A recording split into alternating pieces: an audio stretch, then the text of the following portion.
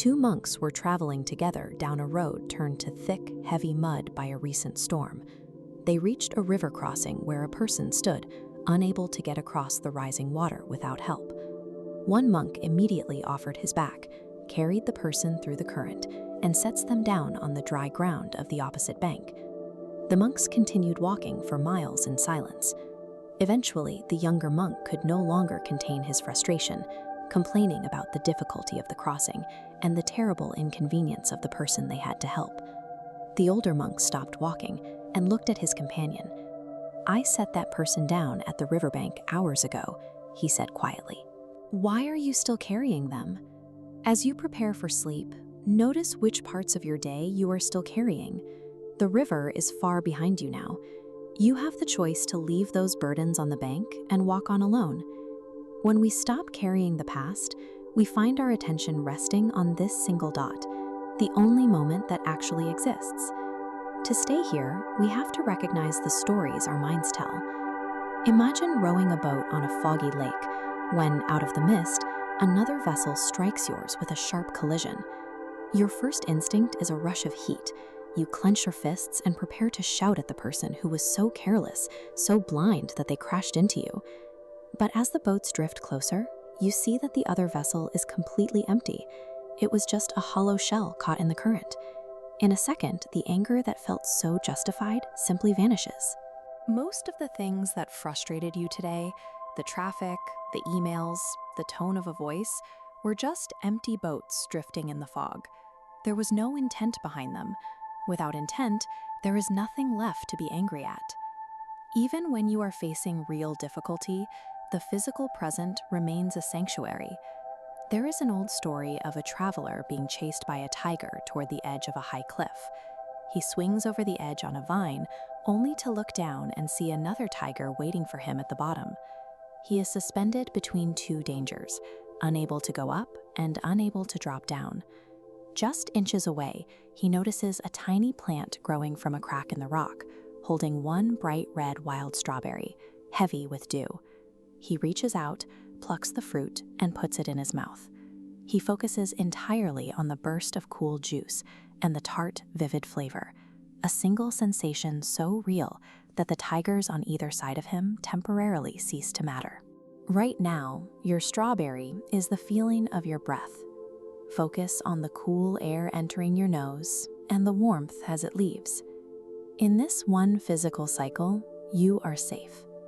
Once the past is set down, the final barrier to sleep is the urge to predict tomorrow. A farmer's horse once ran away into the mountains.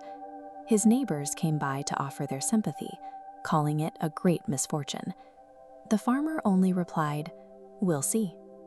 The horse returned with a dozen wild horses, but while training them, the farmer's son broke his leg. The neighbors called it a tragedy, until the army came to draft every young man for war, leaving the son behind because of his injury.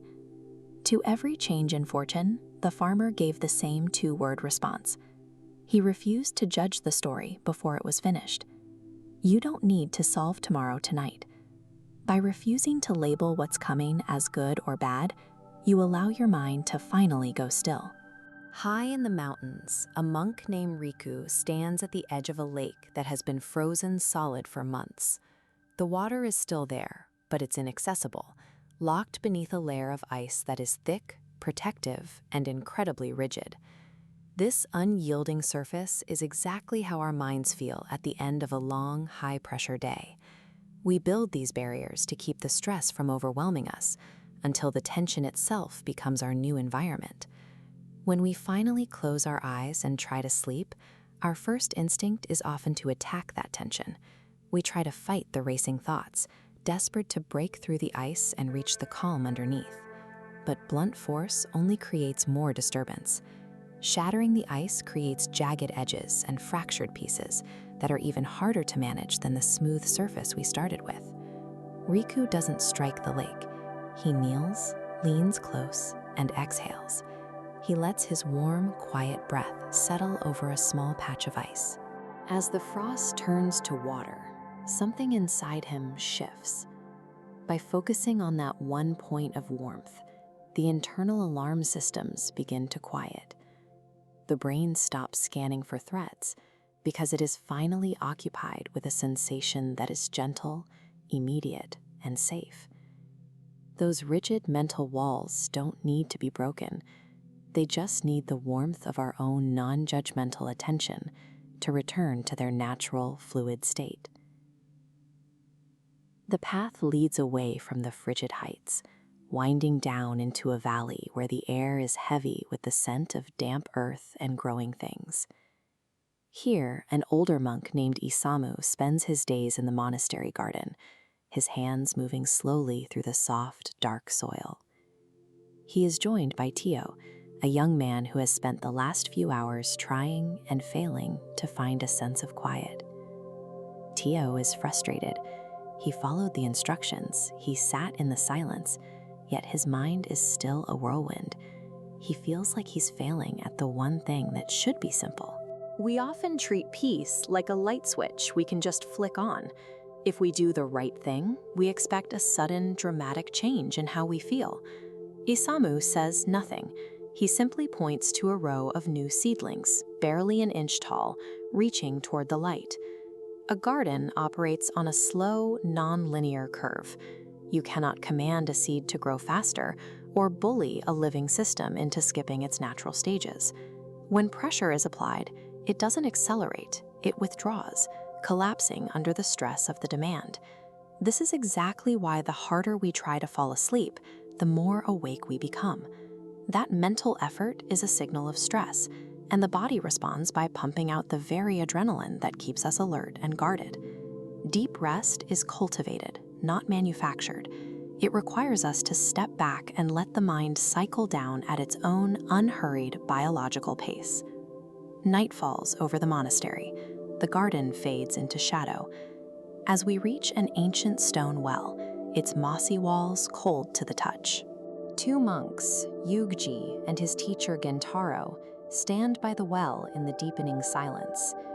The top of the water is the surface mind. It's shallow and disturbed by wind, filled with chaotic ripples of plans, worries, and immediate reactions.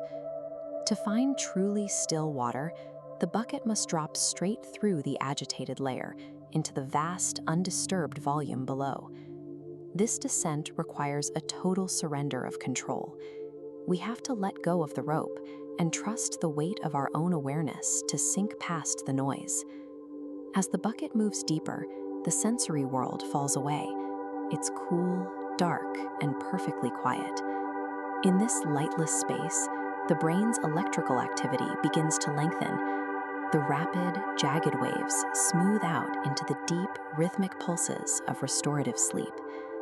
The noise of the surface hasn't necessarily stopped. It's just far away, no longer defining the environment.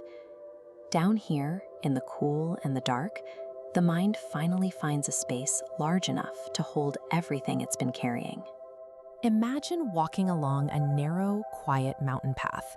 Suddenly, the underbrush snaps. A tiger steps out, locking eyes with you, and forces you right to the edge of a steep cliff. With nowhere else to go, you grab a thick vine and scramble over edge, climbing down the rock face to escape the predator above. But halfway down, your heart sinks. There is a second tiger pacing at the bottom of the ravine, waiting for you to drop. This diagram illustrates a vertical timeline of the human mind. We spend most of our lives suspended like this traveler, trapped between two expanding danger zones. The tiger above represents our anxieties about the future, and the tiger below is past regret.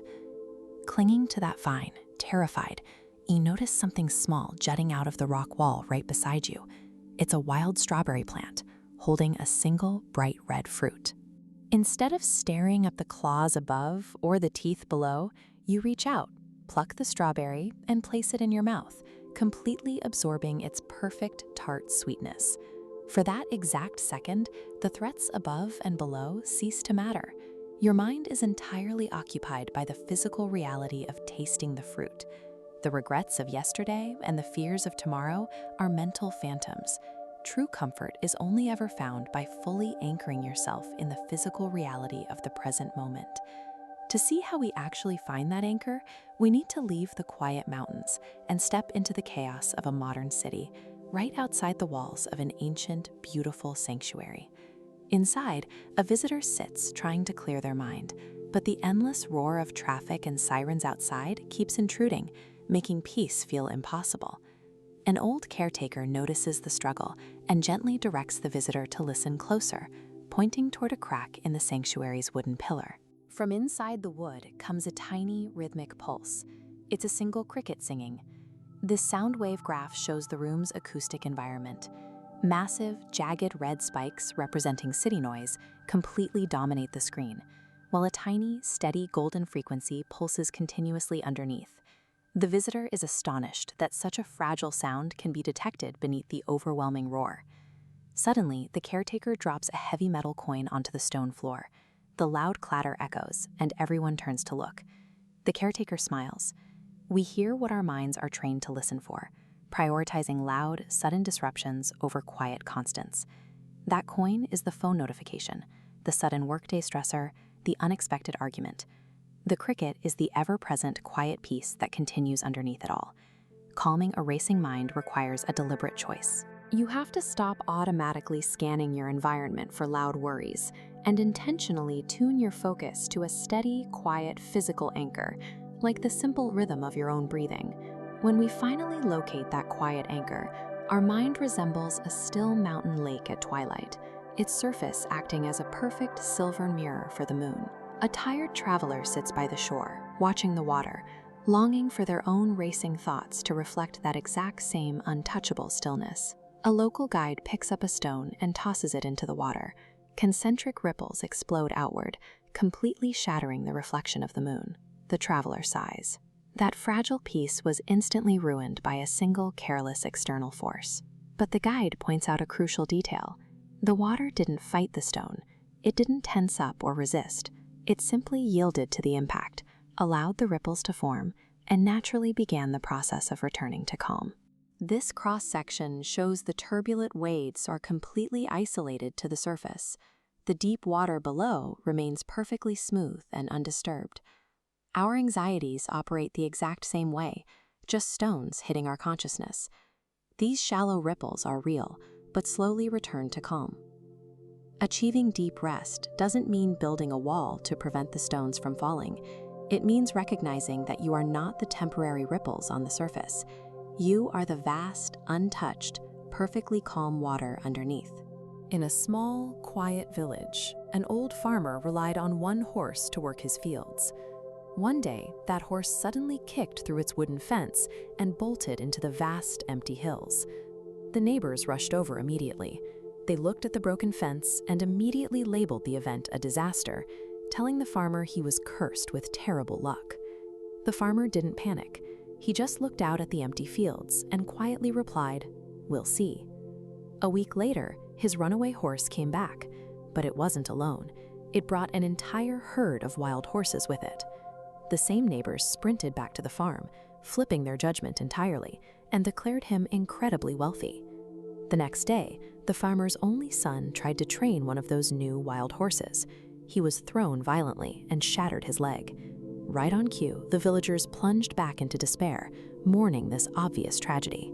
But a week after that, army officials swept through the village, conscripting every able-bodied young man for a brutal war. Because of his broken leg, the farmer's son was passed over. The neighbors, ecstatic, declared the broken leg the greatest fortune a family could ask for. This animated timeline maps exactly what our minds do all day. We encounter neutral events, represented here by these circular nodes, and immediately tag them as either definitively positive or negative. As you can see, this constant, frantic categorization creates a chaotic, jagged emotional wave. When we stop rushing to label every unpredictable moment, the mental exhaustion stops. Suspending that judgment and simply accepting the uncertainty brings immediate, steady relief from the chaos. Two traveling monks were walking down a country road that heavy rains had turned into a flooded, muddy swamp. At a bend in the path, they found a young woman in a fine silk dress, pacing the edge of a deep puddle, completely unable to cross. Without a word, the older monk stepped into the mud and picked the woman up and carried her through the water, breaking a strict vow never to touch a woman. He set her down safely on the dry bank. She bowed in thanks, and the older monk adjusted his robes and continued down the road, leaving the event entirely behind him. The two men walked on in silence for hours, but the younger monk was quietly boiling. He couldn't stop thinking about the broken rule, letting his resentment fester with every step. Finally, unable to contain his frustration any longer, the younger monk erupted. He confronted his companion, demanding to know how he could so easily ignore their sacred vows. The older monk looked at him calmly and said, "I left that woman at the riverbank hours ago. Why are you still carrying her?" This illustrates the psychological trap of rumination. The figure walks forward, but picks up heavy, dark blocks, finished past events, stacking them on its back. Our minds stubbornly extend a resolved situation. Peace comes from recognizing this mental weight and actively choosing to set it down. In a distant field, a young lion cub was accidentally separated from his mother and ended up joining a flock of sheep. Surrounded by this dense, moving herd, he began mimicking their behavior, awkwardly chewing on tall grass. Because he grew up entirely within that flock, he adopted their mindset completely. He believed with absolute certainty that he was a fragile, fearful creature, totally disconnected from his actual nature as a predator. That certainty held until an older, wild lion attacked the flock. The herd scattered in a panic, but the older lion stopped dead in his tracks, in pure shock when he spotted the young cub trembling among the sheep. The older lion bypassed the sheep, grabbed the terrified cub by the scruff of the neck, and dragged him away from the field, forcing him all the way to the edge of a perfectly still lake. Trembling with fear, the young lion was forced to look down into the undisturbed, mirror-like water. For the first time in his life, he stared directly into his own clear reflection.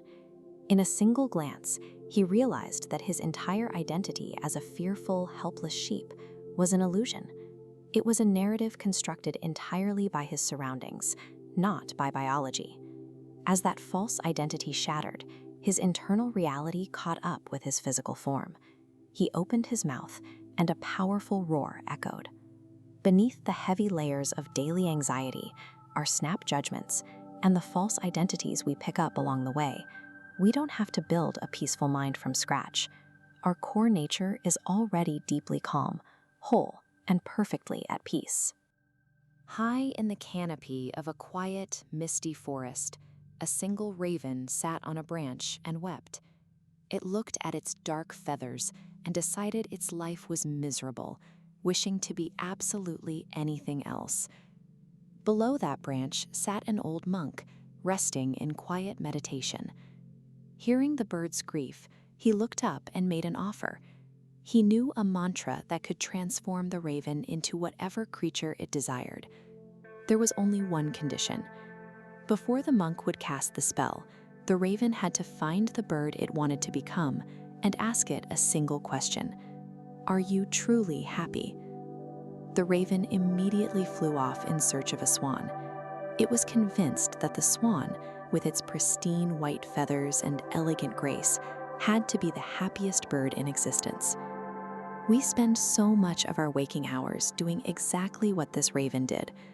We sit with our own internal struggles, our messy, complicated realities, and compare them to the curated, seemingly perfect outward appearances of everyone else. But when the raven found the swan, the graceful bird shook its head. It confessed that it felt plain, lacking color, and spent its days envying the vibrant, brilliant plumage of the parrot. So the raven tracked down the parrot, only to find another troubled mind. The parrot explained that its beauty was a curse. It lived in constant terror of being captured and locked in a cage. It believed the majestic peacock must hold the secret to true joy. Finally, the raven found the majestic peacock, but the bird was trapped behind the iron bars of a zoo, its feathers routinely plucked as souvenirs for the crowds. The peacock looked through the bars at the raven and admitted a quiet truth. It spent its days envying the ordinary, dark-feathered raven, because the raven was entirely free to fly unnoticed. The heavy burden we carry all day, the constant need to measure up, to achieve a different status, to be someone else, is an exhausting illusion. As you lie here, you have permission to drop that weight. You do not need to be anything other than exactly who you are in this quiet moment. Far away from the forest, nestled high in a fog-draped mountain valley, stood an ancient wooden monastery. A young, eager student traveled there, expecting to uncover deep intellectual secrets and profound philosophical enlightenment.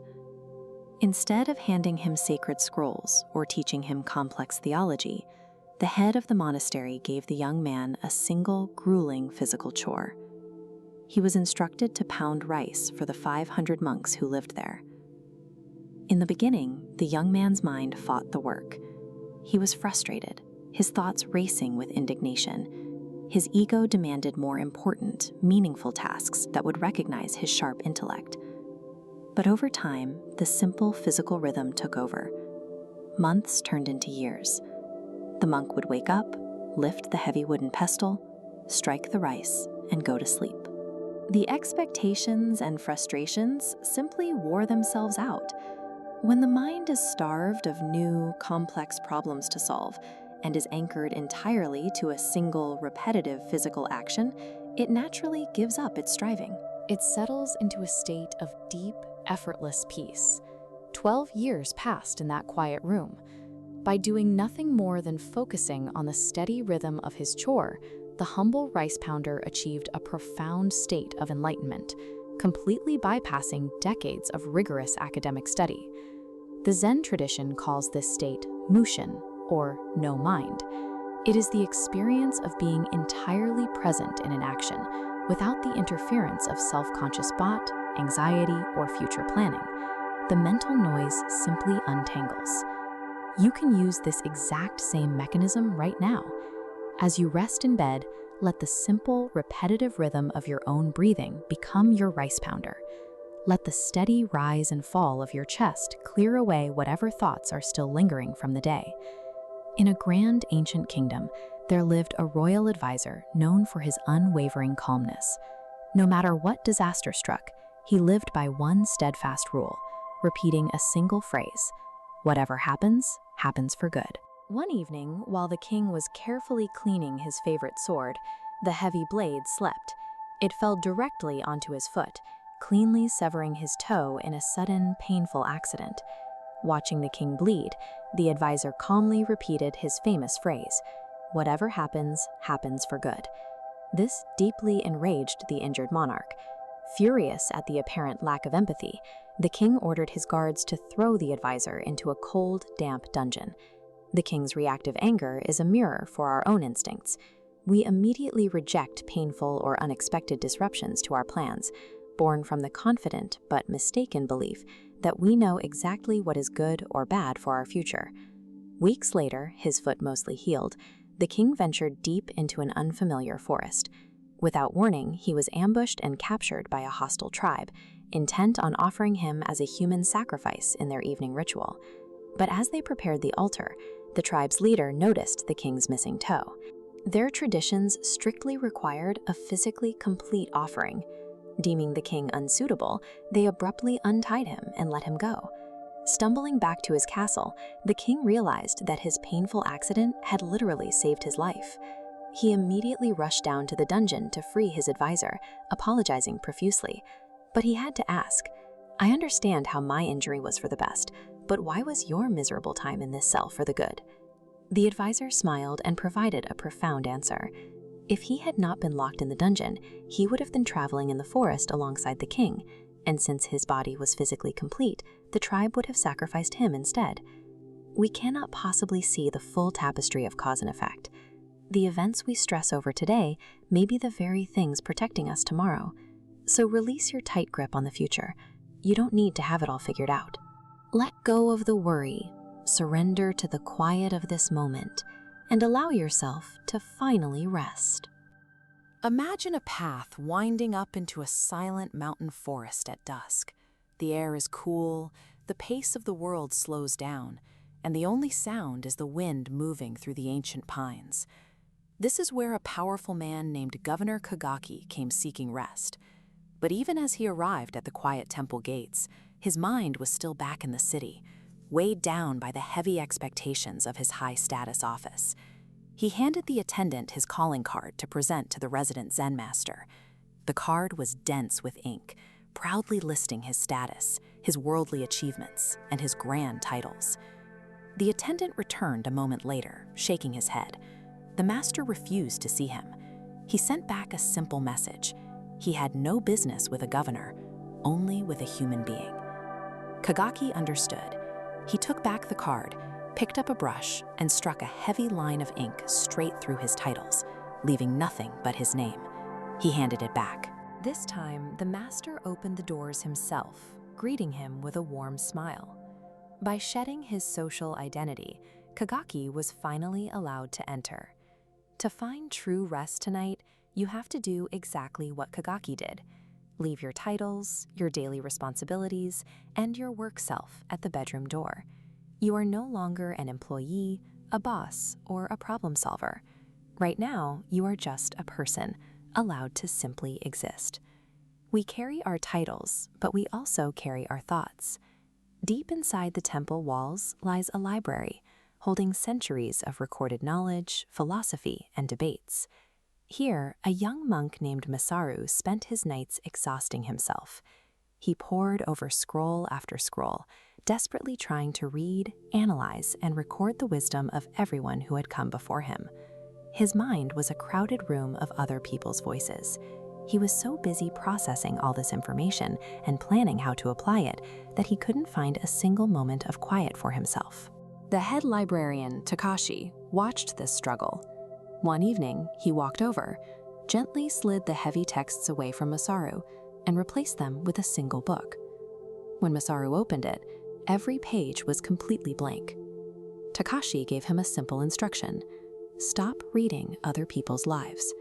It was time for Masaru to sit with his own quiet, unanalyzed reality. Looking at the unmarked paper, Masaru felt the pressure lift. There was nothing to decode, nothing to figure out. The blank pages were an invitation to just be present in the stillness of the room. It is time to close the book on your own racing thoughts. You do not need to figure anything out tonight. You do not need to plan for tomorrow. You can let the pages of your mind go completely blank, knowing that the simple experience of resting is entirely enough. As the night deepens, the temple grows completely still. Out on the wooden porch, a lone monk rests quietly by the dark pond. This monk, Kenshin, was struggling not with his mind, but with his body. He felt a deep sense of guilt because his energy was depleted. He believed he was failing because he couldn't maintain a state of constant, perfect productivity. His teacher, Ichiro, came out to the porch and sat quietly beside him. Instead of offering a reprimand, Ichiro simply pointed up at the midnight sky. This sequence shows the moon's transition into its darker, waning crescent phases. This unbreakable cycle happens every month, and the periods of darkness make the full phases possible. The moon inherently trusts that retreating into darkness is a necessary, natural process, not a failure. Looking up at the night sky, Kenshin realized that his own physical exhaustion wasn't a flaw in his character.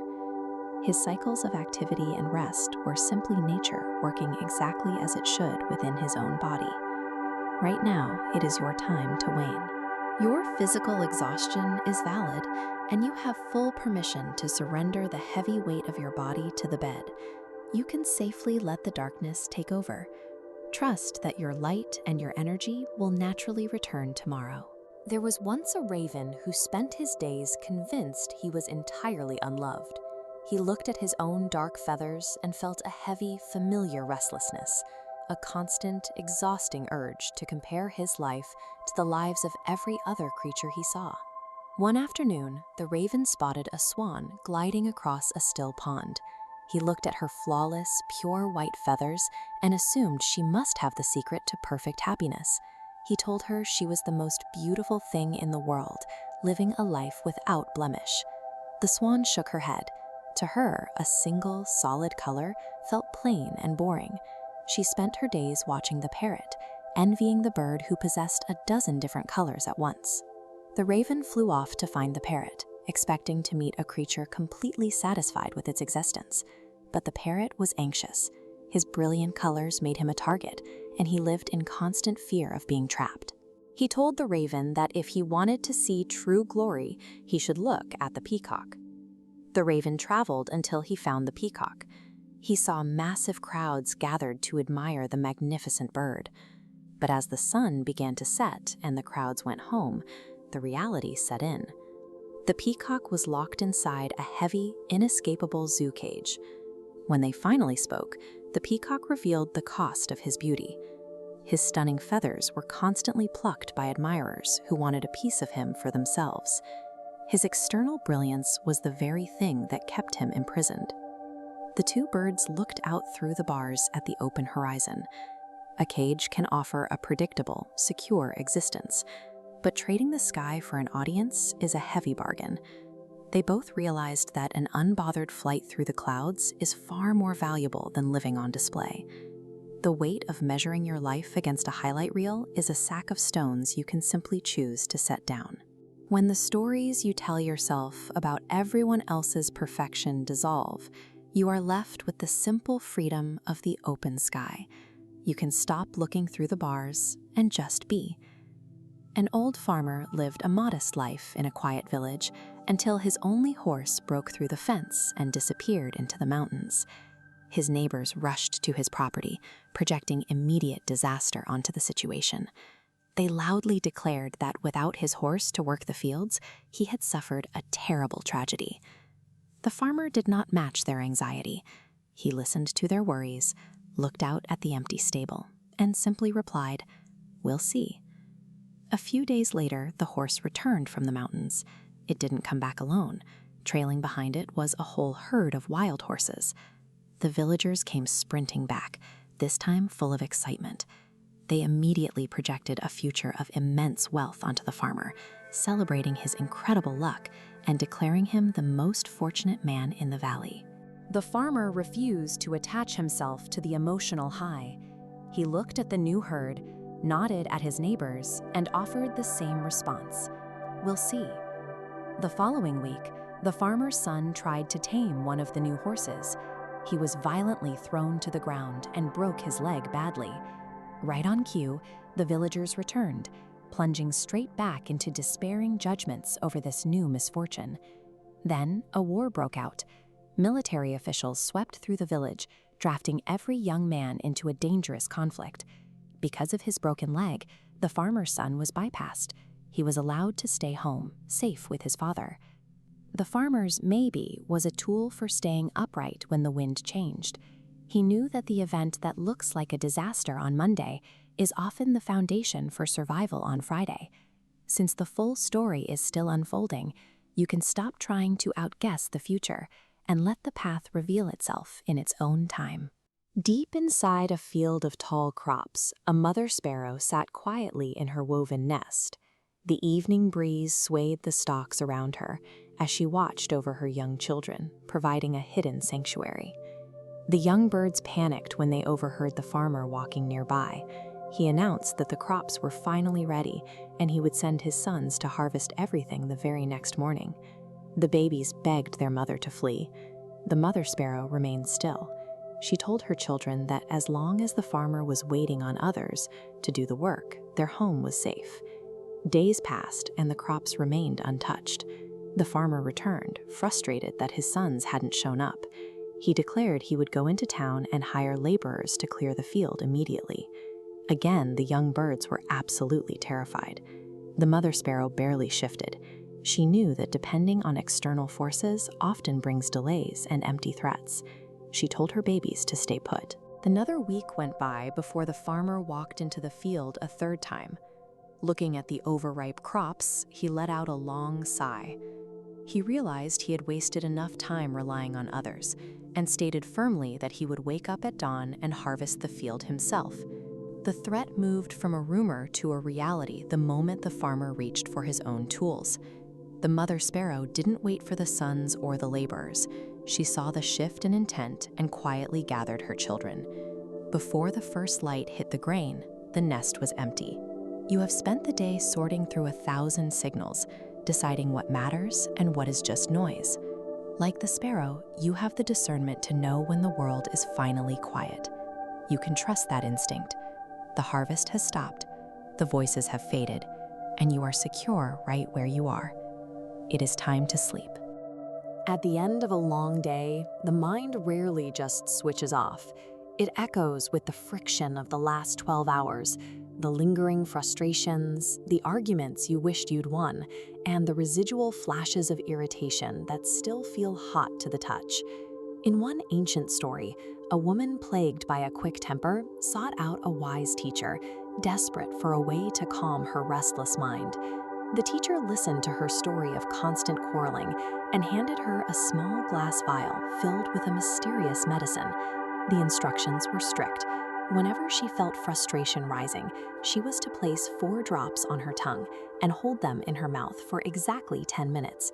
During that time, she could not open her mouth or speak a single word, or the medicine would lose its effect. She followed the instructions perfectly. Within a week, the atmosphere in her home became peaceful. When the teacher returned, she praised the vial's power. The teacher smiled and revealed the truth. The vial contained nothing but water. It wasn't the liquid that cured her, it was the 10 minutes of silence. When we stop giving words to our anger, the fire eventually runs out of fuel. Silence provides the space for frustration to dissolve on its own. You can begin this process now, letting the day's arguments fade by simply choosing to be still. Even in the quiet, your body might still carry the physical weight of the day, a dull ache in the neck, or the heavy memory of a difficult moment. This unavoidable discomfort is what the Buddha called the first thorn. The first thorn is the natural sting of being alive. Bodies get tired, and life presents challenges we cannot avoid. This primary pain pierces us, and because it is rooted in reality, we must acknowledge that it is there. But then, our mind often shoots a second thorn. This is the optional suffering we create by obsessing over the first. We worry that the pain will never end, or we grow angry that the day was so difficult, effectively piercing ourselves a second time. Releasing the second thorn isn't a magical act, it's a practice of observation. By taking a breath and noticing these anxious thoughts without joining them, you create a gap between the pain and your reaction. In that gap, the second thorn loses its grip. When you identify that secondary worry as something you are creating, you can decide to stop feeding it. This allows your physical body to finally unclench, releasing the mental noise and sinking back into the physical present.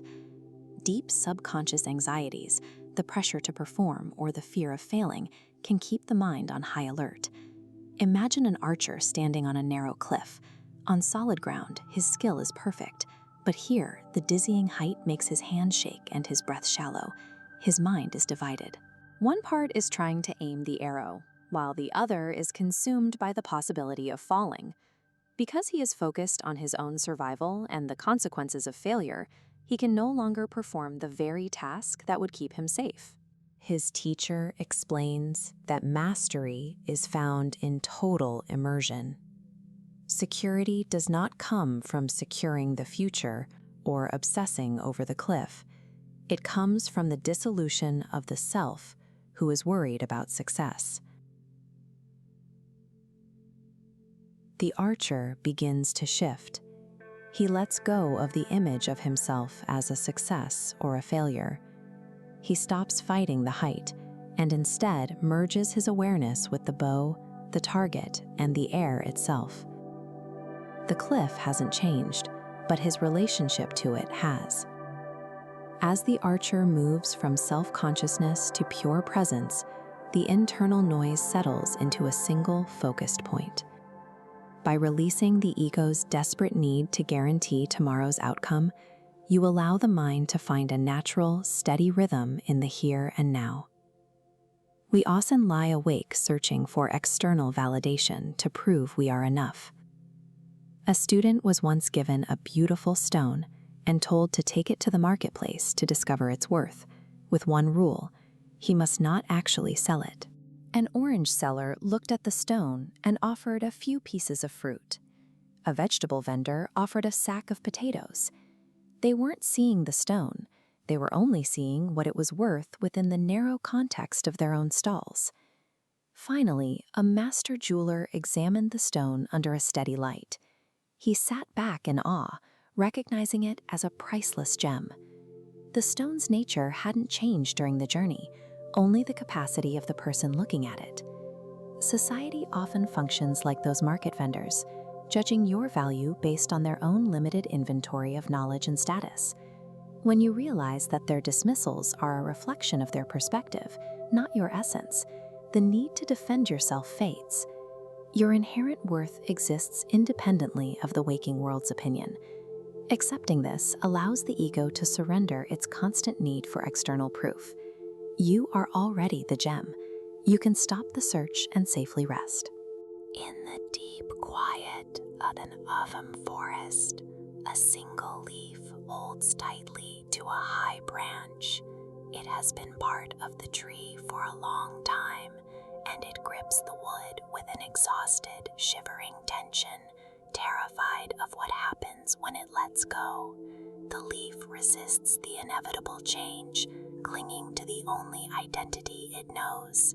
It fears that detaching from the branch means losing itself entirely to the vast cold space of the forest floor.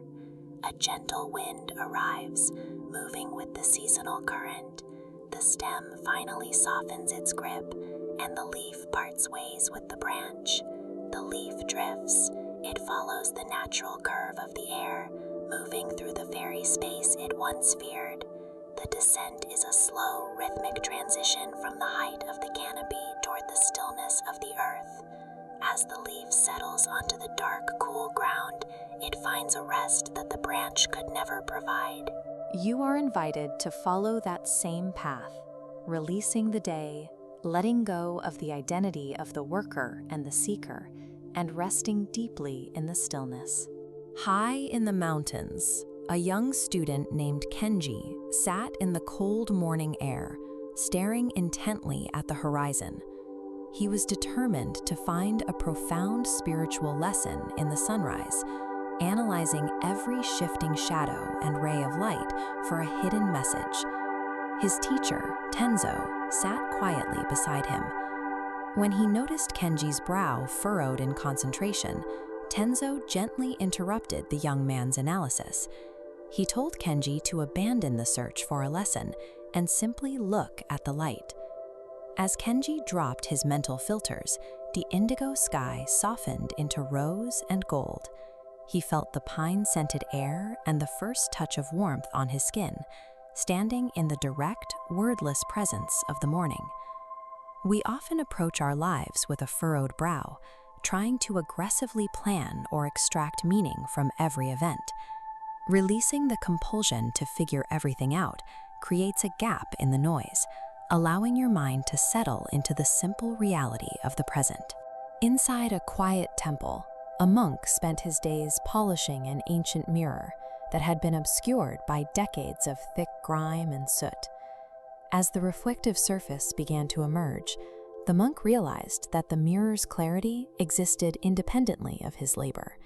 His work merely peeled back the accumulated dust to reveal a surface that had been reflective all along. Daily stress acts as a temporary residue on your awareness. When you recognize that inner peace is your baseline state, your natural, permanent condition, it becomes much easier to gently wipe away the day's friction and return to that inherent calm. A raven once sat weeping in a tree, convinced he was too ordinary. He looked at his dark feathers and felt ignored, wishing desperately for the beauty of the birds he saw in the distance. He first sought out a swan, praising its brilliant white feathers. But the swan was dissatisfied, complaining that being colorless was a burden, and suggested the raven look at the vibrant parrot instead.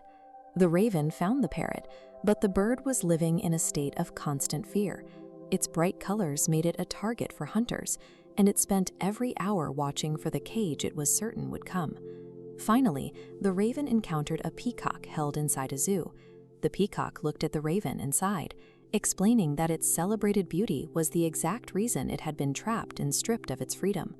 The raven looked at the cage and suddenly realized the value of his own dark feathers. No one was hunting him. No one wanted him locked away. His plainness let him fly freely. The weight of being watched and measured is a heavy burden to carry. Releasing the exhaustion of social comparison and the need to be seen as special removes that constant pressure, giving your mind the quiet freedom it needs to truly rest. During a severe windstorm, a student and teacher watched the forest struggle. While the massive oak trees stood rigid, fighting every gust, the bamboo survived by yielding to the force of the wind. The oaks, despite their strength, eventually reached a breaking point. Their stiff trunks snapped under the pressure, while the bamboo moved with the air, refusing to resist the inevitable. The moment the storm passed, the bamboo didn't need to recover or rebuild. It simply released its tension and returned to its upright, still position in the quiet woods. Maintaining a tense, stubborn rigidity against life's difficulties consumes enormous amounts of energy. Yielding to the forces you cannot control preserves your strength, allowing your body to soften and your mind to find its natural stillness. A shipwrecked man on a deserted beach spent every ounce of his strength building a small wooden hut. It was his only shelter and his only means of surviving the isolation. One day, an accidental fire burned his hut to the ground. He watched the flames in absolute despair, convinced he had been completely abandoned by any hope of rescue. Stripped of his only project and exhausted by his efforts, he finally stopped trying to control his fate. He lay down on the sand in total defeat, surrendering to the unknown, and fell into a deep sleep. At dawn, he was woken by a rescue ship. The captain explained that they were miles off course, but had seen the smoke from his burning hut rising into the sky, the exact signal they needed to find him. What looks like a disaster is often the very mechanism of salvation. Trusting in a design that extends beyond your immediate view lets you finally drop the reins, surrendering your grip on the day so you can drift peacefully into the night. The waking world is loud and demanding, but we are moving into a space of deliberate rest. Imagine standing in the courtyard of an ancient temple, situated right in the center of a bustling, chaotic city. A young musician came to a place like this, feeling completely overwhelmed by the sensory input. The shouting of vendors and the shuffle of the crowd mirrored the exact state of a mind that refuses to shut down after a long day. These jagged waveforms illustrate your day's stress, overlapping and competing for attention. The musician stopped fighting this noise. Instead, he focused on a single rhythmic sound everyone else missed, a hidden cricket. By centering on that subtle rhythm, the overwhelming background naturally faded. Silence is the conscious choice to focus your awareness on a single point of peace that exists right now, regardless of the chaos happening outside. Now, we shift that focus inward to your racing thoughts. Imagine your mind as a perfectly still pond at night, holding a clear reflection of the moon on its glass-like surface. The worries of your day are like stones being thrown into that water. Every what if or I should have shatters the reflection, sending ripples across the surface until the clarity is gone. Our usual reaction is to reach into the water and try to manually flatten the ripples. We try to force our thoughts to stop, but that effort only creates more turbulence, leaving us more exhausted than when we started. Deep water does not fight the stone or the ripples. It simply absorbs the impact and waits. In Zen, we call this non-resistance. The water remains deep and calm beneath the surface, even while the ripples are moving. These racing thoughts are temporary surface disturbances. By observing them without trying to push them down, you allow the energy of the day to dissipate, and the mind naturally returns to its original stillness. Much of our evening anxiety comes from the need to categorize our day as good or bad. There is an old story of a farmer who lost his only horse. When the neighbors cried out at his misfortune, the farmer simply said, "We'll see." The horse soon returned with a herd of wild horses, which the neighbors called a blessing. But when the farmer's son broke his leg taming one, they called it a curse. Each event was just one link in a chain that hadn't finished unfolding. We act like those neighbors, judging every interaction and outcome. We treat events as final scores. This red node, representing the sun's broken leg, connects directly to a green node.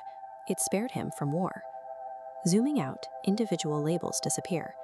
Red and green fade into a neutral blue. No single moment can be judged without seeing the whole.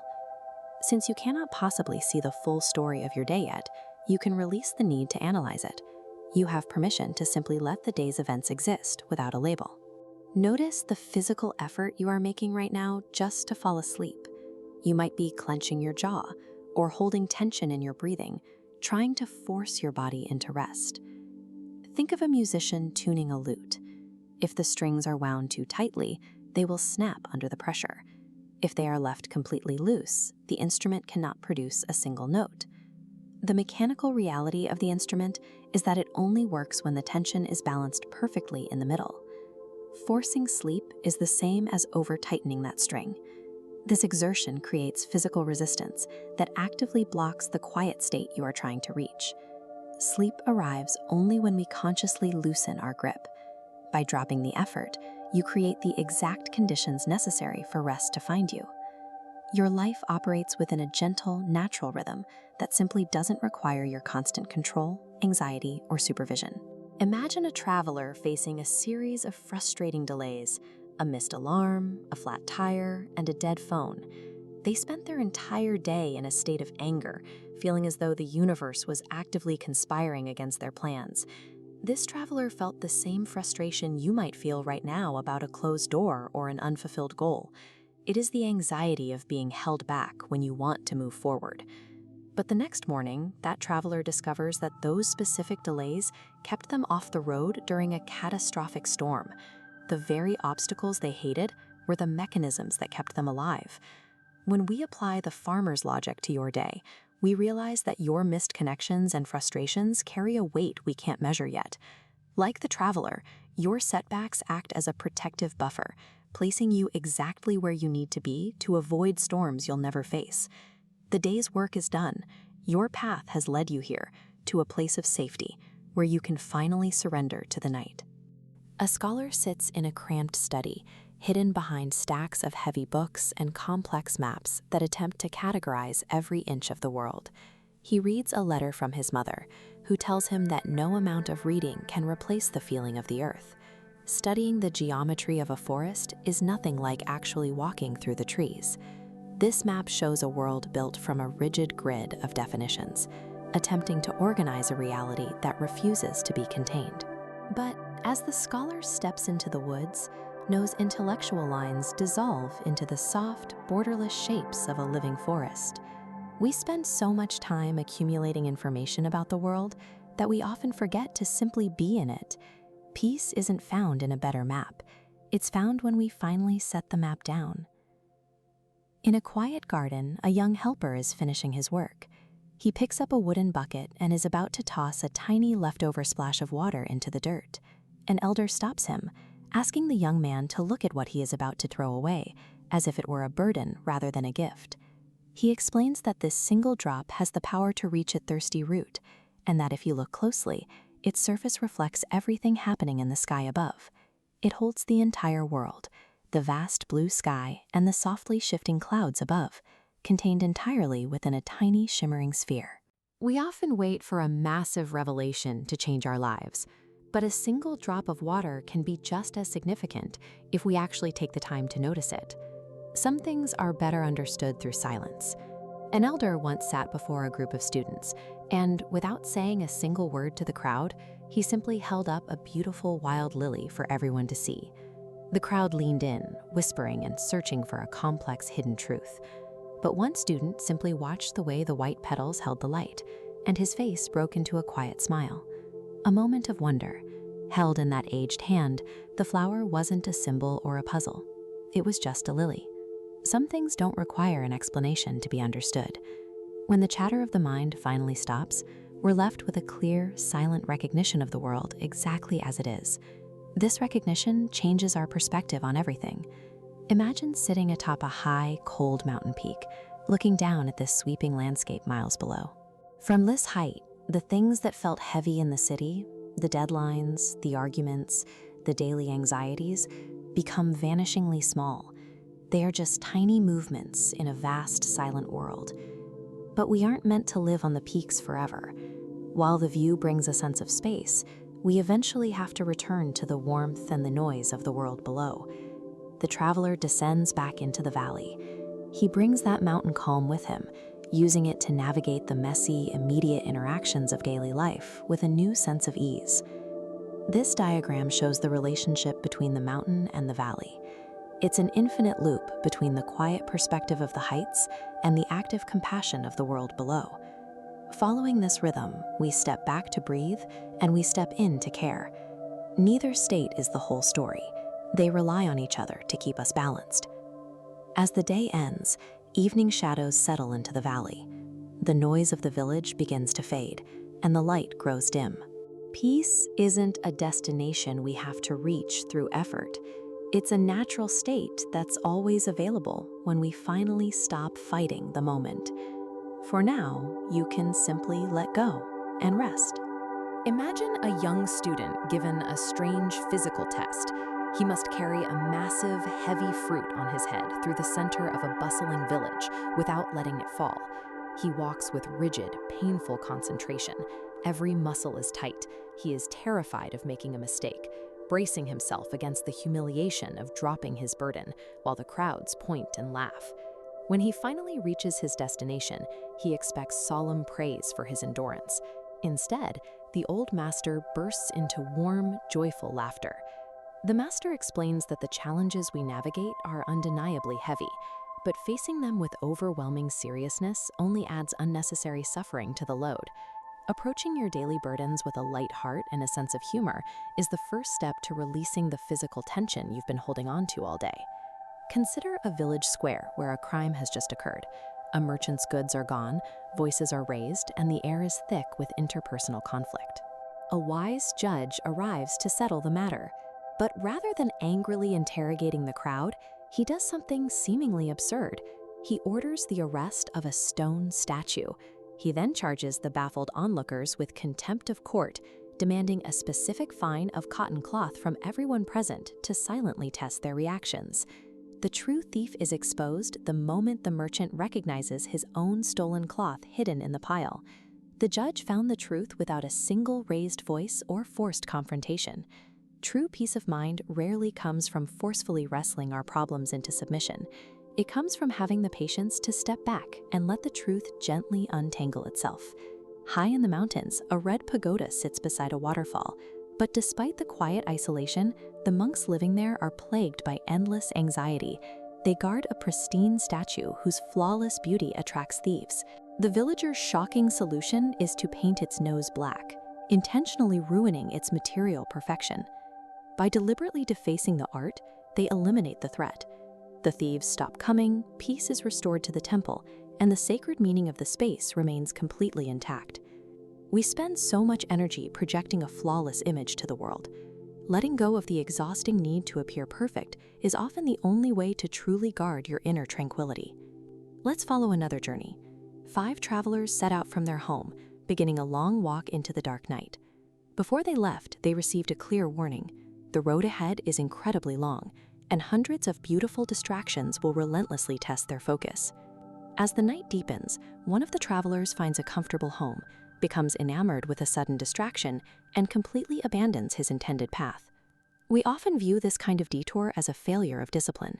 But losing focus, wandering off the path, and getting caught up in the scenery is a deeply, predictably human experience. If you spent today getting distracted or wandering away from your goals, forgive yourself. Your mind wandered, and by letting go of that guilt, you can finally prepare for rest. Now, consider the highly disciplined, high-stakes environment of a temple kitchen, overseen by an esteemed and imposing master.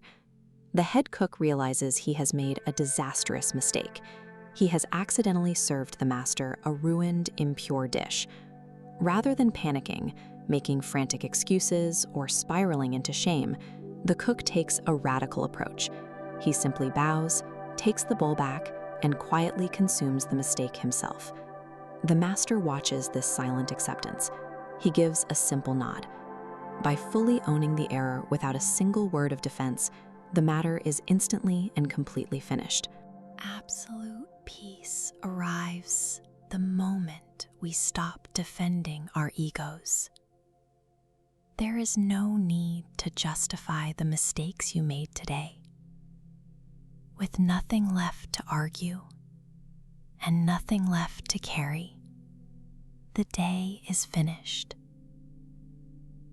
You can surrender to sleep. A single fragile leaf trembles violently against a harsh autumn wind, desperately gripping the tip of an old branch. Our minds often mirror this at the end of a long day, holding on to waking anxieties with a white-knuckled intensity.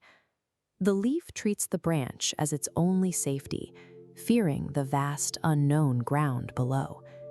To the leaf, releasing its grip looks like the end of its existence. Eventually, the wind surges, the connection breaks, and the leaf enters a sudden freefall. Upon hitting the soil, the leaf begins to sprout roots, sinking into the earth to nourish the very tree it once clung to. This release facilitates a necessary transition. By letting go of the day's control, the nervous system finally finds the environment it needs to settle into a state of rest. Imagine a fisherman on a wide beach, sprinting across the sand to outrun an enormous, crashing wave that follows close behind. He runs until his lungs burn, exhausting every mental and physical resource to stay ahead of a force of nature he cannot outpace. Finally, he stops. He collapses onto the sand, closes his eyes, and allows the water to reach him. This diagram of fluid dynamics shows the physics of that moment. The aggressive incoming force vectors part and divert around the stationary center. The water flows around the fisherman's body and recedes back into the ocean.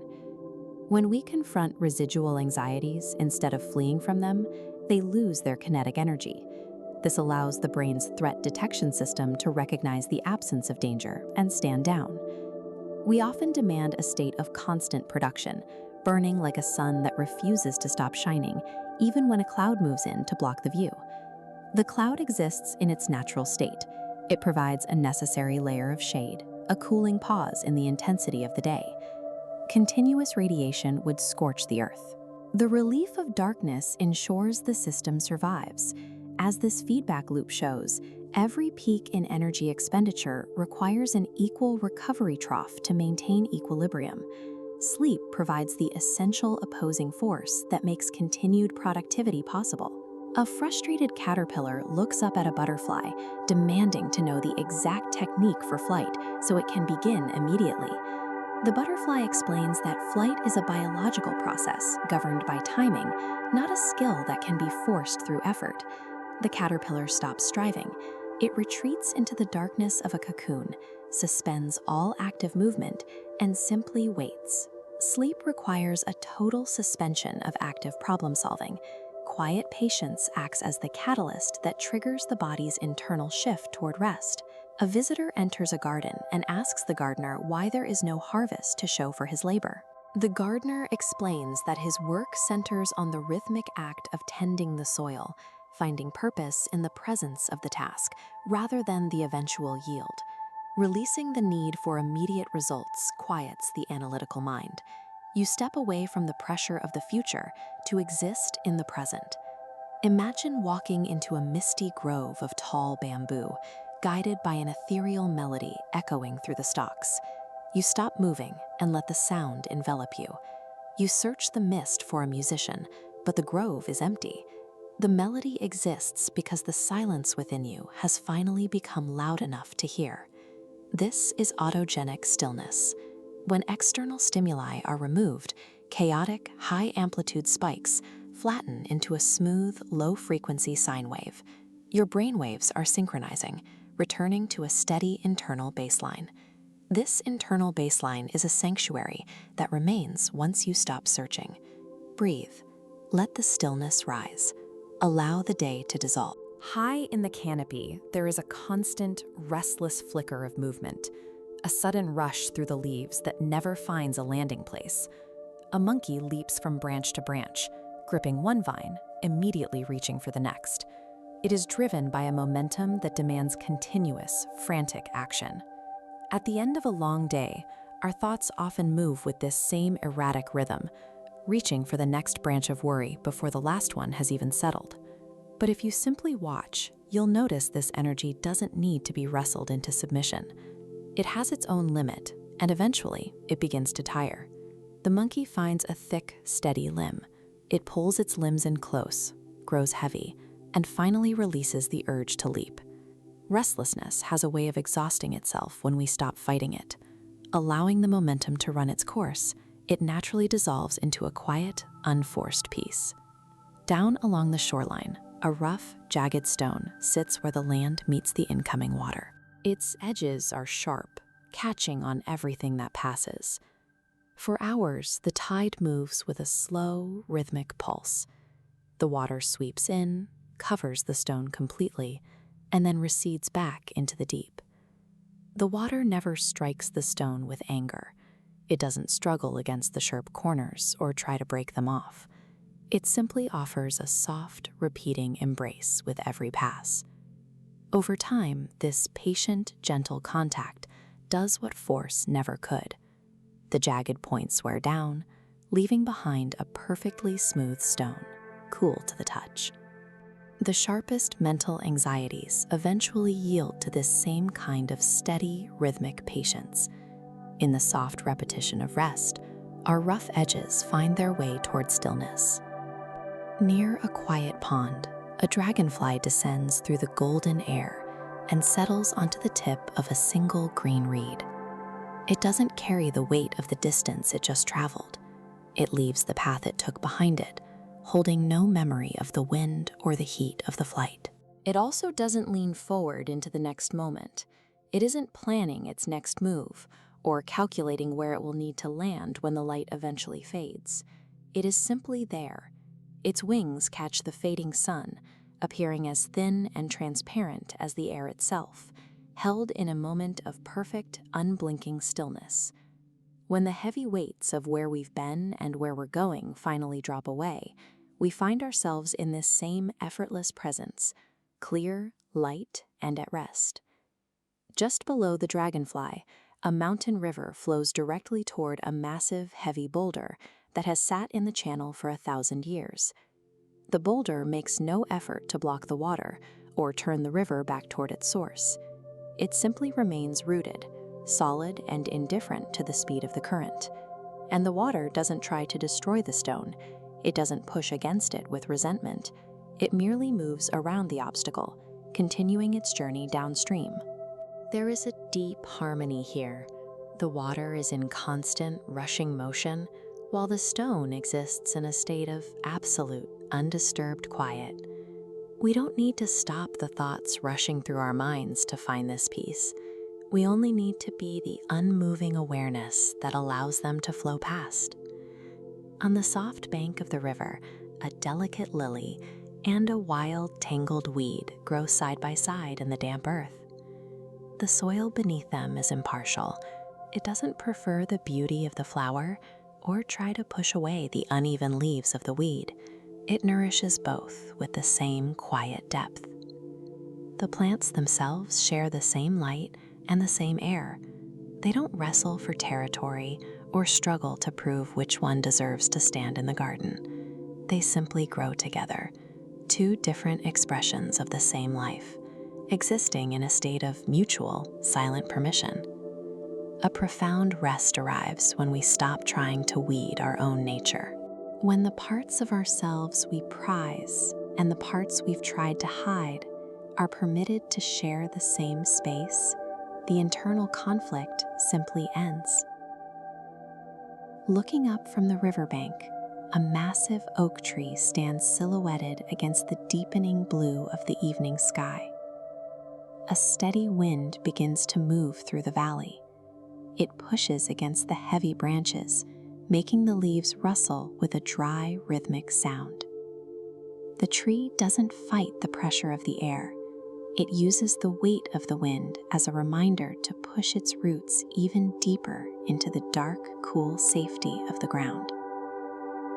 It stands secure, anchored by the very forces that try to move it, falling into a sleep that goes all the way down to the earth. The turbulence of the day is nothing more than an invitation to ground yourself. Let go of the branches, sink into the roots, and drift into the silence of a deep, unshakable rest. Long ago, in a quiet forest clearing, the Buddha sat with his students to explain the nature of human hardship. He wanted them to understand why we suffer so deeply, and more importantly, how much of that suffering is entirely optional. We can visualize his lesson with this simple graphic. The solid dot represents you. The straight line striking it is what the Buddha called the first arrow. This represents the unavoidable physical and emotional pain that every human experiences. An injury, a sudden loss, or a professional failure. But pay attention to the dashed line that emerges next. This is the second arrow. It loops out from the dot and strikes it again. This arrow isn't fired by the universe. It is generated entirely by our own minds. It is the anxiety, the frustration, and the endless overthinking we inflict on ourselves in reaction to that initial pain. We cannot control the first arrow. Hardship will always find us. But recognizing that the second arrow is an optional reaction allows us to simply release it. Letting go of that self-inflicted resistance is the absolute first step toward finding mental rest. To understand how to let go of that resistance, we have to look at the story of Kisa Gotami. Overcome by the tragic loss of her only child, she pleaded with the Buddha to restore him. The Buddha agreed, but on one condition. She first had to bring him a single mustard seed from a household that had never experienced death. Desperate and hopeful, she went door to door across her village. At the first house, a woman offered the seed, but admitted she had recently buried her husband. At the next, a family mourned a brother. House after house, she was met with open hands and stories of profound grief. Every single family she visited was carrying a heavy loss. As the day wore on, her desperate search slowed. She realized that impermanence was not an isolated punishment directed solely at her. Loss was the shared, unavoidable rule of existence for every person behind every door. When we suffer, our immediate instinct is to feel isolated, as if the universe has unfairly singled us out. Recognizing that our personal struggles are actually woven into a shared human fabric dissolves that lonely tension. We are allowed to stop fighting the natural rhythm of life. We also carry exhausting tension around the things we own. Consider Ryokan, a Zen monk who lived a solitary life in a humble mountain hut. One night, a thief broke in, only to look around in dismay. There was absolutely nothing of material value to take. Ryokan awoke and saw the intruder. Rather than acting out of anger or fear, he felt deep compassion for a man who had traveled all the way up a mountain only to find an empty room. So Ryokan took off his only possession, his tattered sleeping robe, and offered it to the thief, ensuring the man would not leave empty-handed. The thief fled, leaving Ryokan sitting naked by his open window. He looked out at the brilliant night sky and smiled, thinking to himself that his true wealth was the capacity to simply appreciate the beauty of the moon. We spend immense amounts of energy gripping tightly to external circumstances and material possessions, terrified of losing control. True peace arrives the moment we realize that the richness of the present moment, our awareness, our breath, our ability to witness the world, is completely untouchable. This anxiety over control bleeds into the choices we make. A young, anxious seeker once stood on a riverbank, paralyzed by indecision. He had studied countless spiritual teachings and life philosophies. Terrified of choosing the wrong one and ruining his journey, he asked an old master which path was perfectly correct. We can see the master's lesson mapped out in this animated diagram. Notice the river crossed by multiple, distinct, parallel paths. The master explained that life choices and teachings are merely different types of boats. Some are built to carry heavy cargo, some are built for shallow water, and some are built for speed. but every single one is designed to cross the exact same water. The boat is a temporary vehicle, not the final destination. Once you select the tool that fits your current conditions, the paralyzing alternatives dissolve away, leaving you with simple, forward progress. When you view your decisions as functional tools rather than permanent identities, the heavy pressure of needing to find the absolute perfect path vanishes. You simply choose a boat, step in, and start rowing. But even when we choose a path, our minds rarely stop working. In medieval Japan, Master Hakuin tasked a young monk with a famous riddle to discover the sound of one hand. The monk retreated to his room, determined to figure it out. He brought back clever, highly intellectual answers. He said it was the sound of wind in the pines or water flowing in a stream. Every time, the master rejected his logic and sent him back.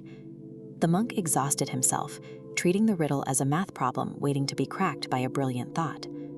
After months of intense frustration, the monk's conceptual mind finally broke down. He realized he could not think his way to the answer. He completely abandoned his logic, surrendered his need to solve the puzzle, and approached the master with silent presence. He had finally heard the sound. We operate under the illusion that if we just think hard enough, we can analyze our way out of stress. But the deepest rest occurs when we realize we can simply power down the problem-solving mind altogether. To fully quiet that mind, we have to drop one final illusion. A scholar named Lin spent weeks enduring a grueling climb up a steep, sacred mountain. He was searching for a legendary hermit, convinced this master held a hidden cosmic revelation that would finally grant him peace. Exhausted and expectant, Lin finally reached the summit. But instead of delivering a grand philosophical lecture, the hermit simply welcomed him by pouring him a hot cup of tea.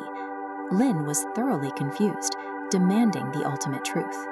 The master smiled and pointed to the drifting clouds, the dirt on Lin's boots from the physical climb, and the warmth of the ceramic cup. The truth, he explained, wasn't waiting at a distant finish line. It was found entirely in the present reality of the tea right now. The grueling journey up the mountain was necessary for only one reason: to exhaust Lin's relentless seeking. It stripped away his final illusion, the belief that genuine fulfillment required him to be anywhere other than exactly where he currently was.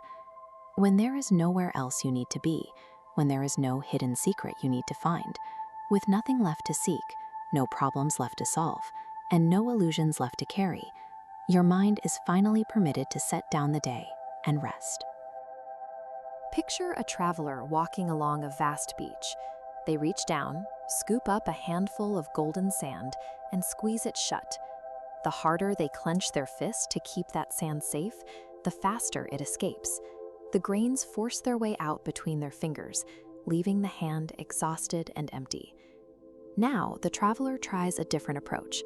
They simply open their hand. They lay their palm flat, allowing the sand to rest without any applied pressure. This diagram shows the logic of that release. On the left, a tightening circle forces the dots away.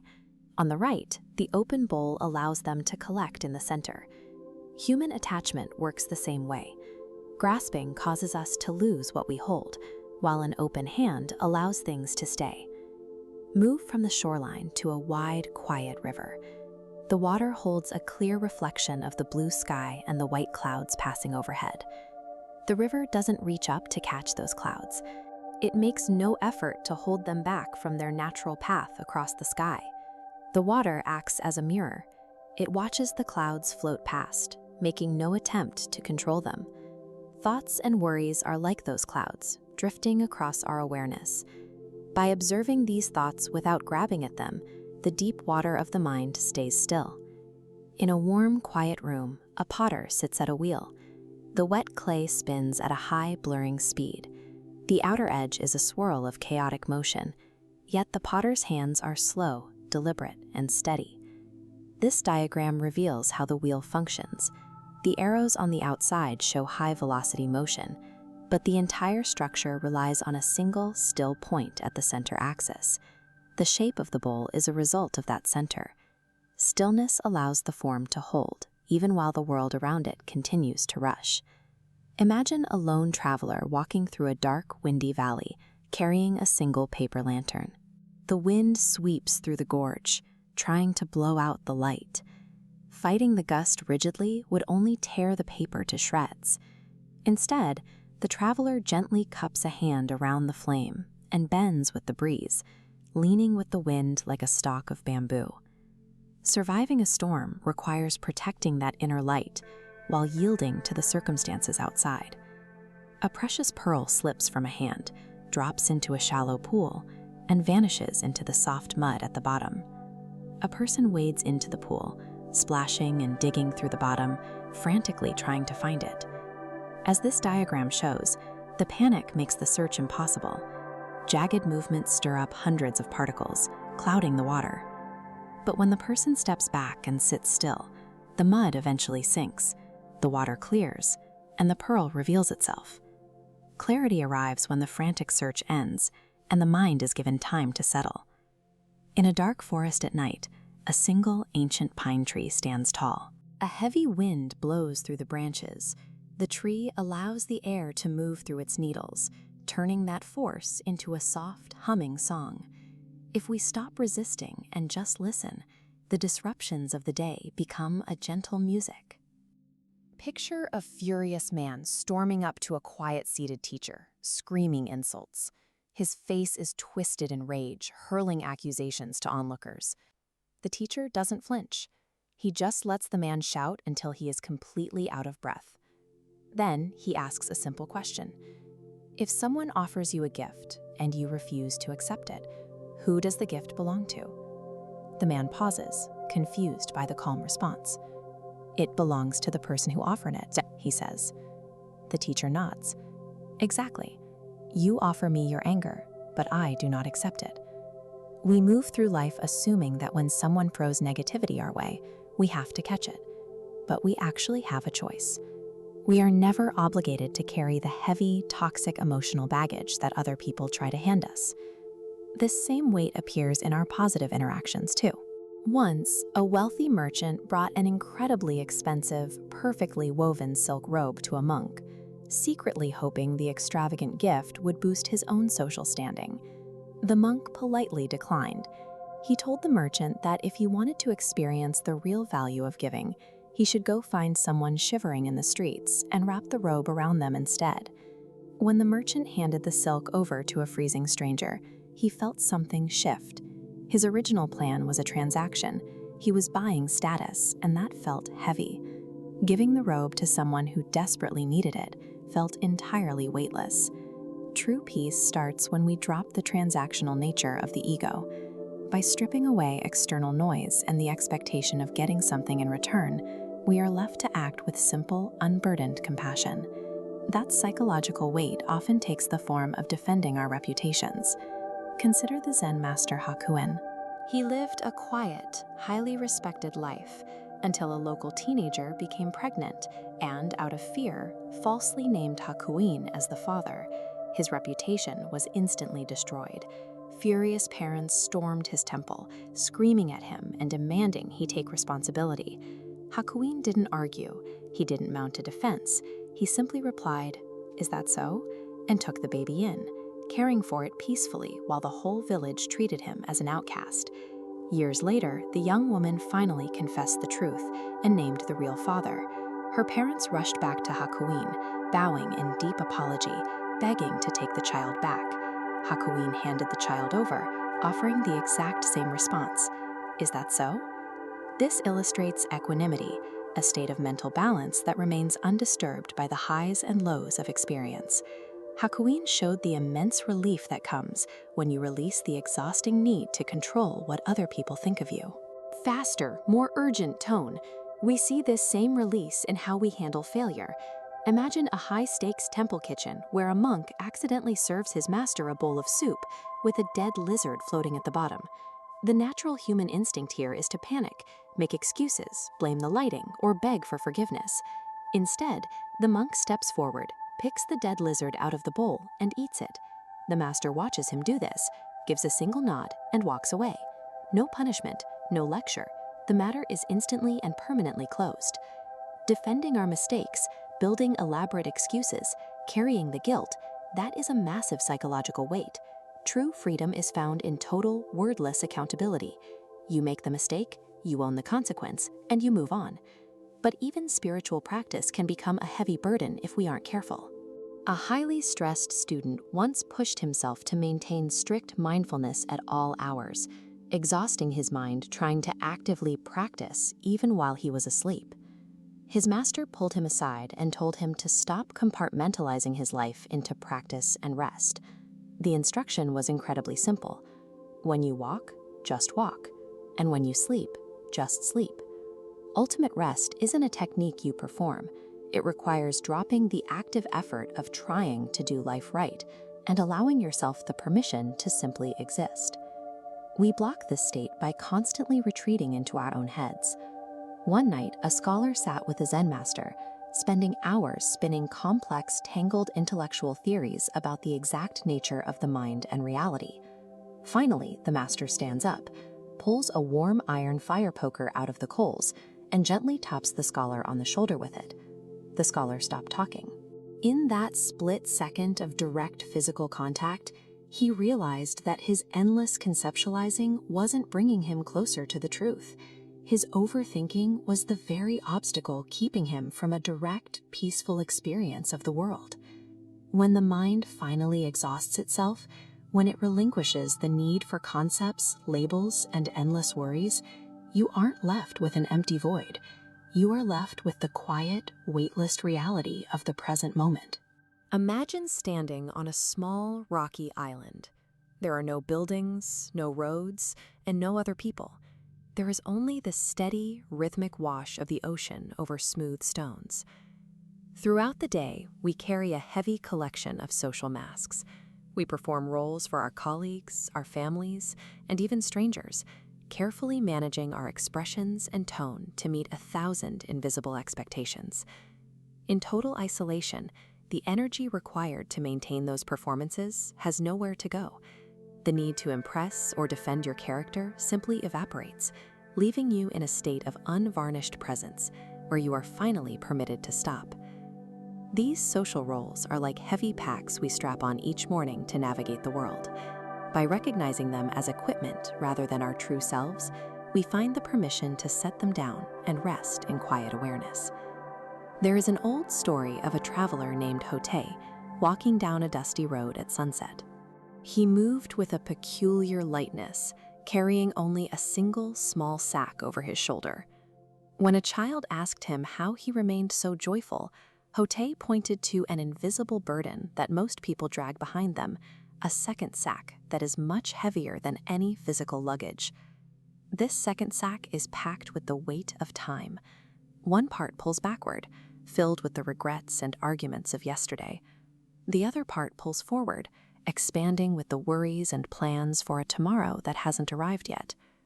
Real rest is found only when we actively drop this second sack. By letting go of what is already finished and what has yet to begin, we allow ourselves to inhabit the only space where peace is possible, the present moment. In a quiet room centuries ago, a teacher named Basui sought writing to a friend who was struggling with the anxieties of aging and the fear of things ending. Basui observed that his friend was being worn down by a specific kind of friction, the act of mentally grasping onto his life even as it naturally changed. We experience the same exhaustion when we fight the inevitable end of a long day. He suggested a different way to meet change. He described a single snowflake that drifts downward and melts into the quiet air, surrendering its form without a single moment of struggle or resistance. Allowing the day to conclude is a psychological release. By following the example of the snowflake, we find that letting go is not an act of defeat, but a path into deep, undisturbed rest. During a nighttime walk under a full moon, a student tried to find this peace through logic. He spoke rapidly, attempting to categorize and intellectualize the exact steps required to quiet his mind. His mind looked like this tangled knot. By overanalyzing the concept of calm, he was actually creating more mental noise.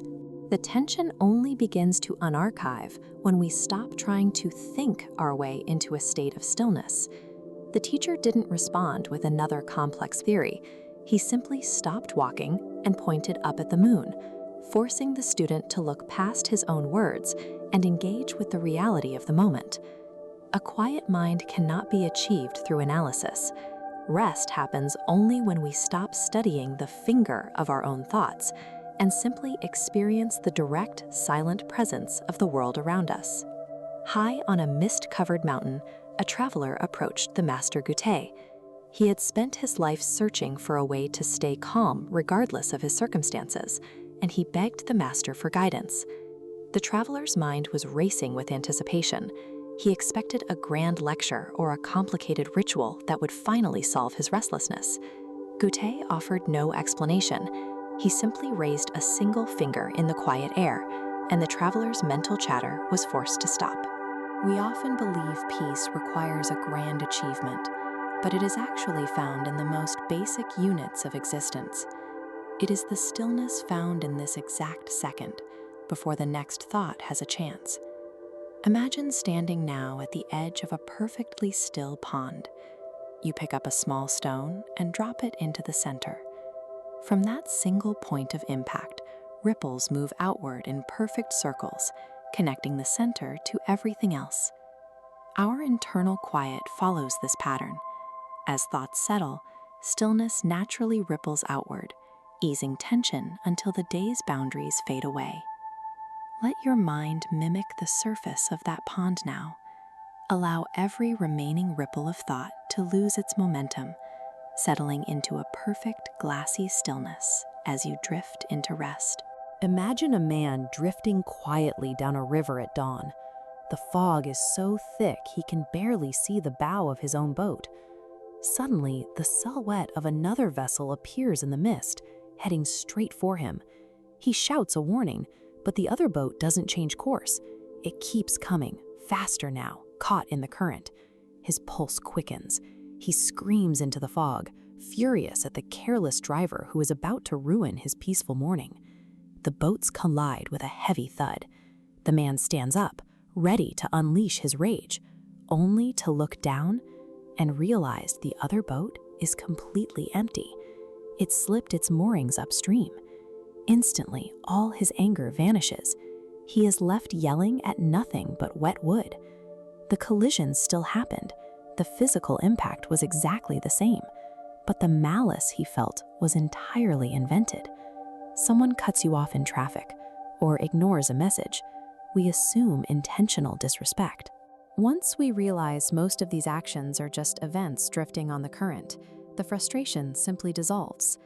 Hundreds of years ago, a king was cleaning his favorite sword when the blade slipped, cleanly severing one of his toes. Bleeding and in agony, he looked to his closest minister for support. The minister simply nodded and said, "Whatever happens, happens for the best." The king was insulted. He saw absolutely no silver lining in losing a piece of his body. Outraged by the minister's lack of sympathy, he ordered his guards to throw the man into the deepest cell of the royal dungeon. Months later, the king went hunting alone and wandered too far into the deep woods. A hostile forest tribe captured him, intending to offer him as a human sacrifice to their gods. But as they prepared him for the altar, the tribal chief noticed the missing toe. By their laws, a sacrifice had to be physically complete. Disgusted, they untied the king and let him go. The king rushed back to his palace and immediately freed his minister, apologizing profusely. He admitted the severed toe had saved his life. But he asked the minister how sitting in a cold dungeon for months could possibly have been for the best. The minister smiled. If he hadn't been locked in a cell, he would have been on that hunting trip, and the tribe would have sacrificed him instead. We lack perspective to judge a single event's trajectory. A broken leg keeps you out of a war. A missed flight keeps you off a doomed plane. What looks like a terrible piece of luck is frequently the exact mechanism that keeps us safe. A young student arrived at a mountain monastery, eager to master his own mind. He meditated for hours, read ancient texts, and denied himself any comforts. Yet after months of exhausting effort, he felt no wiser. Frustrated, he approached his teacher, demanding to know why his sheer willpower wasn't producing results. The master invited the student to sit at a weathered wooden table. He reached into his robe, pulled out a small, hard green plum and placed it perfectly in the center of the wood. "Eat this," the master said. The student took a bite and immediately grimaced at the bitter, sour taste. The master asked if shouting at the plum would make it sweet, or if studying the plum would somehow soften its flesh.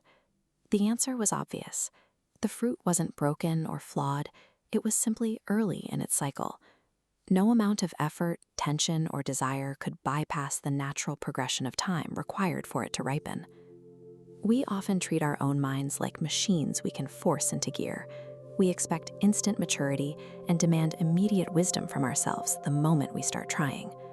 But true internal development isn't something you can rush through sheer force of will. You have to provide the right conditions, step back, and trust the timeline of your own growth.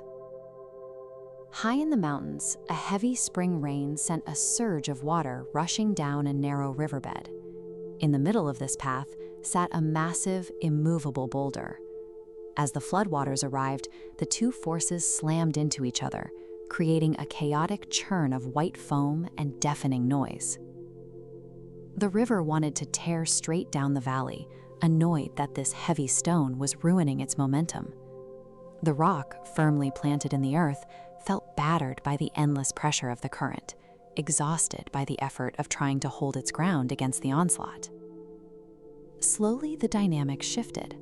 The waters stopped trying to push the boulder out of the way, separating its currents to glide smoothly around the heavy edges.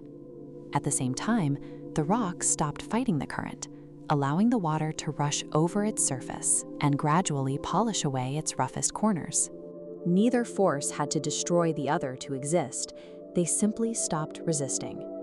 When we hit an obstacle, our first instinct is usually to fight it or force it out of our path. But the physical world requires both the stability of the stone and the momentum of the water. We find balance not by defeating the things in our way, but by adapting our shape to accommodate them. A man was taking a quiet walk along the shoreline at sunset. The tide was pulling back, leaving small pools of water scattered across the sand. In one of the shallowest depressions, he noticed a tiny golden fish. It was trapped, thrashing weakly against the wet sand, entirely at the mercy of the receding waves. He didn't try to capture it or take it home. He simply bent down, cupped the fish gently in his hands, and carried it a few steps away to a deep, protected tide pool. He lowered his hands into the clear water and let the fish swim safely out of his palms. As the golden scales caught the fading light, darting securely beneath the surface, the man stood up. He noticed his own breathing had slowed. A sudden, expansive quiet settled in his chest, replacing the noisy anxieties he had been carrying all afternoon. We spent so much energy trying to secure peace by acquiring things or controlling our surroundings. But the most durable sense of calm doesn't come from what we gather for ourselves. It emerges in those brief moments when we stop worrying about our own needs, reach out, and quietly ease the struggle of something else. A dedicated student approached his aging master, paralyzed by anxiety. He was terrified of making a wrong decision, choosing the wrong career, or saying the wrong thing. He begged the master to teach him how to live a perfectly smooth life, one completely free from error or failure. The master went to a cabinet and retrieved a ceramic bowl. It had clearly been dropped and shattered at some point in the past. But rather than hiding the damage, the pieces had been carefully glued back together, using a lacquer mixed with veins of pure gold. Every single crack was brightly illuminated. The master handed the bowl to the student. The damage didn't destroy the object's value. The history of its breaking and its repair is exactly what made it precious. The golden lines proved it had survived a fall that should have destroyed it. The errors we make don't ruin our lives. The failures, the wrong turns, and the inevitable moments where we fall apart are where the gold goes. We aren't defined by how perfectly we avoid damage, but by the quiet resilience it takes to put the pieces back together. That is where we find our character. At the end of a long day, the human mind often mirrors a monkey swinging frantically through a thick forest canopy.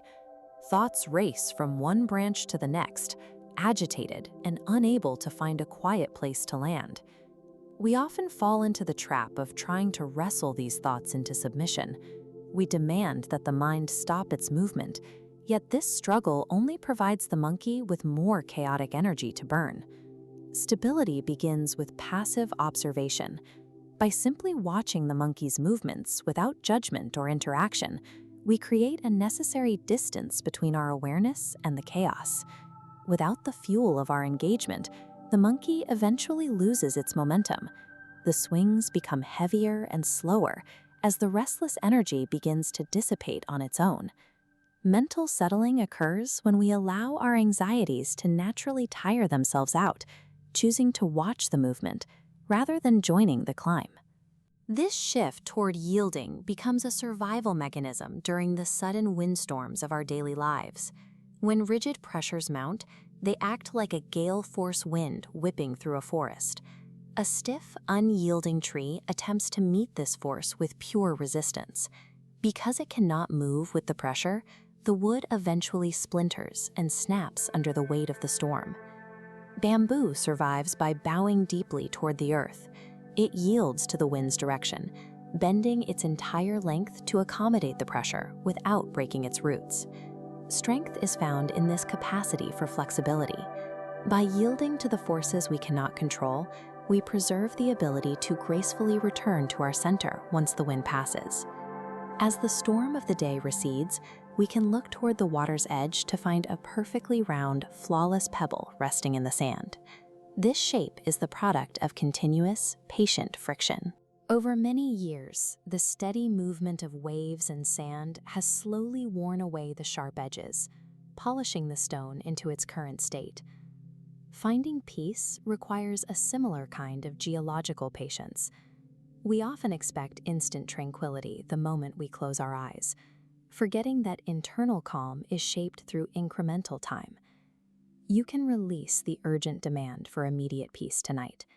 Your internal calm is a gradual sculpting process, and simply resting here allows that work to continue. In the ancient stillness of a temple ground, standing beside a sprawling tree, the mind can finally expand into the quiet. A traveler once questioned a solitary monk, assuming that such isolation must result in a deep and painful loneliness. The monk invited the traveler to listen closely to the environment. In the silence, the rustling leaves and the steady flow of a distant stream became a rich, complex chorus. This is the Song of Solitude. It provides an immersive connection to the subtle rhythms of the world that the noise of a crowded day often drowns out. Stepping into the quiet of the night is a transition into this comforting embrace, allowing the world's stillness to guide the mind safely into sleep. Even in the quiet, we sometimes carry the weight of our errors. We look back at the day and see only the shattered pieces of a broken vase lying on the floor. We feel a heavy anxiety in these moments, viewing the fragments as evidence of personal failure and mistakes that can never be fixed. Much like an archer who uses a missed shot to refine their aim, these shattered pieces provide the exact data we need to adjust our technique. The break reveals the specific points where we can strengthen our focus. By examining how we have fallen, we learn to root ourselves more deeply. We can set down the burden of perfection tonight, knowing that these instructive missteps are the very things that build our self-mastery. This weathered statue embodies the ultimate state of that mastery. Its face reflects a serenity that remains unbroken by external conditions. We often treat this kind of peace as a distant prize to be earned through effort. But looking for serenity in the future distracts us from the ground already under our feet. The deep peace you seek has resided silently within you all along. You don't need to chase it. You only need to let go and allow yourself to arrive. Deep in a tranquil valley, a vast golden field of wheat sways gently under a quiet afternoon sky. Hidden among the stalks, a mother sparrow watches as the farmer walks the perimeter, telling his neighbors that tomorrow he will finally send his sons out to harvest the crop. Her young birds are terrified, but the mother remains still. She knows that as long as the farmer is depending on someone else to do the work, the field will remain exactly as it is. Days pass in silence. Finally, the farmer returns, his frustration evident. He declares tomorrow he will not wait for his sons or hired hands. He will come out at dawn and cut the wheat himself. Hearing this, the mother sparrow immediately gathers her young and takes flight. The harvest is finally coming because the farmer has stopped waiting on the world and decided to move on his own. We often stay awake waiting for the world to settle down, hoping the noise around us will finally cease. But we only find our way to rest when we stop looking to the external world for permission and take full, quiet ownership of the silence within us. A powerful emperor once traveled deep into the mountains, stopping his grand, ornate carriage outside the weathered wooden gates of a humble Zen monastery. Accustomed to immediate results, he approached the old abbot and demanded to be given the most profound, deeply hidden secret of Zen, something worthy of a ruler. The abbot poured a cup of tea and offered an underwhelming response. He told the emperor there was no secret to find. He only needed to sit quietly and simply be himself. The emperor grew frustrated.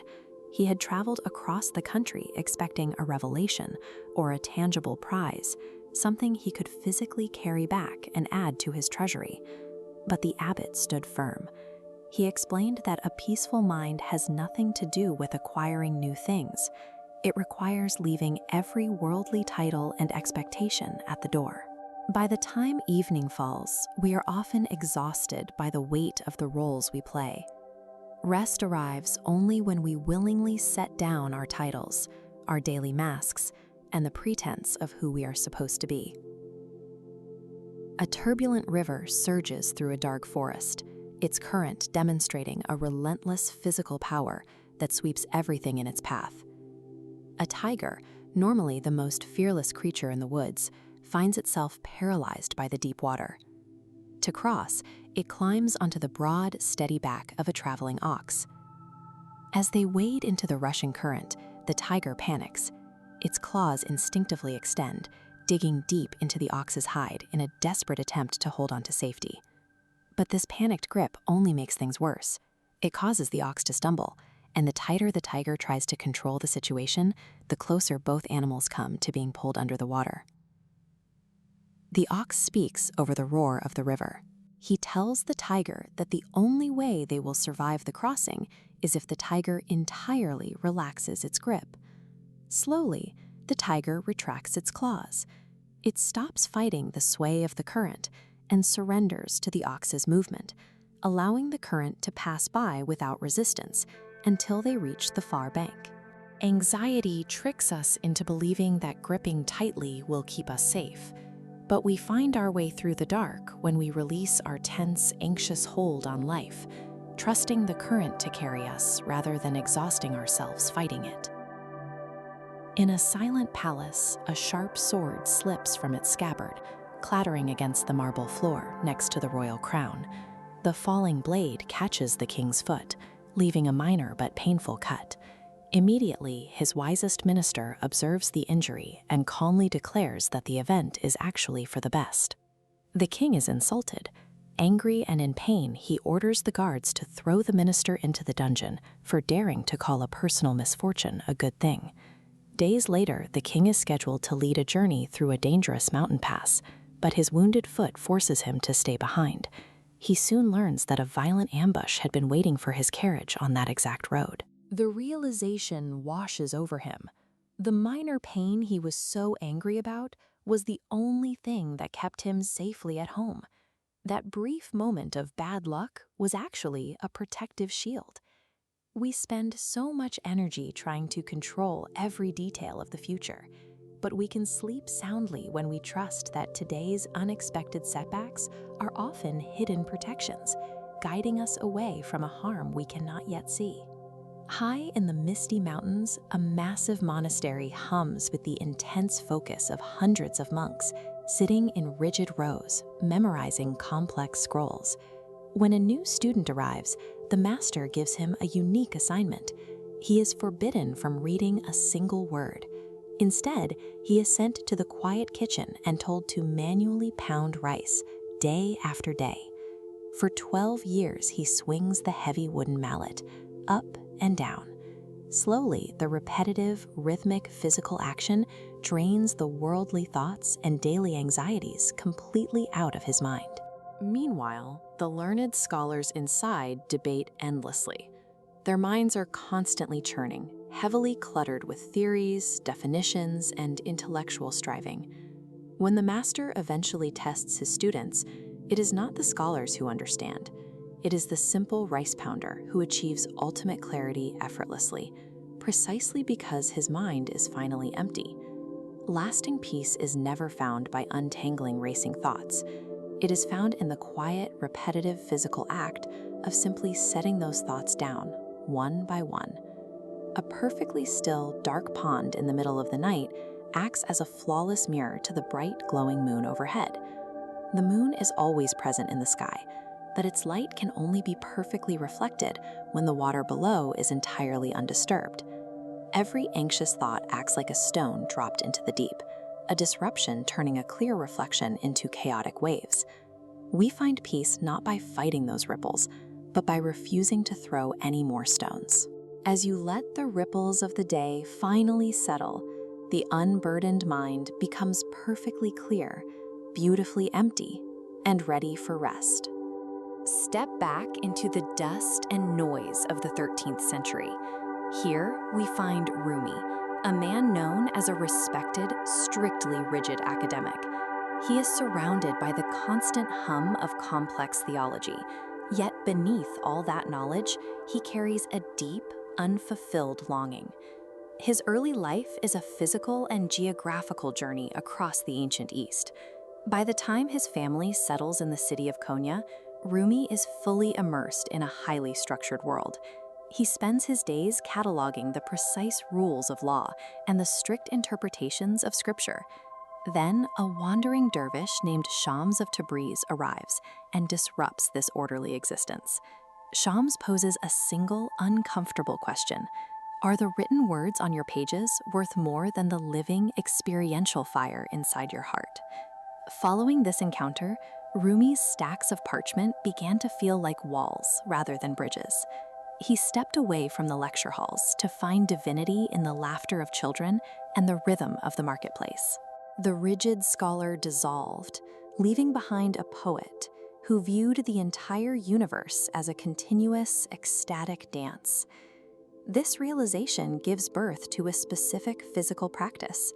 Rumi and his students become the whirling dervishes. In their tall hats and traditional robes, they begin turning in slow, deliberate circles, a motion designed to mimic planetary orbits and actively dissolve the human ego into the wider universe. But intellectual pride isn't the only burden we carry. Consider a young monk named Lee. He doesn't struggle with academic rigidity. He is paralyzed by severe physical insecurity. He is shy, physically weak, and wears a heavy, invisible armor of self-doubt every day. While meditating in the forest, Lee is confronted by a group of older, highly judgmental monks who mock his physical stature. Instead of accepting their harsh labels, Lee makes a conscious choice. He refuses to internalize their criticism, actively unlearning the idea that he is somehow inferior. High on the mountain, away from the judgmental eyes of the village, the sheer scale of the landscape dwarfs Lee's personal anxieties. He sees that the crooked pine and the jagged rock are complete exactly as they are. This shift in perspective makes his internal self-criticism feel redundant, allowing him to finally drop the weight of his own doubt. We spend years building identities, the respected academic, the insecure outsider. To find actual peace at the end of the day, we have to unmarn these heavy, rigid labels. We have to set down the self. Now let's travel to a distant mountain monastery, where a student named Hiro is entirely paralyzed by his own thoughts. His mind is a cluttered, restless trap, constantly bouncing between the regrets of yesterday and the anxieties of tomorrow. To break this cycle, the resident Zen master assigns Hiro a seemingly impossible physical challenge. He must transfer an enormous basin of water into a tiny bowl, and he cannot spill a single drop. Hero spends hours scooping and failing. The core paradox blocking his success is his own intensity. He is physically failing because he is trying much too hard. To complete the task, he has to unlearn his forced concentration and completely empty his mind first. Contrast Hero's grueling struggle with a man named Sam. Sam is a simple village guy who approaches the exact same goal of a quiet mind, but without the intense discipline. Instead, he uses a light-hearted, deeply humorous approach to navigate his daily life. Sam realizes that mindfulness isn't a rigid test to pass. It is a continuous process of tending an internal garden. For him, laughter and simple joy are the most effective tools to weed out the clutter and quiet the noise. We often treat focus like a physical weight we have to lift, but mental clarity is the natural byproduct of unlearning our artificial seriousness and simply allowing ourselves to be present with the task in front of us. Sometimes the weight we carry comes from outside forces. A man named Ethan arrives at a quiet, secluded retreat, carrying the heavy, defensive armor of profound financial ruin and interpersonal betrayal. He is convinced human nature is inherently deceitful. To counter this, the monks teach him a specific practice. He must replace his constant paranoia with quiet, non-judgmental observation of the subtle behaviors of those around him. He is asked to simply watch. As Ethan peels back his layers of suspicion, a long-buried capacity for empathy begins to surface. He watches the micro-expressions of others, the tired slouch of a neighbor or the nervous twitch of a stranger, and finds that quiet observation reveals human intentions far more clearly than defensive fear ever could. There is a highly distilled elemental fable that captures this connection perfectly. Imagine a single drop of water falling into a perfectly still pond, right where a stationary stone sits in the current. When water and stone interact, balance is struck. The ecosystem requires both the drop's kinetic movement and the rock's absolute stillness. Embodying this grounded stillness generates an invisible ripple, a subtle energy expanding outward, directly impacting the surrounding environment. Peace emerges from the steady unlearning of our rigid expectations. When we shed these curated identities and set down the heavy armor of the day, we finally find the clearance to engage with the world exactly as it is. Picture a young student navigating a crowded village. He is trying to walk perfectly straight, intensely focused on balancing a massive watermelon on his head. His neck muscles strain under the weight. He is hyper-fixated on every step, terrified of making a mistake, especially because the villagers around him are pointing and laughing as he struggles past them. When he finally reaches his destination, the watermelon is intact. The student is relieved, expecting to be praised for his feat of concentration. Instead, the master wipes tears of mirth from his eyes and bursts into laughter. The master explains that life will always hand us heavy, awkward burdens, but by meeting those challenges with a sense of humor, we stop being crushed by the weight. It doesn't make the watermelon lighter, but it changes how we handle the walk. We do the same thing with our internal burdens. A man rows his boat on a serene river at dusk, enjoying the quiet, when another vessel heads directly towards him on a collision course. His heart rate spikes. He shouts warnings across the water, growing furious as he assumes the other navigator is carelessly ignoring him, blatantly disrespecting his space. The boats collide. The man stands up, ready to unleash his anger, only to look down and realize the offending boat is completely empty. It was just drifting on the current. This diagram illustrates a recurring mental habit. When an external event hits our assumed intent filter, the ego spins a story of disrespect, which triggers a spike in stress. We find ourselves reacting to that internal narrative rather than the reality of the drifting boat. Imagine a man aggressively hurling insults at a teacher who is seated quietly beneath a tree. The man is shouting, trying desperately to provoke a reaction. The teacher sits in total silence, completely undisturbed. When the man finally exhausts himself, the teacher asks a simple question. If someone offers you a gift and you decline to accept it, who does the gift belong to? The angry man answers that the gift would still belong to the person who offered it. The teacher nods. Anger works the exact same way. By establishing emotional boundaries, We can look at the negativity other people try to hand us and simply choose not to accept it. The burden stays with the giver, leaving our inner state undisturbed. A farmer wakes up to find his only horse has run away. A few days later, that same horse returns, leading an entire herd of wild horses right into the farmer's corral. The neighbors rush over to offer their sympathies for the initial loss, and then to celebrate the sudden windfall of the new herd. They label the events as terrible luck and then fantastic luck. To both, the farmer replies with a single word: maybe. Soon after, the farmer's son breaks his leg trying to tame one of those wild horses. The neighbors call it a tragedy. But weeks later, a war breaks out, and the broken leg spares the son from a deadly military draft. Look at this visualization of causal chains. It shows my labeling any event is a reach.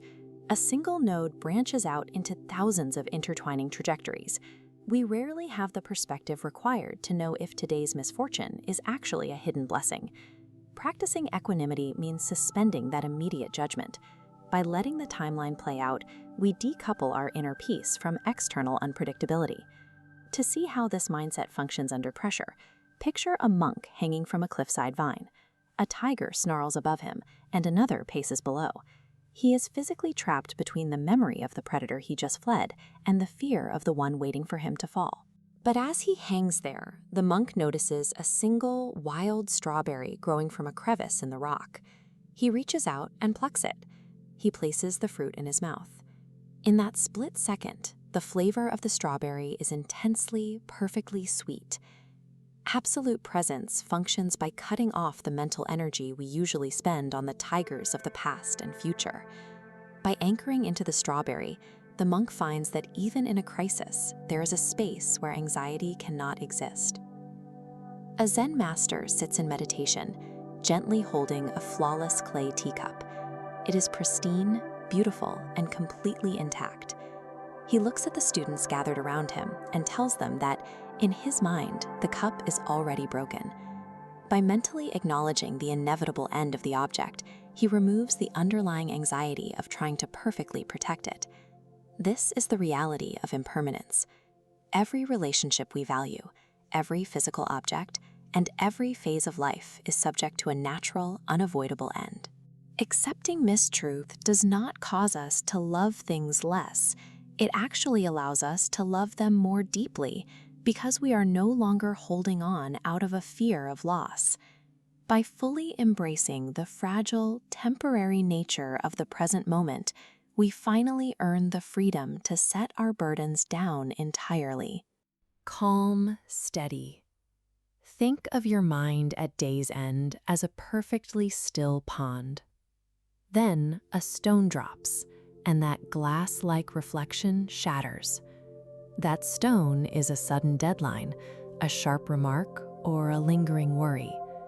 The ripples spreading outward are our reactive thoughts, crashing into each other to create a fractured, chaotic surface.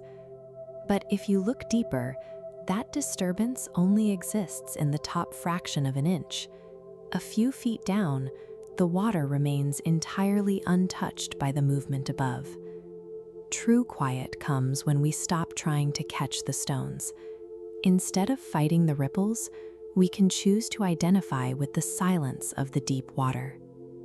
We often carry that surface chaos with us into the quiet moments.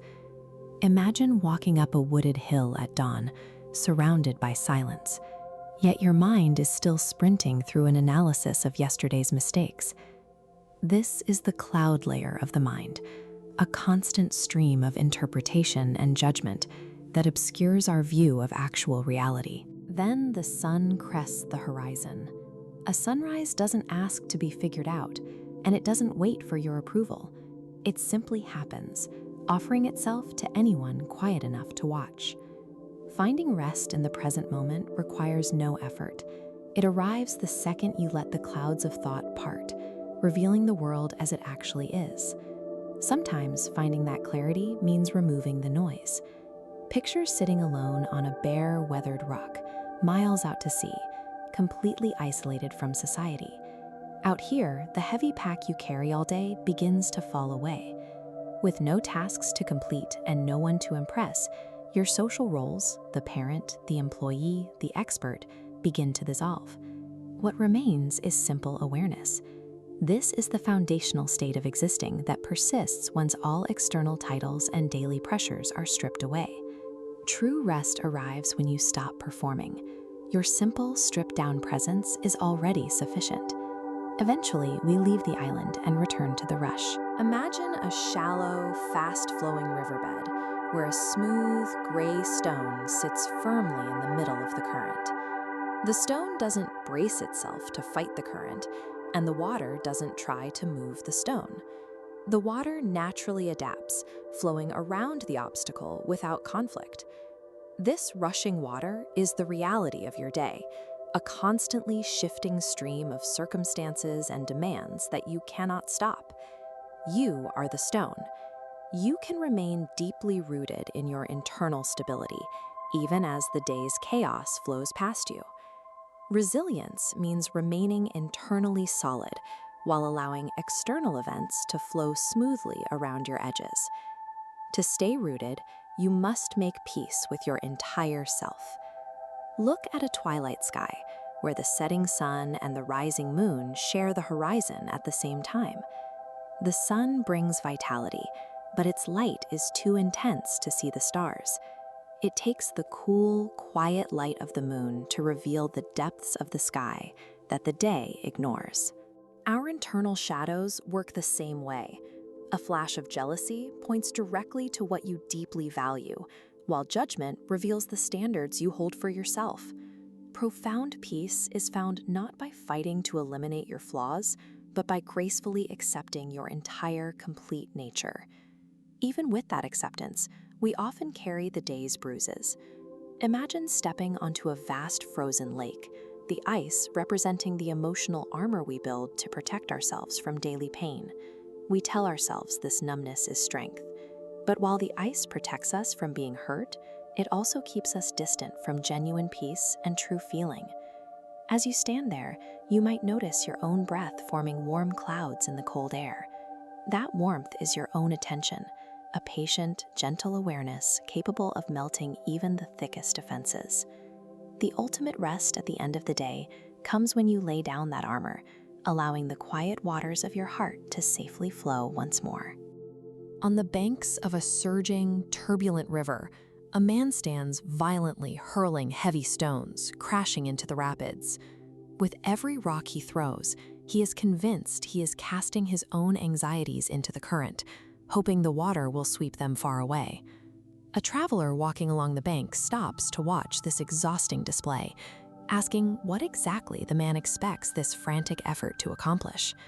The traveler points out a simple reality. The stones are only creating chaotic splashes in the water. The man's internal burdens haven't moved an inch. They remain firmly anchored inside him. True relief doesn't arrive by forcefully fighting our struggles or trying to physically hurl them away.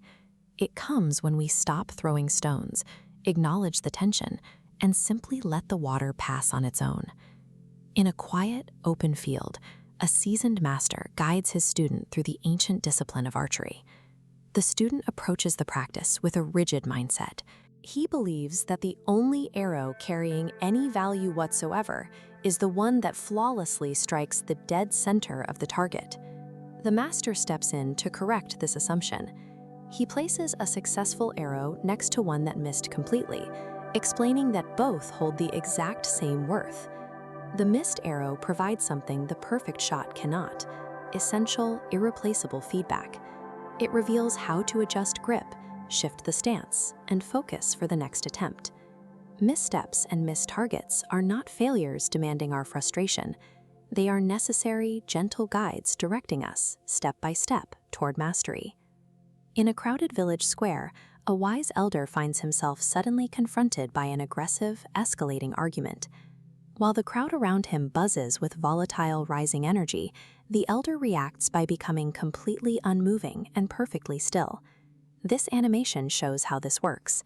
Aggression requires a solid surface of opposition to sustain its momentum. Push against a wall, and it pushes back, keeping conflict alive. But without an opposing force, hostility loses its fuel. The anger simply diffuses, dissolving into nothing. Maintaining a quiet mind acts as a reflective surface. It neutralizes the chaos of the immediate world rather than absorbing its damage. Far away from human interaction, deep in the wilderness, sits a forgotten, overgrown meadow. Tucked in the tall grass, a single, vividly colored flower blooms in total isolation, with absolutely no audience to witness it. It doesn't adjust its petals or dull its colors because no one is watching. It achieves its full, perfect expression without requiring a single word of praise or recognition. The deepest joy of living authentically arrives when we realize our own worth and beauty exist on their own, completely independent of anyone else's validation. Deep in the woods, under the dense canopy of a green forest, a solitary figure sits entirely alone. It is a common human impulse to view physical isolation in a quiet place as a state of emptiness, loneliness, or even abandonment. But that perception changes the moment you stop treating silence as an absence and instead actively listen to the space around you. The rustling of the leaves overhead, the steady rhythm of a stream, and a bird's distant call all weave together into a continuous living song. True solitude is never actually empty. It is the discovery of a warm, companionable connection with the subtle life humming all around us. At the precipice of a vast, sweeping valley, a tired traveler stands looking out over the empty expanse. Burdened by exhaustion after a lifetime of searching, the traveler cries out, making one last desperate plea to know the secret to lasting peace. A quiet voice beside the traveler offers a simple instruction: project your voice out into the massive gorge before you. The traveler shouts into the void, and a moment later, the sound returns. The vast valley is filled entirely with the resonance of their own voice echoing back.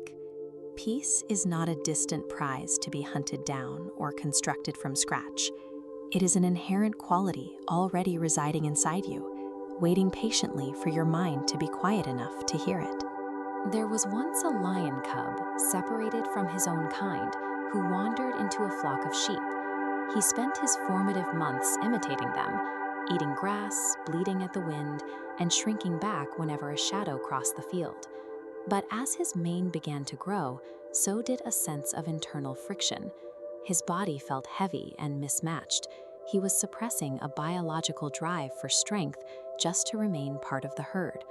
One day, an old, mature lion dragged the cub away from the flock and forced him to the edge of a mountain lake.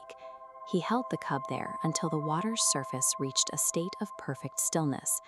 In that reflection, the cub saw amber eyes and a heavy jaw. He looked back at his own body and finally recognized it. He took a deep breath and let out a roar that echoed through the valley for the first time. Inner peace begins with this act of recognition. It requires us to look past the behaviors we've adopted for safety and acknowledge the nature of the person actually standing there. 5 travelers once set out with a clear destination in mind, a place of total silence. They made a pact to walk until they reached it, no matter how long the road became.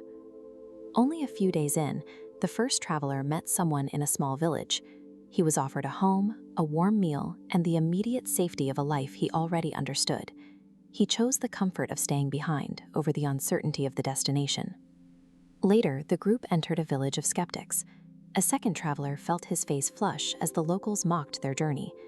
He stopped walking, not because he was tired, but because he felt he had to stay and prove his intellect by winning an argument. The remaining travelers watched their companions settle into these new roles. They didn't try to convince them to leave. They simply turned their backs and continued walking into the deepening quiet of the forest. Peace is the discipline to keep moving when the world offers a reason to stop. It is the realization that the road only leads to stillness if you refuse to settle for the distractions that offer a place to rest early. A raven sat in a pine tree, weeping. It looked at its own black feathers and felt that its ordinary, uncelebrated life was a mistake compared to the beauty of the other birds. The raven spent its days projecting perfection onto everyone else. It envied the swan's elegance, only to find the swan felt dull. It envied the parrot's colors, only to find the parrot lived in constant fear of being caught. Finally, the raven found the peacock. It was the most beautiful creature it had ever seen. Yet it was trapped inside an ornate, gilded cage, surrounded by the looming shadows of human onlookers who never let it rest. The peacock looked at the raven and asked a question. Who would ever want to cage a bird with black feathers? In that moment, the raven realized its ordinary status was the only reason it was still free to fly. Nighttime anxiety often comes from comparing our internal friction to the curated highlights of others. Real rest begins when we value the unburdened freedom of our own ordinary lives. A caterpillar watched a butterfly and asked how it could begin to fly immediately. It spent the afternoon trying to climb the tallest stalks and launch itself, desperate to skip the days spent crawling on the ground. The butterfly watched and explained that transformation cannot be forced by willpower. While we often try to live on a linear timeline of forced effort, actual growth follows a circular cycle, an organic gestation that requires time. The caterpillar eventually crawled into the dark of its cocoon. It didn't have a schedule or a deadline. It simply waited in the silence, submitting to the slow work of the present moment. We cannot hustle our way to a quiet mind. To find peace, we have to stop trying to force our lives forward and allow the natural timing of our own growth to take place. A bird landed near an open cage. Inside, there was plenty of food and a roof to keep out the rain, the perfect promise of absolute safety. But the bird looked at the bars and saw the price of that safety.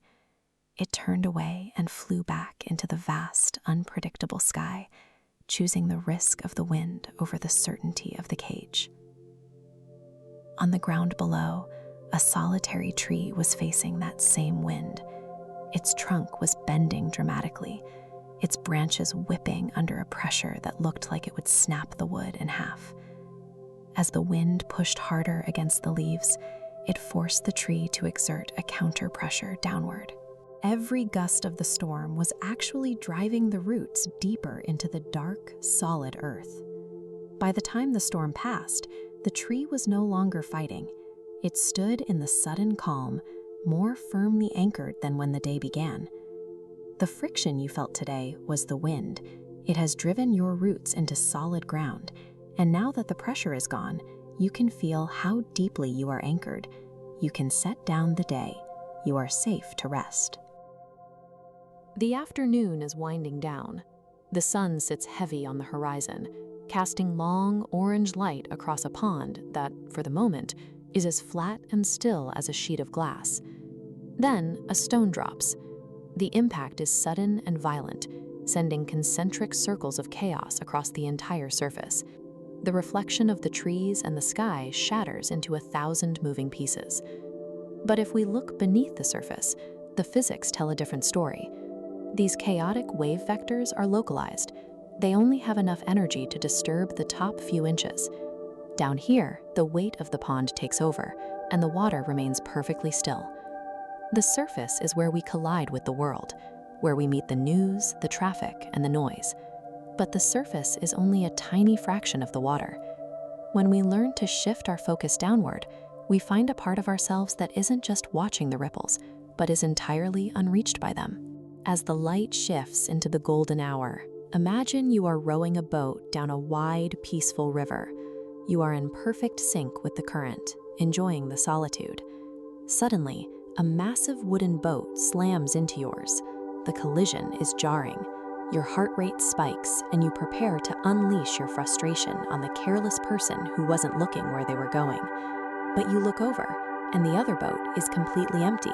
There is no pilot, no hidden enemy, just a piece of wood drifting on the current. In that moment, the anger has nowhere to land, so it simply vanishes.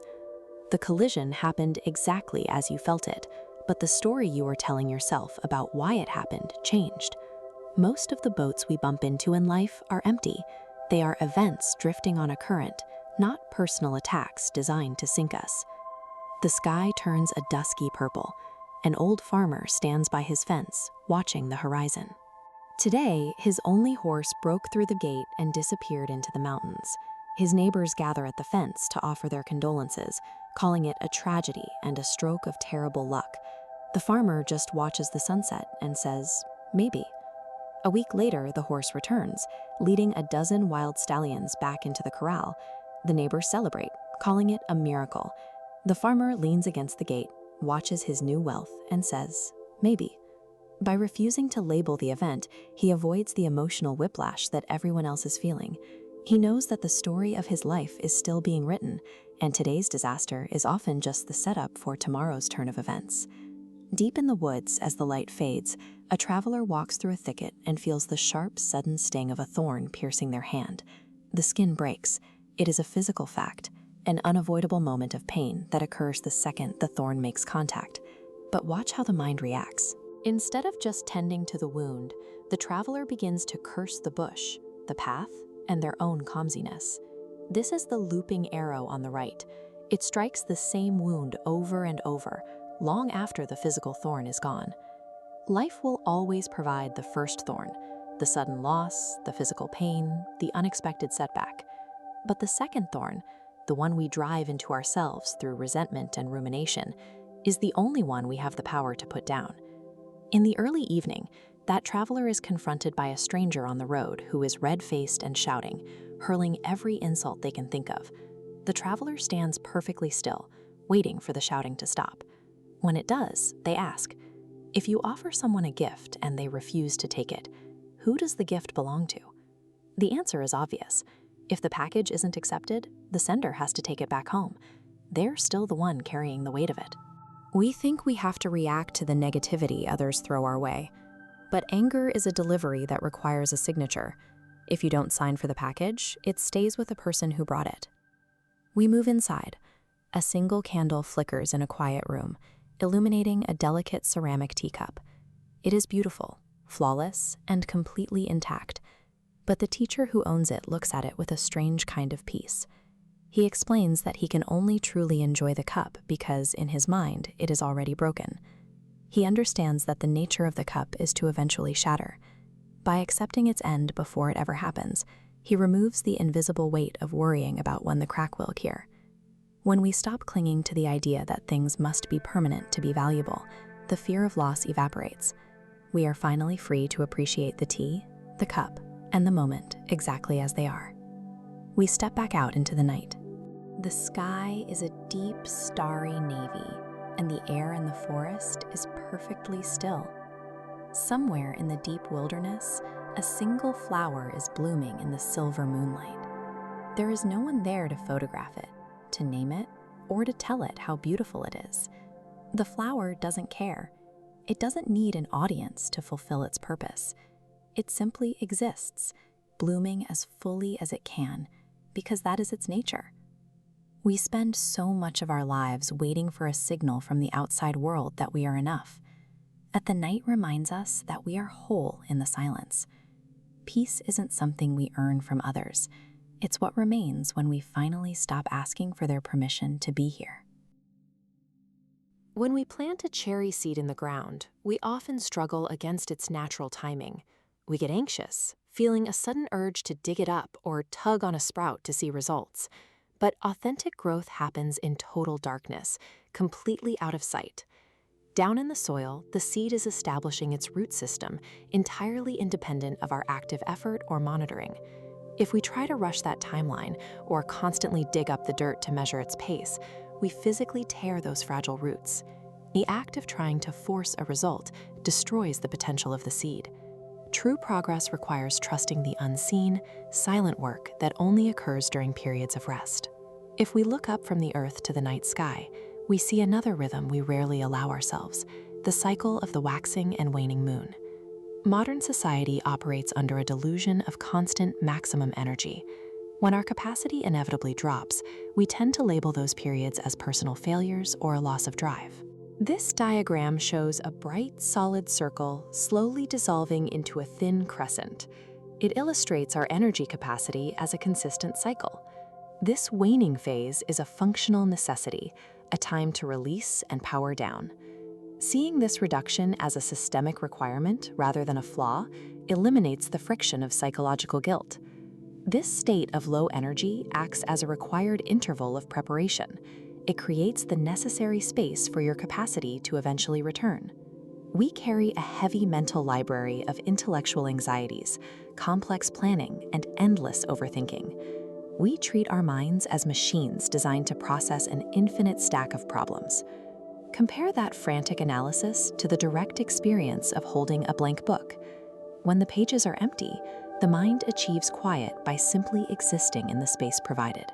We fill our own pages with constructed societal roles. There is an old story about a governor refused entry at a temple gate until he realized he had to drop his prestigious title and present himself simply as a human being. Look at this vintage calling card. Mentally locate your own labels: employee, parent, success, failure, and cross them out, just like the thick black ink striking through this text. Beneath the performance of those roles lies a state of effortless presence that requires no maintenance at all. Once we drop the titles, we have to drop the armor. We often encounter obstacles in life that we falsely believe require brute force and rigid defense mechanisms to solve. Imagine trying to physically move a heavy stone Buddha. Pushing with pure aggression only leads to exhaustion.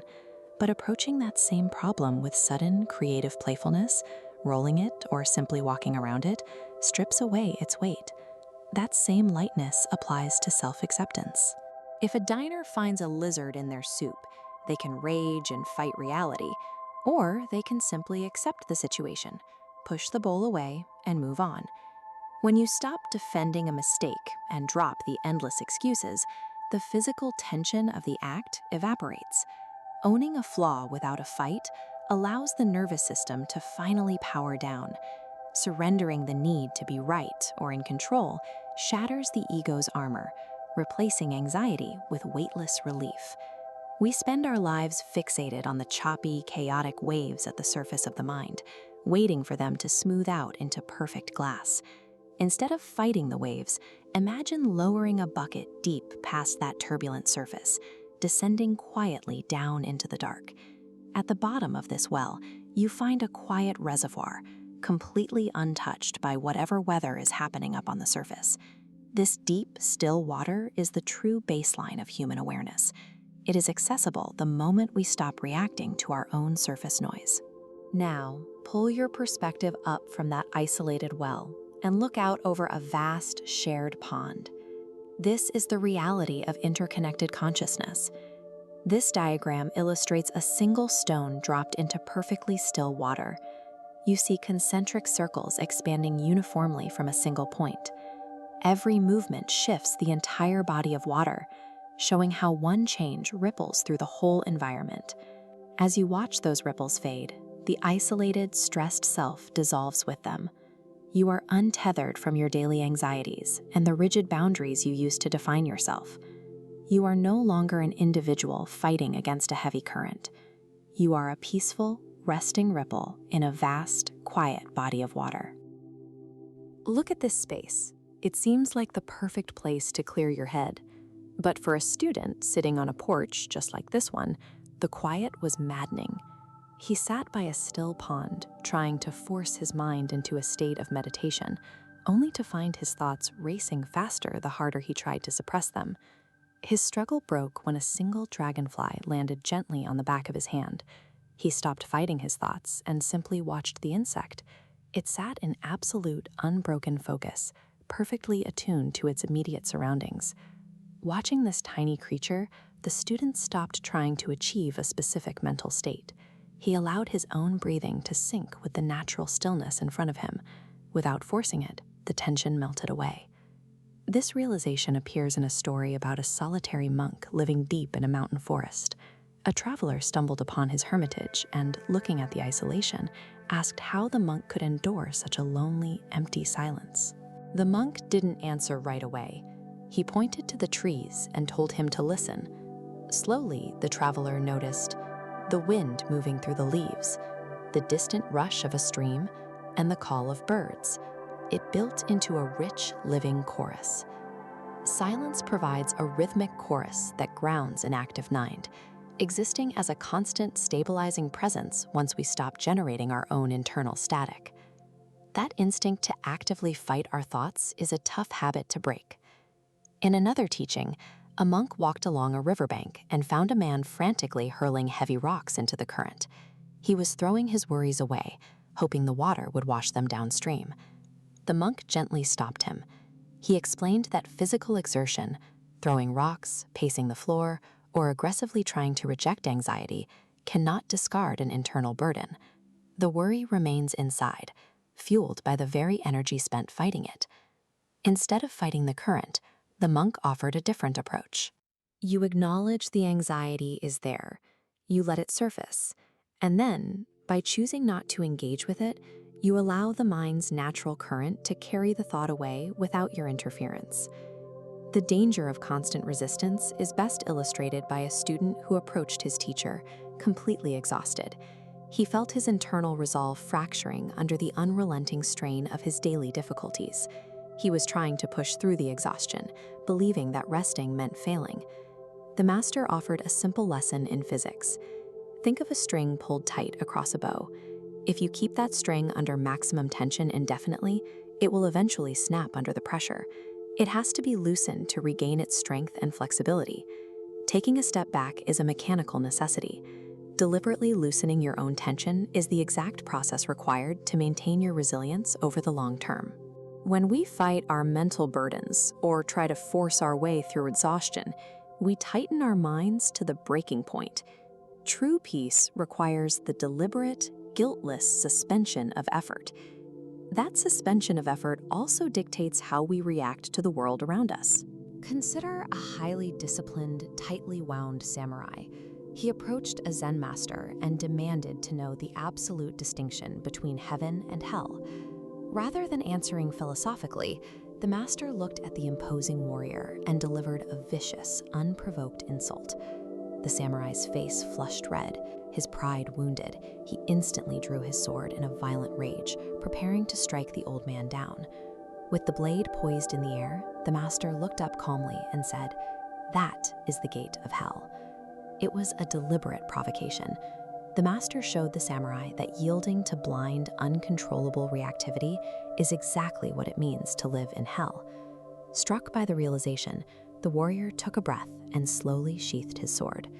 The master smiled and noted that this intentional de-escalation, the choice to regain it, like a pristine, silent temple, far away from the stress of daily life. A different seeker once asked a traveling master if true serenity was limited to those immaculate spaces. They were standing on a muddy, rutted road. The master knelt, placed his hand in the muck, and drew a circle directly into the dirt. He told the seeker that profound peace exists right here, in the middle of the mess and chaos of ordinary life. Distress and serenity are not physical locations. They don't require perfect conditions. They are instantaneous choices we make in how we react to the deeply imperfect moments of our day. To make that choice, we have to let the dust settle. Imagine a student and a master standing by a lake. The water is glossy, perfectly reflecting the sky. Then, the master takes his wooden staff and vigorously stirs the water, shattering the reflection into a chaotic mess of ripples and mud. The master asks the student to fix it. But if you reach into the water and try to manually smooth out the ripples, you only create more turbulence. Your hands just churn up more mud. Stillness returns to the lake only when the intervention stops. The water clears and reflects the sky perfectly again the moment it is left entirely alone. Sometimes, leaving things alone means refusing to take them so seriously. A master once gave an eager young student a bizarre task: buy the largest watermelon in the market, balance it on his head, and walk back through the chaotic village square without dropping it. The student concentrated fiercely, navigating the bumps and the crowds. When he finally arrived with the watermelon intact, he expected high praise for his rigid discipline. Instead, the master burst into joyous, unburdened laughter. Carrying life's heavy, awkward burdens with such rigid seriousness only makes the journey harder. The master's laughter revealed that navigating challenges requires a light heart and a sense of humor. Total rest is achieved not by rigidly guarding the mind against sleep, but by smiling at our own turbulence and allowing the self to simply drift into stillness. When overwhelmed, our first instinct is often to do more, to process, analyze, or fix. It is the behavior of a person who hurls a rock into a turbulent river, hoping the splash will somehow level the rapids. A monk observing the scene noted that the rapids remain unchanged regardless of the man's effort. True relief doesn't come from fighting the water. It comes from standing still and letting the river carry the debris away on its own. Consider a traveler whose day is a sequence of failures: a broken wheel, a washed-out bridge, a sudden storm. Each delay feels like a personal attack, fueling a rising heat in his chest. He couldn't see that a massive rock slide had buried the road just 2 miles ahead. The very delays he fought were actually an invisible shield, keeping him in place while a catastrophe unfolded without him. We carry a similar mechanical tension within us. To show this to a student, a Zen master once used the example of a hunting bow pulled back to its limit. This diagram tracks structural stress as the string is held tight. If that stress line stays in the danger zone, the material snaps. Loosening the string allows the fibers to reset. Without these periods of slack, the structure cannot survive. Fighting the residual stress of your day is simply pulling your own string tighter. Rest can only begin once you stop the active work of resistance and allow your physical self to go slack. Imagine a fisherman on a wide beach, watching a massive ocean wave cresting toward him. His first impulse is to turn and run, heart racing as he tries to outpace the water. But the moment he stops and stands his ground, the water behaves differently.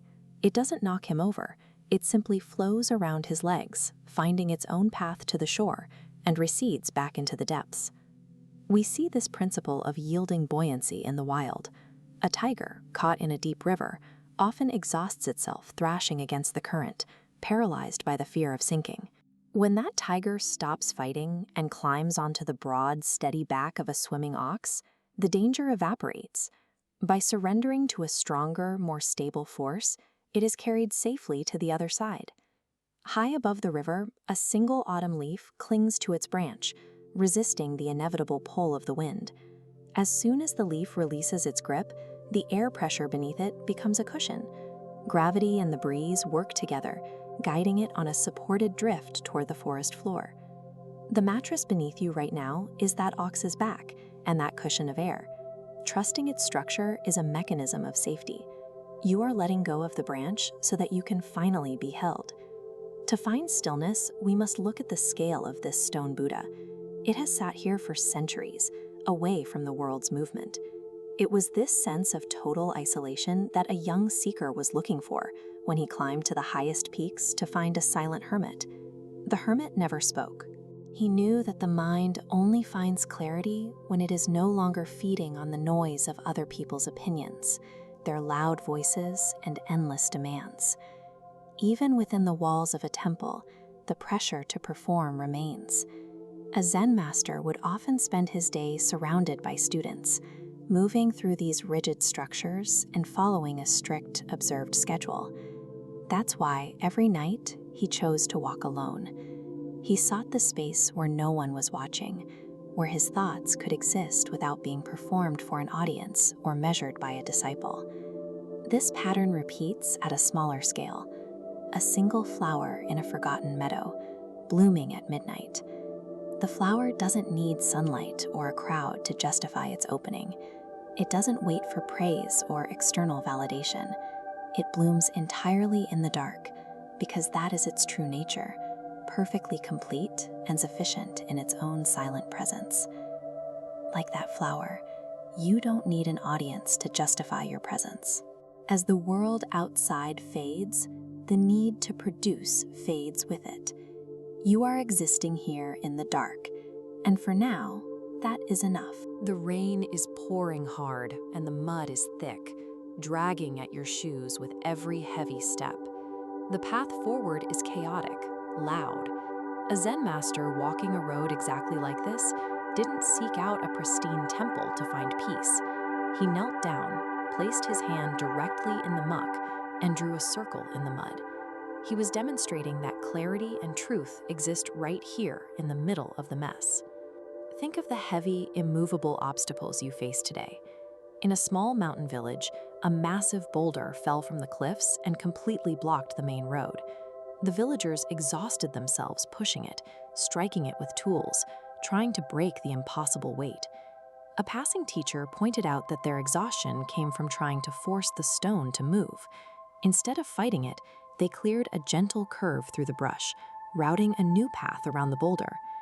True peace begins when we accept the day's heavy obstacles as permanent landmarks.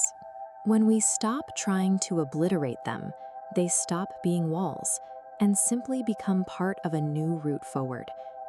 Far above that village, an archer stands at the edge of a dizzying cliff, trying to aim at a target. His knees weaken and his hands tremble on the bowstring.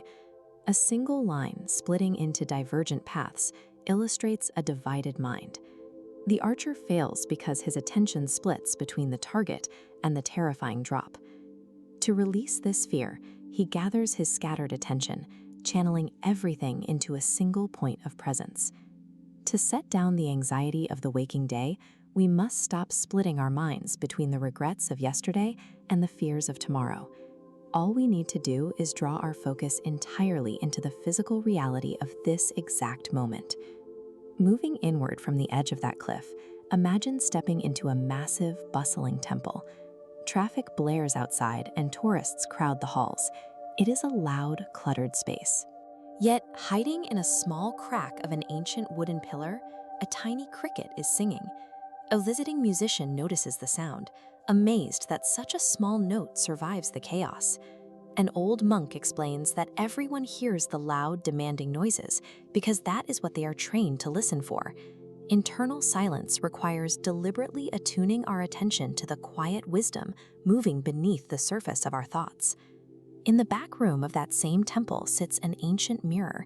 Its surface is completely obscured, covered in decades of thick, dark grime, the accumulation of daily stress that clouds our natural clarity.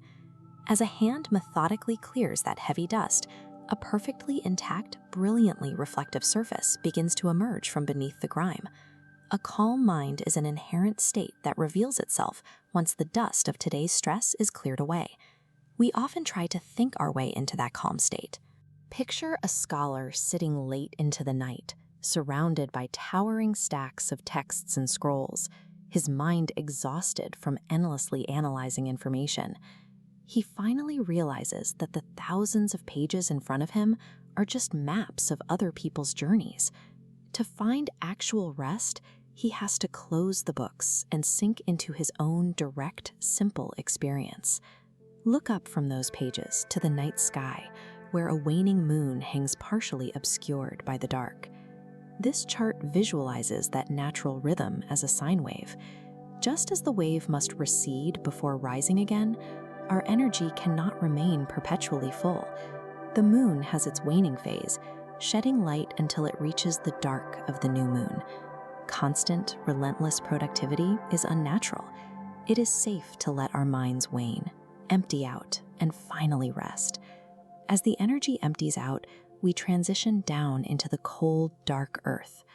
Very deep within the soil rests a single cherry seed, settling into formless rest. Silent growth happens in this complete darkness, unseen, unhurried, and steady. The seed is gathering the strength it needs to eventually bloom. We can let go of the high, spacious mountain peaks, the overwhelming big picture of our lives, and descend into the warm, sheltered quiet of a valley. Surrendering to the dark is a necessary retreat into the fertile ground of pure being. Deep in that valley sits a quiet stone well. This is the final destination of the mind's journey. When you drop a wooden bucket into the well, it breaks through the chaotic, rippling surface of the water. Those ripples are every memory, worry, and task that agitated your day. As the bucket sinks away from the light, it lowers into cool, dark water that remains completely undisturbed by the ripples far above. Beneath the frantic surface of daily life, an endless, undisturbed depth of peace is already present, waiting for you to simply sink in and rest. For generations, these closely packed village houses held a secret within their local temple. At the center of the community sat a pristine, perfectly crafted Buddha statue, the pride of every resident. But late one night, a villager sneaked inside, walked up to this bronze statue, and painted its nose pitch black. When the man was caught, he explained that collectors from a wealthy city were planning to take the statue for themselves. By ruining its perfect appearance, he made it worthless to the thieves, ensuring it stayed right where it belonged. By allowing the statue to appear damaged, the villager removed the incentive for anyone to take it. We often fear that our visible flaws make us less valuable, but those imperfections serve as an anchor. They keep us rooted in our own lives, safe from those who only seek the pristine. In a different town, a restless woman struggled with a different kind of theft, the way her own quick temper stole the peace of her home. One afternoon, a traveler offered her a vial of what he called magic water. He gave her strict instructions. The next time she felt enraged, she was to place 4 drops of the water on her tongue. She had to hold it in her mouth for 10 full minutes without speaking, or the medicine would fail. A week later, the woman returned to thank the traveler, claiming her house was finally quiet. The traveler then revealed the truth. The vial held plain water. The silence required to hold the liquid was the only cure she needed. Consider how external perspective shifts, like the man who was handed a radiant stone. A fruit seller in the market offered him 12 oranges for it. But when he took that same stone to a jeweler, he was offered a sum that would take several lifetimes to earn. The jeweler saw what the orange seller missed. When people ignore your value, they are only demonstrating their own limited capacity to measure it. Your internal worth remains constant regardless of who is standing there to count it. Maintaining that internal worth requires managing the weights you choose to carry. These 2 monks were bound by a strict vow never to touch a woman. During their journey, they reached a swollen, rushing, muddy river where a young woman stood stranded. Without a word, the older monk picked her up, carried her through the current, and set her down on the other side. The monks walked on in silence for hours. Finally, the younger monk exploded in frustration, demanding to know how his companion could break such a sacred vow. The older monk looked at him and said, "I set that woman down on the riverbank hours ago. Why are you still carrying her?" The younger monk's mental burden was far heavier than the physical weight his companion held for a few minutes. Dropping a mental burden, whether it's a past argument or a perceived slight, is an active mechanical choice. You have to decide to set it down. In this temple garden, a student spent his morning frantically trying to empty a massive stone basin using only a tiny cup. His movements were jagged and desperate, and for every cup he removed, more water seemed to remain. His teacher intervened, explaining that he first had to empty his mind of the desperate need to finish. When the student stopped fighting the task and focused on his breath, his movements became rhythmic and the basin began to empty. It is like a traveler encountering a rigid, frozen lake. If he tenses every muscle in fear of slipping, he creates a brittle friction that risks a dangerous fall. But if he sits quietly upon the ice, his own body heat begins to work on the surface. The steady, patient warmth of his presence thaws the frozen ground, turning the slippery threat into a clear, reflective mirror. Forced struggle only increases resistance. Applying gentle awareness to a problem melts internal tension more effectively than any amount of frantic effort. That thawing process requires trusting the path as it unfolds. A man shipwrecked on a deserted island spent weeks building a small hut to survive. One day, he returned to find the structure burning to the ground. He watched the smoke rise in total despair, feeling as though the universe had taken his very last source of safety. But an hour later, a rescue ship arrived. The captain told the man they had been miles away until they spotted the smoke from his burning hut. The collapse of his shelter was the signal that saved his life. Trusting the larger design means realizing that apparent setbacks are often the mechanisms that guide us home. In 13th century Anatolia, a scholar named Rumi realized that rigid study could not help him understand the weight of his own grief. He decided to set his books aside. He extended his arms and began to spin in slow, rhythmic circles, moving his grief and love into the whirling dance of the dervishes. As he spun, the external world receded.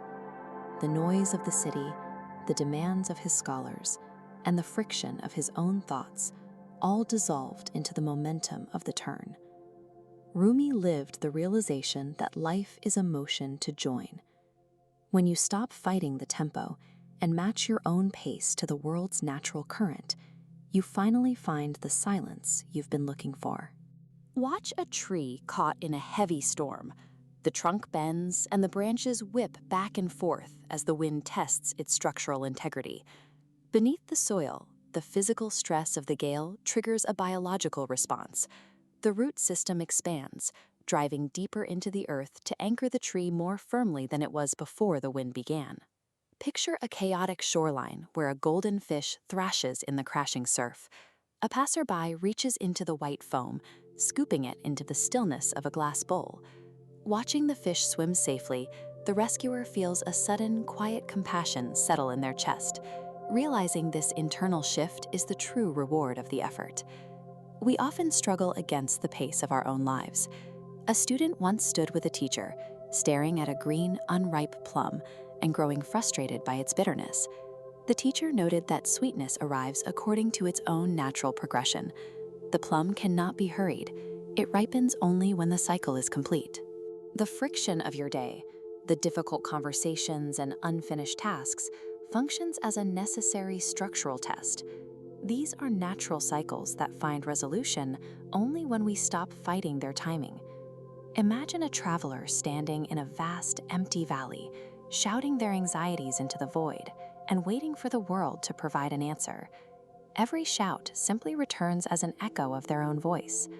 This suggests that the peace we look for outside of ourselves is actually an inherent reflection of our own internal quiet.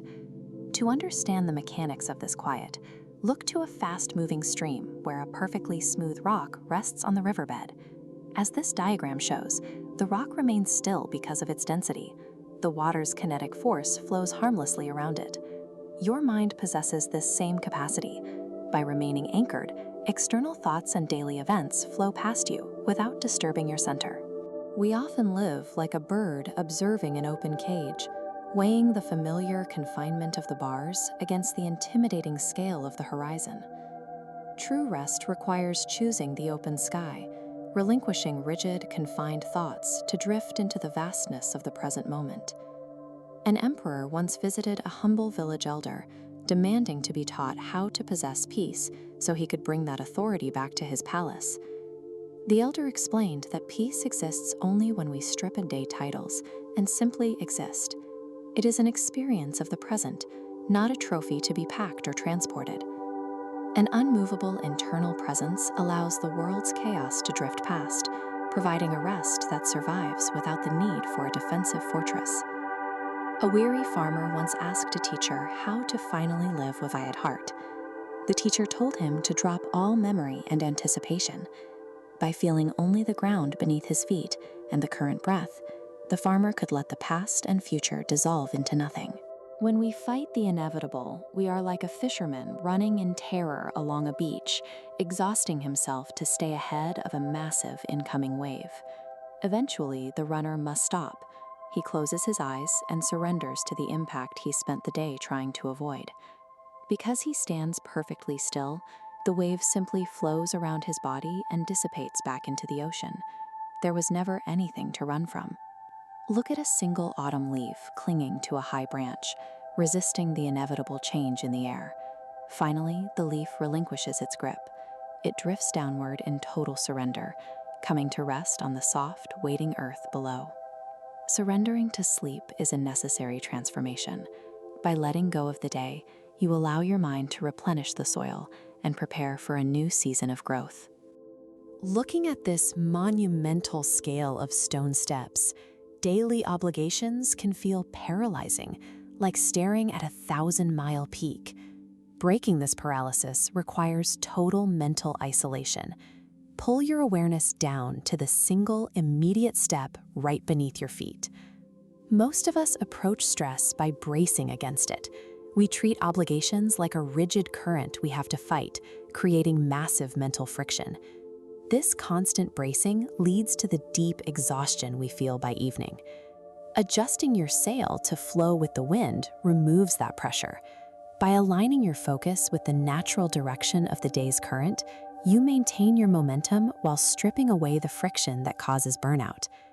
Genuine progress often looks like the work of a weaver at a quiet loom. In a world obsessed with frantic speed, the weaver relies on deliberate patience, building patterns in quiet spaces where others are too distracted to look. Narrowing your focus, ceasing your resistance, and embracing a slower patience effectively neutralizes the mind's daily momentum. These actions clear the path for the brain to begin the transition toward rest. Daily crises drop into our lives like immovable boulders falling into a narrow valley. We often treat these interruptions as absolute blockages that require a massive explosion of energy to overcome. Water survives these obstacles through the logic of yielding. It avoids the impact entirely, adapts its shape to the stone, and seamlessly flows around it. The water reaches the other side without wasting a single joule of energy on a fight it cannot. Non-judgmental observation. It waits for the world to come to it. Simply reflecting the world as it is, without trying to grasp at it or judge it, protects your inner state. External chaos only enters the mind when we try to grab hold of it. This creates the grounded sanctuary of a mountain. A mountain allows trivial storms to pass harmlessly overhead, remaining completely unbothered because it is rooted too deep for the wind to reach. Yielding to an obstacle is a highly strategic conservation of mental energy. By refusing to engage in useless resistance, you preserve your equilibrium and keep your reserves intact for the transition into sleep. We have a persistent habit of carrying the psychological weight of an event long after the physical moment has ended. Like a traveler carrying heavy stones, we drag the morning's arguments and the afternoon's deadlines into our evening. Refusing to set down your anxiety is exactly like crossing a river and then deciding to carry a massive physical stone for the rest of the journey. The weight doesn't change the past, it only slows your current progress. The golden maple tree in autumn demonstrates a total trust in the act of letting go. As the season turns, the tree prepares for a period of absolute stillness by releasing everything it no longer needs to sustain. Shedding leaves is an essential biological strategy for survival. It is an intentional release that allows the tree to preserve its core through the long, quiet months of winter. True peace depends on this active, conscious decision to set down the day's residual weight. If the mind is still carrying the river, it is physically impossible to rest in the stillness of the shore. Modern life frames peace as an external resource we have to hunt for and acquire. We treat it like an object we can buy, or a destination we can reach if we only work hard enough. Tranquility is actually an inexhaustible, quiet reservoir that already exists within you. It is only accessible once the surface ripples of your daily striving have finally ceased, revealing the still water beneath. This diagram shows the flute maker's secret. A piece of bamboo can only produce resonant, beautiful music because its dense core has been completely emptied out. The music relies entirely on the quality of the hollow space inside. The ultimate art of setting down the day involves emptying the mind entirely. True stillness comes from clearing away the mental clutter to create the vast, open inner space required for absolute rest. A man stands on a muddy riverbank, his arms burning as he hurls heavy, jagged stones into the rushing water. He is exhausted, yet he keeps throwing them. In his mind, each rock holds a piece of his anxiety, and he hopes the violent current will physically carry his worries downstream. An old monk walking along the path stops to watch the struggle in complete silence. The monk doesn't look at the river.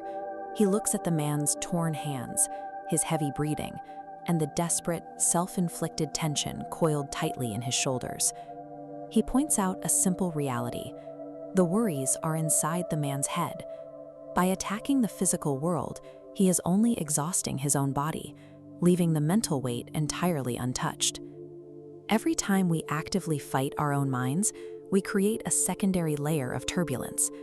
Trying to forcefully evict a dark thought guarantees it will stay, because the act of pushing requires us to hold on to the very thing we want to drop.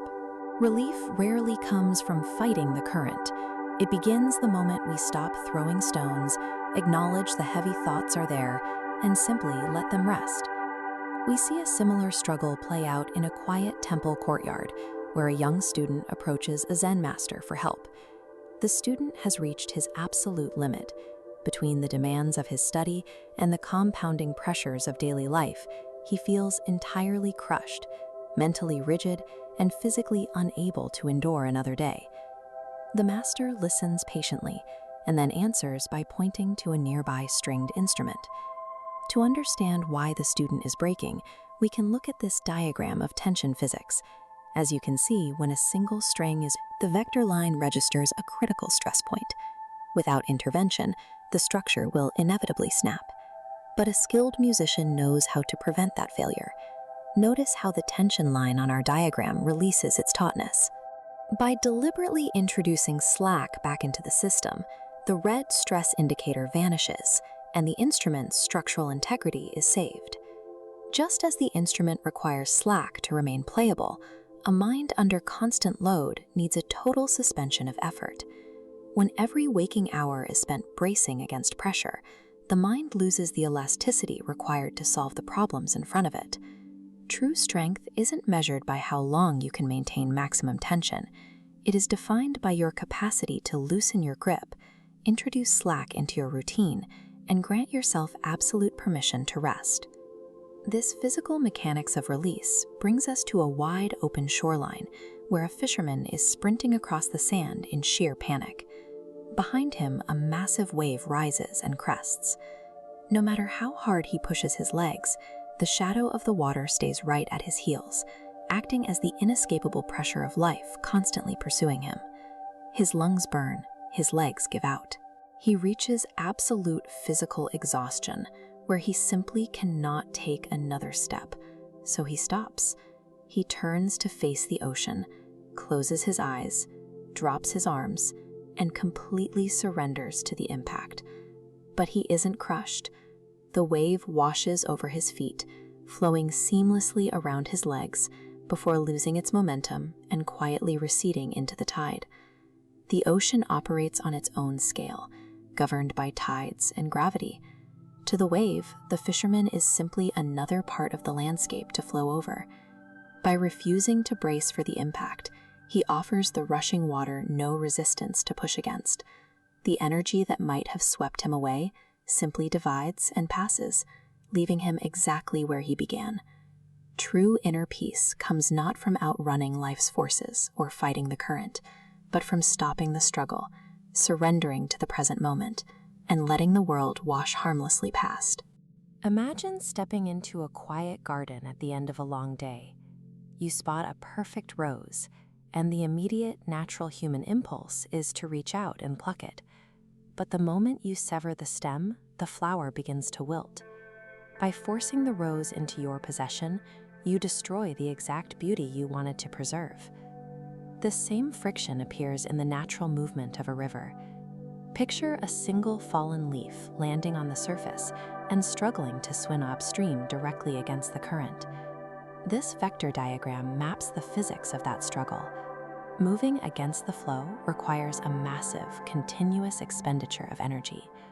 When the leaf adopts a zero friction trajectory and moves with the water's momentum, that energy cost drops to zero. Much of our daily exhaustion comes from this psychological friction, the effort of trying to push external events in a different direction.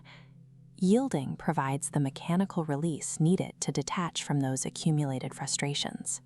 We often try to solve this friction with more noise. Think of an anxious seeker bombarding a wise elder with 1,000 complex, urgent questions about the state of the world. The elder provides no verbal data.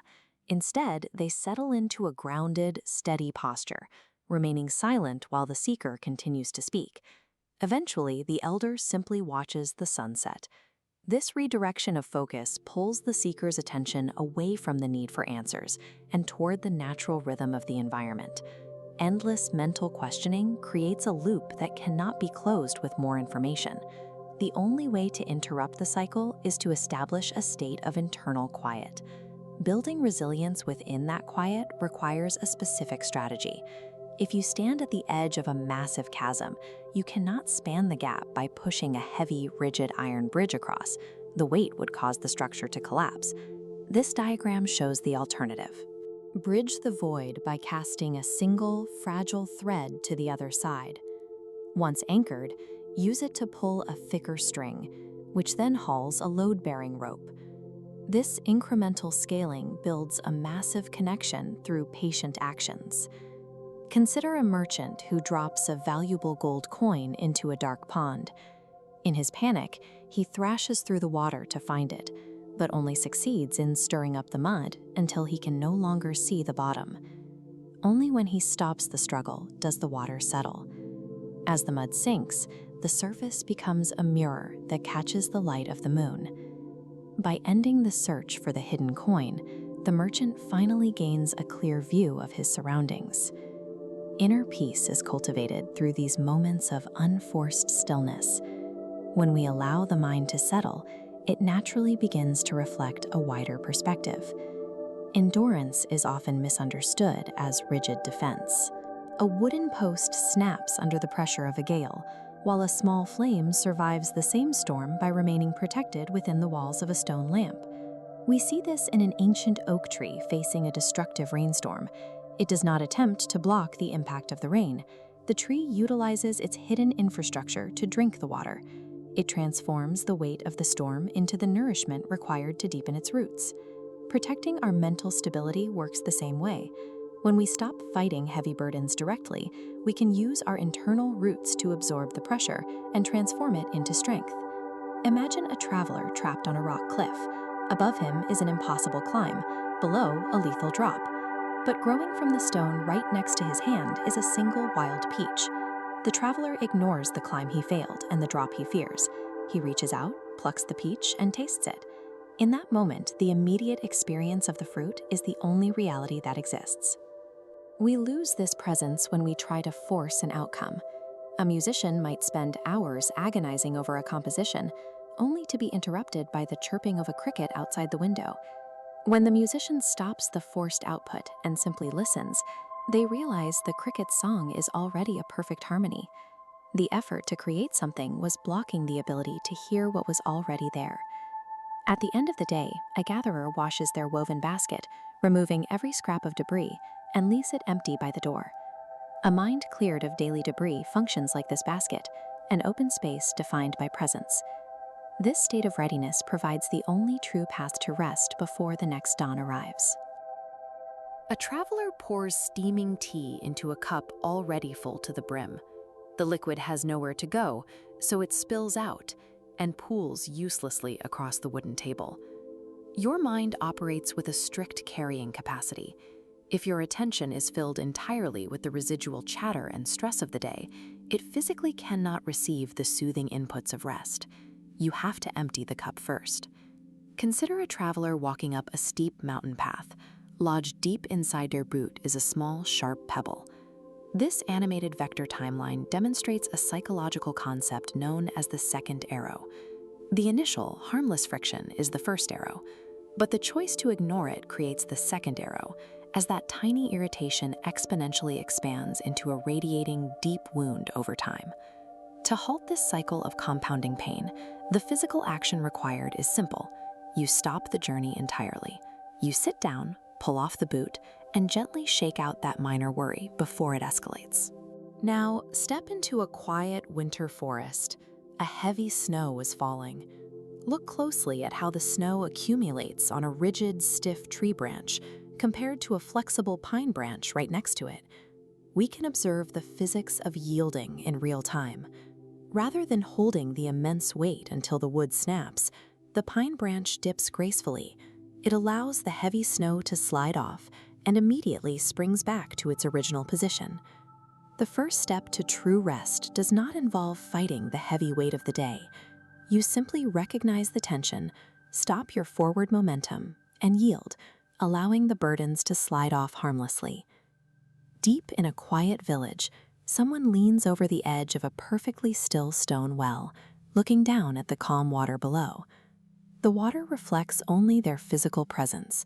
It entirely strips away their social titles, their job, and their daily roles, revealing a concept known as the unnameable essence. It is the quiet core of a person that exists beneath all external labels. Further down the road, a weaver works intently at a large loom. Suddenly, they stop. Right in the center of the day's tapestry, they notice a clear structural error. Instead of unraveling hours of hard work to fix the mistake, the weaver makes a different choice. They weave a halo of spun gold thread directly around the structural flaw. By accepting the flaw as an unchangeable part of the pattern, they neutralize the exhausting anxiety of dwelling on a past mistake. The error remains, but it loses all its power to cause distress. Step inside a dim room lit by a single candle. Against the far wall, distinct shapes of bright light press against deep, dark shadows.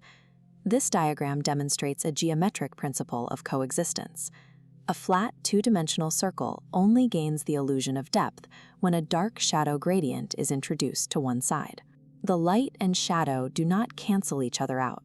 They mathematically require one another to create volume. This physical property applies directly to the human psyche. Your perceived negative traits and your positive traits must coexist. Together, they form a complete, deeply realized identity.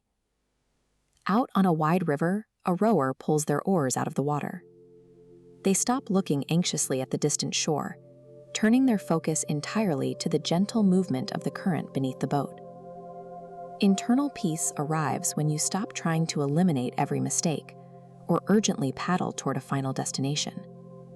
You find it by settling into a steady, non-judgmental rhythm right here in the present moment. At the base of a massive stone wall, a tiny, soft seed sits wedged deep inside a crack in the rock. Through soft persistence, the seed relies entirely on time and passive rain. It bypasses the solid obstacle without ever applying active, kinetic force. Nearby, an artisan holds a simple wooden flute, carefully carved with 7 holes. Look at this animated cross-section diagram of the flute.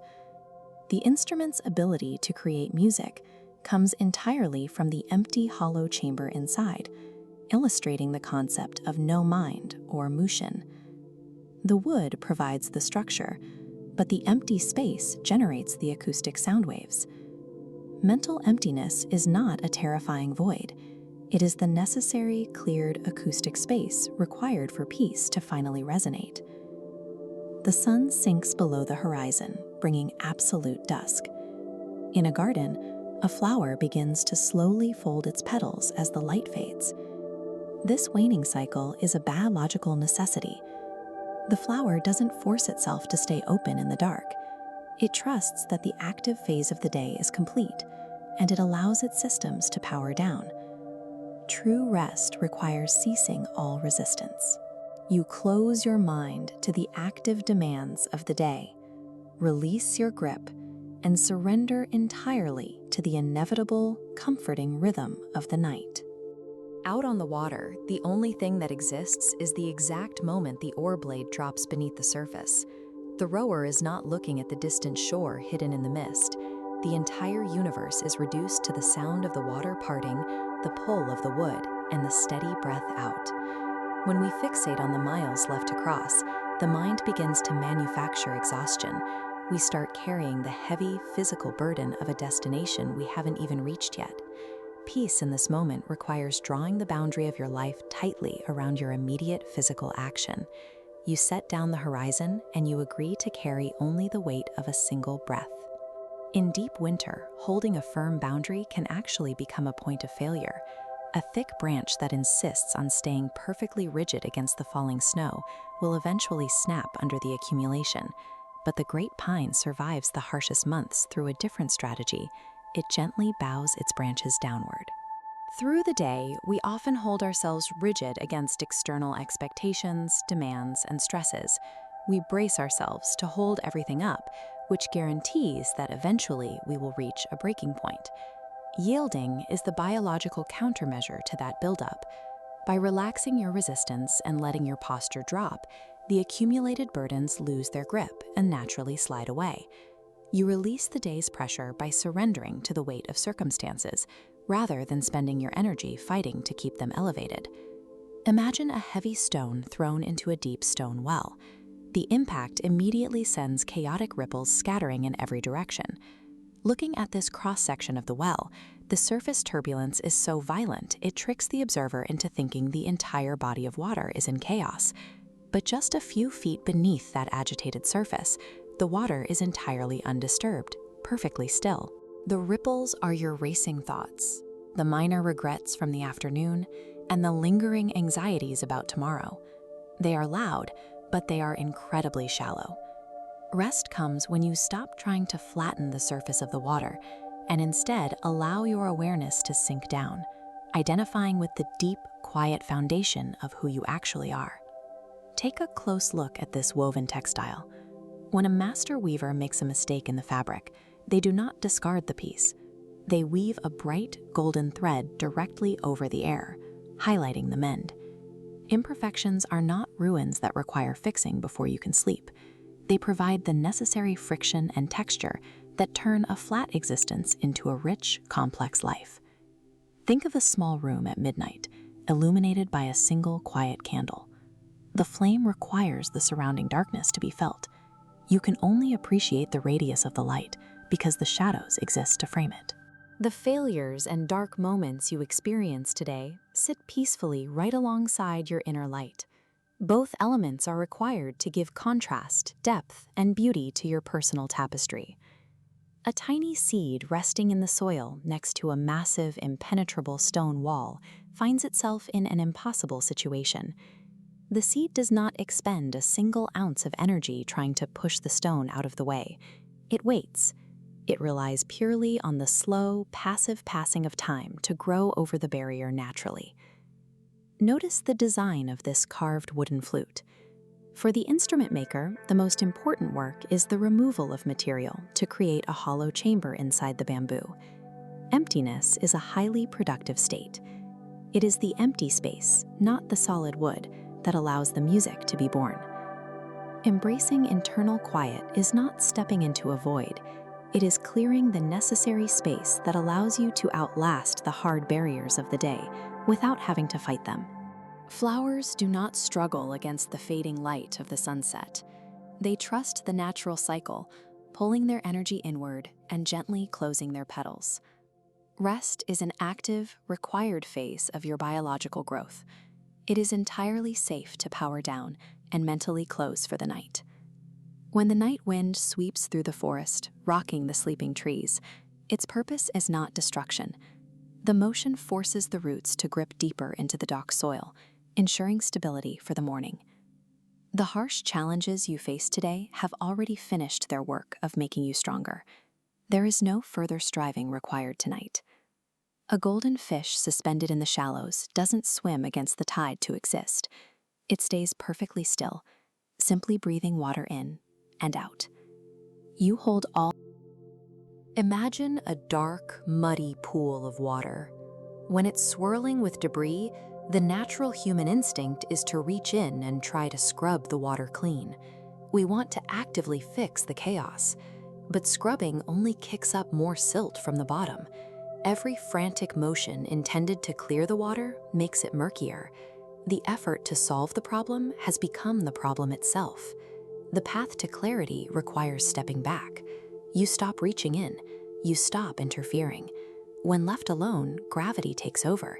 Without constant agitation, heavy particles of mud slowly drift to the bottom, revealing perfectly clear, still water behind them. Clarity of mind follows the same physical settling. Peace cannot be aggressively manufactured or forced into existence. It only materializes the moment we stop stirring the silt. Consider dropping a pearl into a rushing stream. If you panic and thrash your hands through the current to find it, you only kick up sand and obscure the prize. If you sit perfectly still on the bank, the water eventually clears. The current itself reveals the glow of the pearl resting on the riverbed. We see this mechanic on the beach as well. If you scoop up a handful of dry sand and squeeze your fist, the pressure forces the grains to slip through your fingers. This animation shows the physics at play. Inward compression forces the particles to slip and escape the confined space. However, on an open, flat palm, the absence of pressure creates stability. The grains rest perfectly in place. Securing what is valuable requires an open, unattached presence. Stability comes from a loose hold rather than an anxious grip. Picture a wide river reflecting the vast sky. You are standing on the bank, observing the movement on the water's surface from a distance. From this perspective, worries are merely clouds drifting across the reflection. They are passing events in the environment, not tangible objects that you need to reach for or control. Occasionally, a sudden, violent storm sweeps through the valley. These environmental stresses test our capacity to survive chaos. A rigid pine tree stands tall, locking its structure in direct opposition to the gale. It absorbs the full kinetic energy until the trunk reaches its limit and snaps. The humble reed survives by bowing its entire structure to the earth. It absorbs the energy by yielding, resting safely while the storm passes. Resilience lies in the willingness to yield entirely to the forces we cannot control. By bending, we survive the pressures that shatter a rigid structure. Imagine a traveler on a muddy road who is suddenly caught in a heavy, cold downpour. He can spend the journey fighting the mud and wishing for the sun, or he can simply step in rhythm with the drops. When he accepts the rain exactly as it is, the misery of resistance vanishes. There is an account of a Zen master who faced a radical test of this acceptance. One night, a thief broke into his empty hut. Finding nothing of value to steal, the thief prepared to leave. The master, unwilling to let the man leave empty-handed, took off his own clothes and gave them away. After the thief fled, the master sat by the window, gazing at the night sky. He felt a deep sense of pity for the man. Realizing the thief could only take a few ragged clothes, he could never steal the moon. Absolute peace remains untouched by external theft, loss, or environmental discomfort. It exists in a space the world cannot reach. We often fear the dark. Faced with the unknown, our immediate desire is to illuminate it, needing to see and define every corner around us. Observe how foreground light pollution washes out the view. By constantly illuminating our surroundings, we lose the universe's vast depths. Once the light fades to black, a massive network of starlight is revealed. The mind requires this same void. Through silence, we perceive deeper realities. It is the difference between plucking a wild rose and simply breathing its scent. One captures the object, the other experiences the presence without needing to possess it. The purest appreciation of life requires leaving things exactly as they are. This is the trust of the void, witnessing beauty without the need to own it. Consider the master musician who carves a wooden flute out of a perfect branch. He shapes and polishes the wood until the surface is flawless, but he leaves the instrument featureless, refusing to carve any holes into the branch. When the musician raises the solid wood to his lips and breathes, he hears only the gentle, unobstructed sound of his own breath. The ultimate state of peace is found in these empty spaces. It emerges when we stop trying to play a complex tune and allow our striving to dissolve, leaving the mind entirely at rest. Watch this golden autumn leaf detach from its branch and drop directly into a fast-moving, turbulent stream. The leaf navigates past jagged rocks and swirling eddies, specifically because it makes no attempt to swim against the current. It survives the physical chaos around it entirely by yielding to it. High above that stream, the surface of a vast mountain lake acts as a perfect, undisturbed mirror for the sky. When heavy, dark storm clouds pass overhead, the water reflects them completely. When the sky clears to a bright blue, it reflects that too. The lake makes no effort to hold on to the blue sky, and it doesn't brace itself against the dark clouds. It simply holds the image for a moment and lets it pass. Compare how a rigid, ancient oak tree responds to a sudden, violent windstorm. It locks its deep roots and fights the pressure, eventually snapping under the force. Right next to it, the slender bamboo bends almost flat to the earth, entirely flexible, springing back unharmed when the wind passes. Releasing our rigid resistance to the events of the day works the exact same way. When we stop bracing ourselves against external pressure, and when we suspend our urge to constantly judge every passing thought, we build the physical foundation required for deep rest. Picture a beautifully crafted clay teacup resting on a wooden table. We naturally focus on the fired clay, the glaze, and the solid material. But look closely at this diagram of the cup's geometry. The actual value is found entirely in its empty space. Your mind operates on this exact principle. Clearing out looping thoughts creates a void. That empty volume provides capacity to receive the present moment. Imagine a skilled weaver working patiently on a large, perfectly calm blue tapestry. Suddenly, her hand slips, and she drops a bright red stitch right into the middle of the pattern. Instead of tearing the entire piece apart in frustration, she pauses. She begins to weave a new design around that single error, turning the errant red thread into the center of a new motif. Achieving mental peace requires this kind of integration. We have to value our open internal space, accepting our daily mistakes as parts of a larger, ongoing pattern, rather than treating them as catastrophic failures. Think of a small bird resting on a high, thin branch. As the wind picks up, the wood sways violently in the air. The bird sits calmly through the turbulence. Its security doesn't come from the stability of the branch. The bird remains peaceful because it places its trust entirely in its own wings. A young student walks through a dense forest with his old teacher. The student exhausts himself, frantically naming every leaf and categorizing each plant. The teacher stops. He kneels down beside the path, rests his hands on his knees, and wordlessly observes a single white flower, bringing the student's analytical frenzy to a halt. Mental exhaustion ceases when we shift our reliance away from predicting an unstable external environment and place it in our own internal resilience. We can replace the endless urge to analyze everything with the quiet, simple act of observing. On a dark, chaotic coastline battered by fierce winds, a single candle burns brightly. The flame survives because a simple glass lantern surrounds it. The glass doesn't stop the storm, but it isolates the quiet focus of the flame, protecting it from the rushing winds outside. Further inland, an exhausted traveler who has been walking since dawn finally stops to rest beside a cool mountain spring. As he cups his hands to drink, a psychological shift occurs. He stops calculating the miles he's already walked, and he drops his worry about the miles he still has to cover. For that one moment, his entire reality narrows down strictly to the immediate sensory experience of the cool water. Now, look to the horizon as the sun slowly lowers over a completely still, undisturbed pond. There is a quiet, mutual acceptance between them. The sun makes no apologies for its departure, and the water holds no fear of the approaching dark. True rest is not a failure to keep working. It is an active, necessary surrender to the natural cycle of endings, allowing your mind to finally set down the day. Watch a fast-moving river as it rushes down a mountain.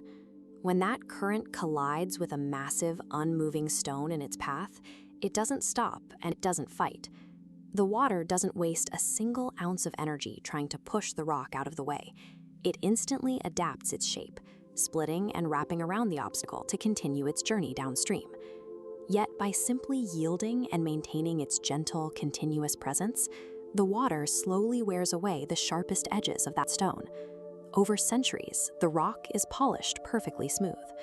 When we face the heavy obstacles of our daily lives, we often exhaust ourselves trying to smash through them. But true resilience comes from maintaining our momentum and quietly adapting our shape to the things we cannot move. Imagine a tired traveler standing before an ancient mountain range. Frustrated by the journey, the traveler shouts into the vast valley. The sound hits the stone and bounces back, creating a chaotic, looping chain of echoes that fills the air. The mountain itself hasn't changed. Its profound, natural silence is entirely intact.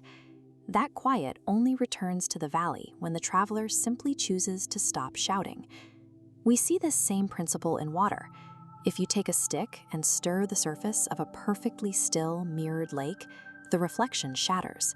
The water fills with mud and turbulence, driven entirely by your own hand. You cannot force the water to be calm by pressing your hands against it. Simply withdraw the stick. Gravity takes over. The mud slowly sinks. The surface becomes perfectly smooth again, effortlessly reflecting the sky above.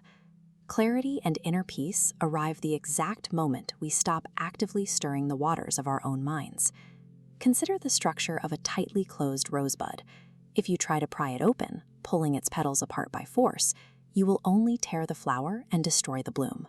In nature, the rose requires absolute patience.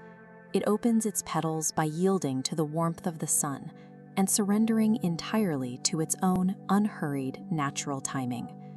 We can find this same quiet acceptance in human spaces. Watch the deliberate, still movements of a tea ceremony. The participants are focused entirely on preparing a single cup. The ceramic of the cup is beautiful, but the clay is not what holds the tea. The entire value of the vessel comes strictly from the empty space inside it. To hold anything new, you must first create space. True capacity requires us to regularly pour out the day's accumulated knowledge and worries, leaving our minds empty and ready for rest. When a sudden storm rolls in, a traveler can find dry refuge beneath the massive, sprawling canopy of an ancient pine tree. The tree is a perfect sanctuary because of its indifference. It demands no payment for its shelter. It expects no gratitude. And it imposes zero conditions on the person sitting beneath its branches. This detachment requires immense physical and mental discipline. Imagine a wise elder sitting in a state of perfectly quiet meditation, approached by a stranger who tries to hand them a heavy, unwanted box filled with insults and hostility. The elder simply keeps their hands resting in their lap. By refusing to accept the box, the physical weight of that heavy burden remains entirely in the hands of the person trying to give it away. The frustrations, expectations, and angers of the waking day are handed to us constantly. They only become our burdens if we actively reach out our open hands and consciously agree to hold them. The sap stops flowing. The stem dries. The golden leaf realizes its time attached to the branch is over. The bond snaps. It abandons fear. It lets go of the wood. It trusts the empty air to carry its weight down to the soil. Now drop your vision down to the ocean. Move past the whitecaps. Move past the crashing storms and turbulent waves of the surface. Sink miles into the dark. Here, the water is cold. The pressure is immense. The heavy, ancient stillness dominates the deepest trenches of the sea. It is completely undisturbed.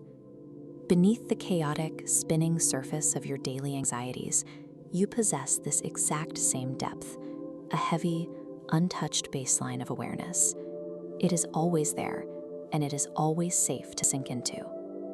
The Earth rotates on its axis. The sun dips below the horizon line. It does not fight the rotation, and it does not struggle to stay in the sky. The atmosphere shifts instantly. The soil cools. Shadows lengthen across the valleys. The bright colors drain entirely from the landscape, replaced by shades of gray and black. The forest goes quiet. The insects slow. The entire natural world universally accepts that the time for action, for building, and for doing has officially ended. We step into that same natural rhythm. Total rest arrives the exact moment we stop resisting the dark, close our eyes, and allow the day to end. If you look at a mirror shattered on the ground, you see the sky scattered across dozens of jagged pieces. Even though the glass is broken, the reflection itself remains unchanged. The vastness of the clouds and the depth of the blue are still there, perfectly visible in every single shard. Your mind works in a similar way. The stresses of the day might feel like they have fractured your attention into 1,000 directions, but the capacity to reflect a quiet moment is still present in each fragment of your awareness. Imagine a traveler standing in a temple courtyard, watching a monk prepare to strike a massive bronze bell. The strike is sudden and heavy, filling the air with a deep, vibrating roar. But as the sound begins to thin out, the traveler notices that the bell creates a new kind of space, a resonance that makes the following silence feel deeper than the quiet that came before. There is an old story of a traveler lost in a forest of echoes. Every time they shout in frustration, the forest screams back. Every time they pace in circles, they hear the frantic rhythm of their own footsteps, magnified by the trees. The noise only stops when the traveler finally sits down. When they stop adding their own sound to the woods, the environment has nothing left to repeat. The chaos you feel right now is often the world echoing your own internal momentum. When that momentum slows, the quiet that was already there simply reveals itself. Picture a single golden leaf resting on the surface of a fast-moving river. The leaf glides over the white water and slips past the jagged rocks. It survives the journey because it offers no resistance. It gives itself over entirely to the river's weight and direction.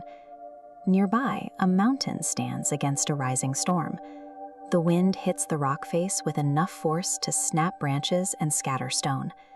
The mountain remains still because its valleys and canyons are open. It doesn't try to catch the wind or fight the pressure. It lets the storm howl through its empty spaces until the air turns still.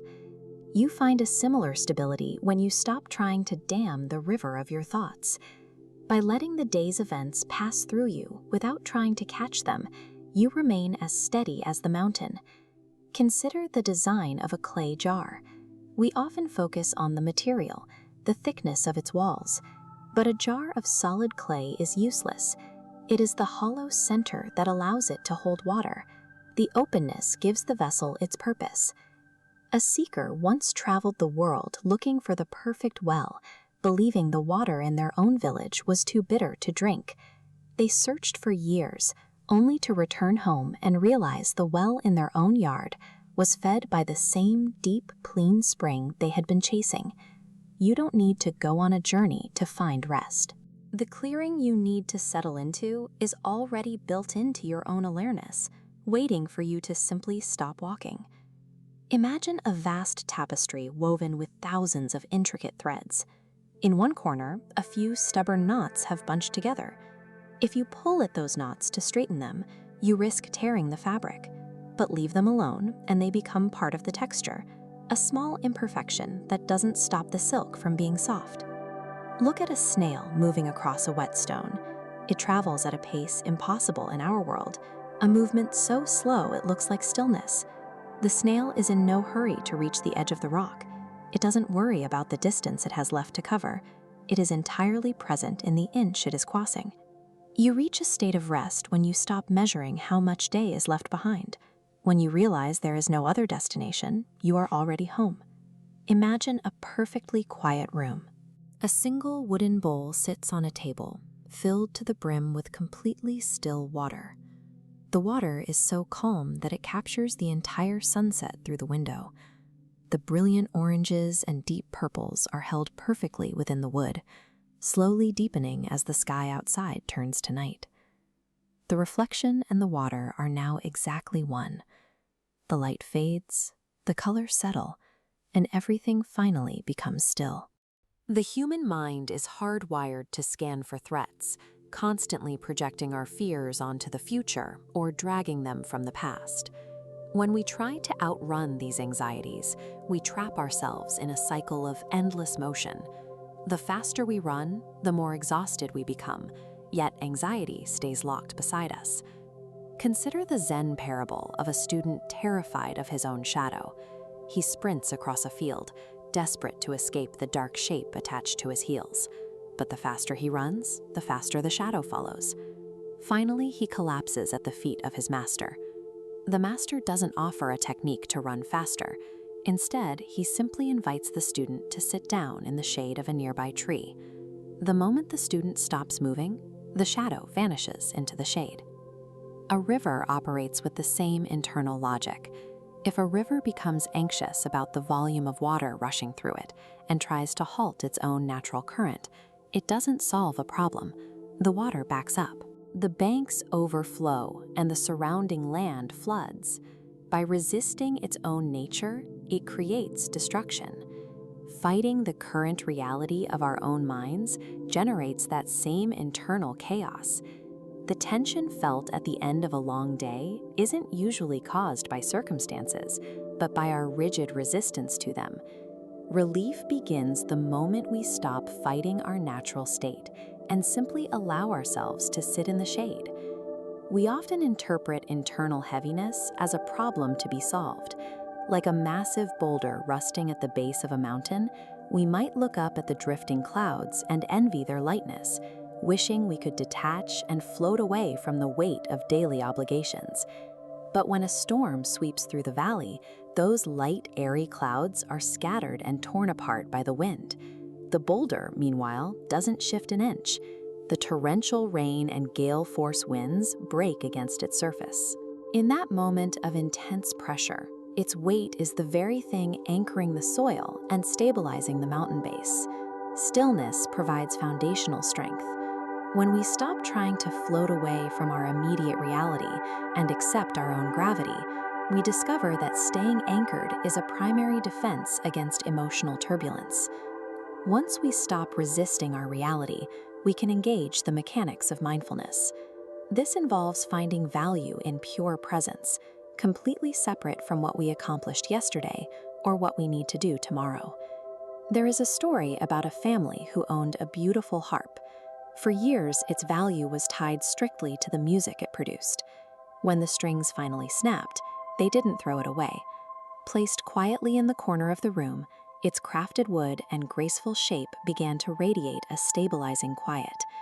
Its worth shifted from the active production of sound to the passive generation of peace.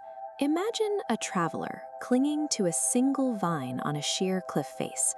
Above him, a tiger he barely outran paces the edge.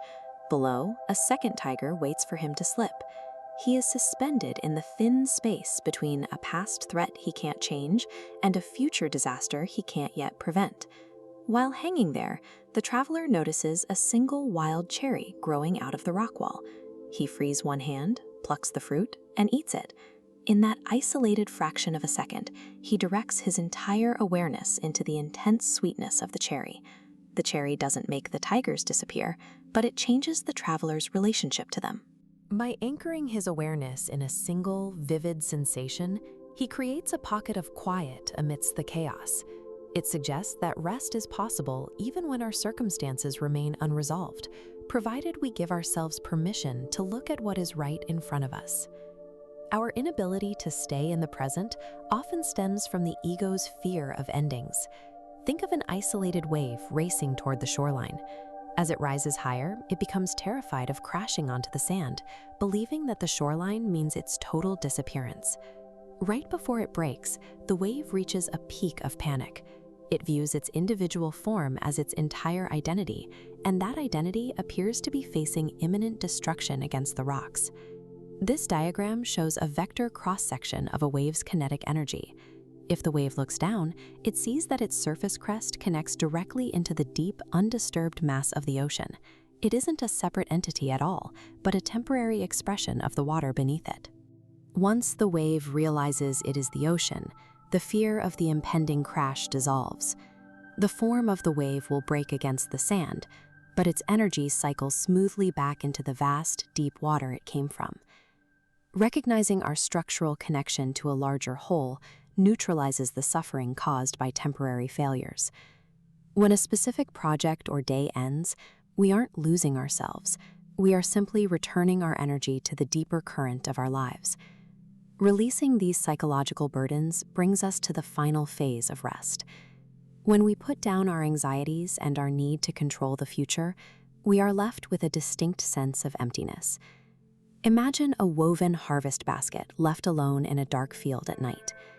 Throughout the day, its value came from carrying heavy crops. But sitting empty under the night sky, it has no active purpose. Because it is empty, dew settles onto its woven reeds, allowing it to reflect the light of the stars. Or consider a deep stone well. If you shout into a canyon, the sound ricochets off the hard stone walls and echoes right back at you, multiplying the noise. But if you speak into a deep well, the space absorbs the sound entirely. It takes in the disturbance and returns only quiet. Emptiness carries a receptive power. We can only absorb the quiet of the universe and reflect it when we finally put down our own internal noise. Still, settling into that quiet can feel isolating. Deep in the soil, a tiny seed trembles in the dark earth. Surrounded by heavy dirt and absolute silence, the seed fears its own insignificance, believing it is entirely alone. But the seed doesn't need to search the outside world for a forest. The complete genetic blueprint of that forest slumbers inside it, waiting to unfold. The potential for vast growth is secured safely within its own center. This is the transition that happens at the end of every day. As the sun drops below the horizon, it casts a long, golden light across the mountain cliffs. It is an act of total cosmic surrender. The day willingly yields to the dark. It sets down its brilliant colors, its heat, and its activity, simply because its daily work is complete. Just as the day yields to the night without resistance, your mind can safely power down. You have carried enough for today. It is entirely natural and perfectly safe to finally rest. There is a quiet intelligence in how an ancient tree exists in the forest. When heavy vines wrap around its trunk, it makes no sudden movements to shake them off. It doesn't fight the weight or resist the intrusion. It simply stands still, allowing the vines to rest against its bark without trying to shed them. Every evening, the day's lingering thoughts and anxieties wrap around us with that same heavy grip. Often, the instinct is to push back, to forcefully unwind the tension. That as the tree knows, the weight only becomes a burden when we try to move against it. Think about the internal anatomy of a ripe peach. Hidden at the absolute center is a hard, rigid, defensive pit. But that pit is entirely encased in sweet, nourishing flesh. The outer layers of the fruit are completely soft and yielding. They offer no resistance at all, sitting in total contrast to that tense, rigid core. Carrying daytime defenses into the night keeps us locked in that rigid state. Real rest begins where that protective tension ends, letting the external pressures of the day simply exist without needing to change them. Often, what keeps us rigid is what we think we see in the dark. As dusk settles over a quiet room, a sharp, menacing shadow shifts on a bare wall. In the dim light, it looks threatening. Then you look out the window. The source of that frightening shape is just a simple, harmless branch, swaying gently in the evening wind. In the quiet of the late evening, a passing, harmless thought can undergo a similar transformation. A small concern, caught in the low light of a tired mind, is easily projected into a looming, menacing anxiety. Once you recognize that these fears are just mental projections, shadows cast by ordinary events, they instantly lose their weight. The threat dissolves, allowing the mind to detach and begin to drift. As the mind drifts, it naturally begins to act like water. Picture a gentle river confronting a massive, unmovable boulder sitting directly in its path. The water doesn't try to crash through the stone or force it out of the way. It simply slips softly around the obstacle. The river yields to the shape of the rock, maintaining its momentum without a struggle. Now, consider a puddle of muddy water sitting in a dirt road, violently stirred up by traffic of the day. The dirt and water are completely mixed, clouding the surface. If you reach in and try to smooth the muddy water with your hands, the force of your action only agitates the dirt further. You create more turbulence, and the water stays cloudy. The only way to clear the puddle is to leave it completely alone. If you wait, the heavy sediment naturally drops to the bottom. Eventually, the water becomes a perfect clear mirror reflecting the sky. Struggling against the current of the day only maintains the turbulence. Like the sediment in the puddle, a restless mind settles most effectively when it is finally left alone. That passive state is perfectly mirrored in a hollow bamboo reed, standing quietly in a grove as the evening wind passes directly through its center. The reed doesn't block the air. Because it is completely empty and offers zero internal resistance, the wind transforms into a beautiful, calming music. It is the same principle you see when a Zen master sits in absolute stillness. Notice the hands, resting lightly on the knees, open-palmed and entirely empty. There is a profound physical and psychological relief in this posture. For this one moment, there is absolutely nothing left to hold, nothing to fix, and nothing to carry. True peace doesn't come from actively trying to acquire a specific state of relaxation. It arrives naturally the moment you completely empty your hands and your mind of the day's tasks. When the tasks are set down, you are left with the simple warmth of the immediate moment. It's like a humble kettle humming softly over a dying fire in a quiet, secluded room. There is an absolute, encompassing contentment found right here. The water is warm, the fire is quiet, and nothing else is required of you.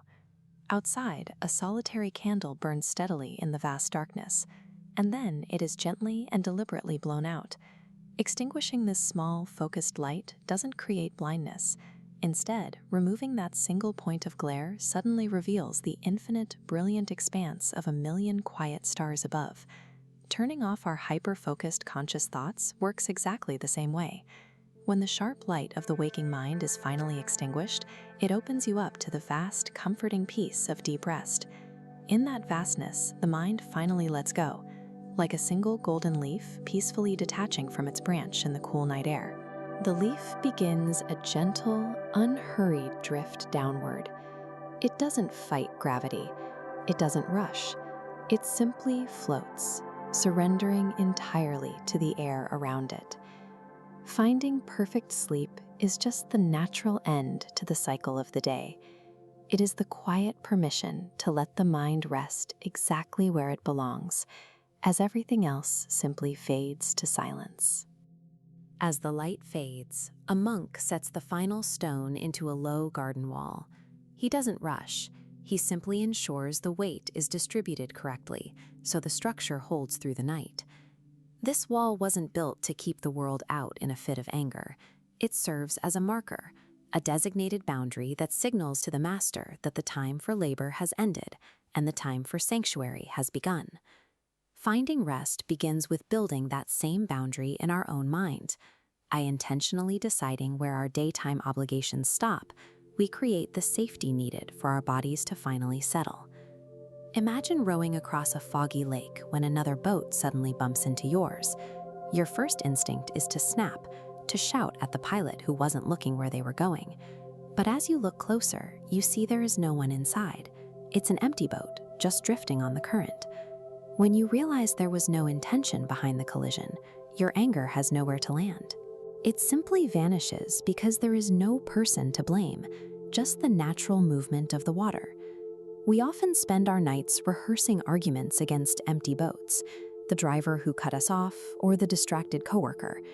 Realizing these people are often just drifting through their own currents of stress lets us stop the exhausting work of defending our ego. Consider a traveler standing at the edge of a canyon. If he shouts into the void with the day's frustration, the jagged walls throw that same chaotic noise back. But lowering his voice to a whisper, the canyon has nothing harsh to return, only a softened, rhythmic version of his quiet output. Our environment tends to echo the tension we project. If we want to experience a peaceful night, we have to start by softening the way we interact with the world around us. Imagine walking through a sun-drenched forest while still wearing a heavy wool coat, soaking wet from a rainstorm that ended hours ago. You're trudging through the dry heat, exhausted by the weight of a storm that isn't even happening anymore. The moment you realize you can just take it off, the relief is staggering. You step away from the weight, leaving the past weather behind on the forest floor. Our anxieties work exactly like that coat. They were useful when the storm of work was happening, but they don't fall off automatically. We have to make the conscious choice to set them down once the environment has changed. At the end of the day, a master weaver looks over a massive tapestry and discovers a single skipped stitch, a tiny flaw deep in the middle of hours of perfect work. Instead of pulling the threads apart to fix it, he decides the tapestry is finished as it is. He views the mistake not as a failure, but as proof that the work was done by a living person rather than a machine. When we declare the day finished, flaws and all, the mind stops trying to reweave the past. Accepting that our efforts were human-made gives the brain permission to stop searching for solutions to things that have already happened. Watch water as it is poured into a simple clay cup. It doesn't fight the ceramic walls or insist on being a different shape. It simply flows and settles, matching its container perfectly.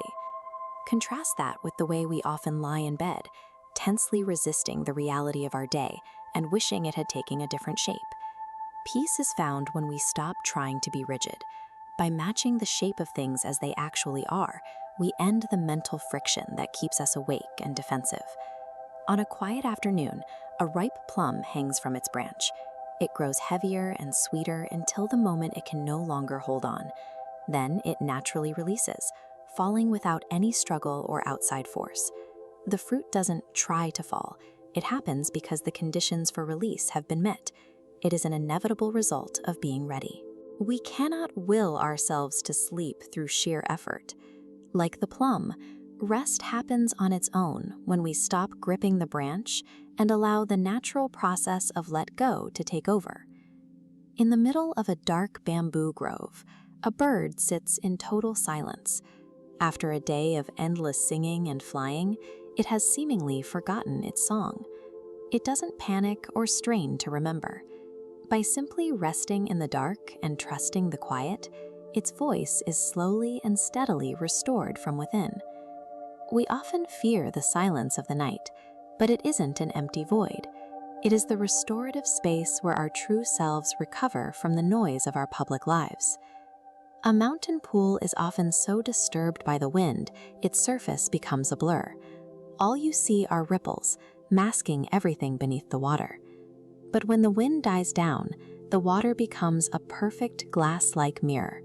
Only then can it reflect the vast, clear night sky and the light of the moon. Our clarity only returns when the agitated movement of our thoughts slows down. It is in this stillness that we finally experience the peace that was always there, waiting beneath the ripples. In a quiet courtyard, a single stone lantern holds a small flame. The light burns steadily as the deep night settles in around it. The lantern's stone walls act as a guardian, shielding the flame from the cold and wind, so it can simply exist in its own warmth. Your own inner peace is now protected.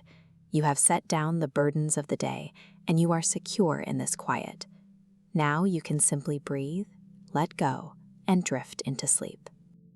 Picture a solitary traveler walking a rugged mountain path. Without warning, a heavy mist rolls in, completely obscuring the trail ahead. Pushing forward through the whiteout only leads to exhaustion and a potential fall. To find clarity, the traveler must simply sit down and wait for the mist to settle on its own. We see this same principle of effortless action at the microscopic level. Look at how a single drop of dew forms on the edge of a leaf. It gathers slowly, hanging at the precipice until ready. Nature operates on its own timeline. The drop falls only when gravity finally overcomes the surface tension of the leaf, illustrating how patience provides a momentum that force cannot replicate. Releasing the friction of a busy day works the same way. It isn't an active task of pushing thoughts away, but a passive process of letting your mental momentum safely run out of energy. Consider the quiet space of a shoreline at low tide. The objects resting on the sand embody a specific kind of stillness. A smooth shell washed up on the sand is beautiful because it is empty. Its peace comes from having set down the inhabitant it once carried. A heavy block hangs from a taut silk thread. Bright tension arrows highlight the exact point it threatens to snap. But watch, as the thread is given slight slack, it relaxes into a microcurve. The stress indicators shrink, creating a stable hold. Our own endurance follows a similar logic. Surviving the constant pressures of the day requires intentional slack.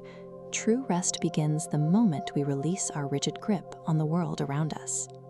As twilight deepens, the physical world begins to fade into a psychological one. Think of a child running through the evening grass, trying to capture a firefly.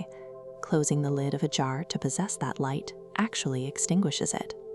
We experience the world most vividly when we stop trying to own our experiences. We can apply that same structural release to the burdens of others. Picture an old stone bridge spanning a deep gorge. Weight distribution vectors light up as a mass crosses the arch, then clear to zero the second it exits. It carries nothing into the night. Now watch these fluid flow lines trace a path around a solid blockage. The water yields to the obstacle, maintaining momentum without fighting. This is the nature of detachment. It means interacting with the world fully in the moment, and then performing a complete structural release when the interaction ends. Narrow your focus to a single point. Imagine a lone pine needle swaying on a cool evening breeze. Noticing this one detail anchors you. Absolute peace becomes available the moment you stop looking back at the day's chaos or forward toward tomorrow's tasks. Consider a warm cup of tea in a quiet room. The steam rises gracefully from the surface, evaporating seamlessly into the cool air. Lingering thoughts behave exactly like this vapor.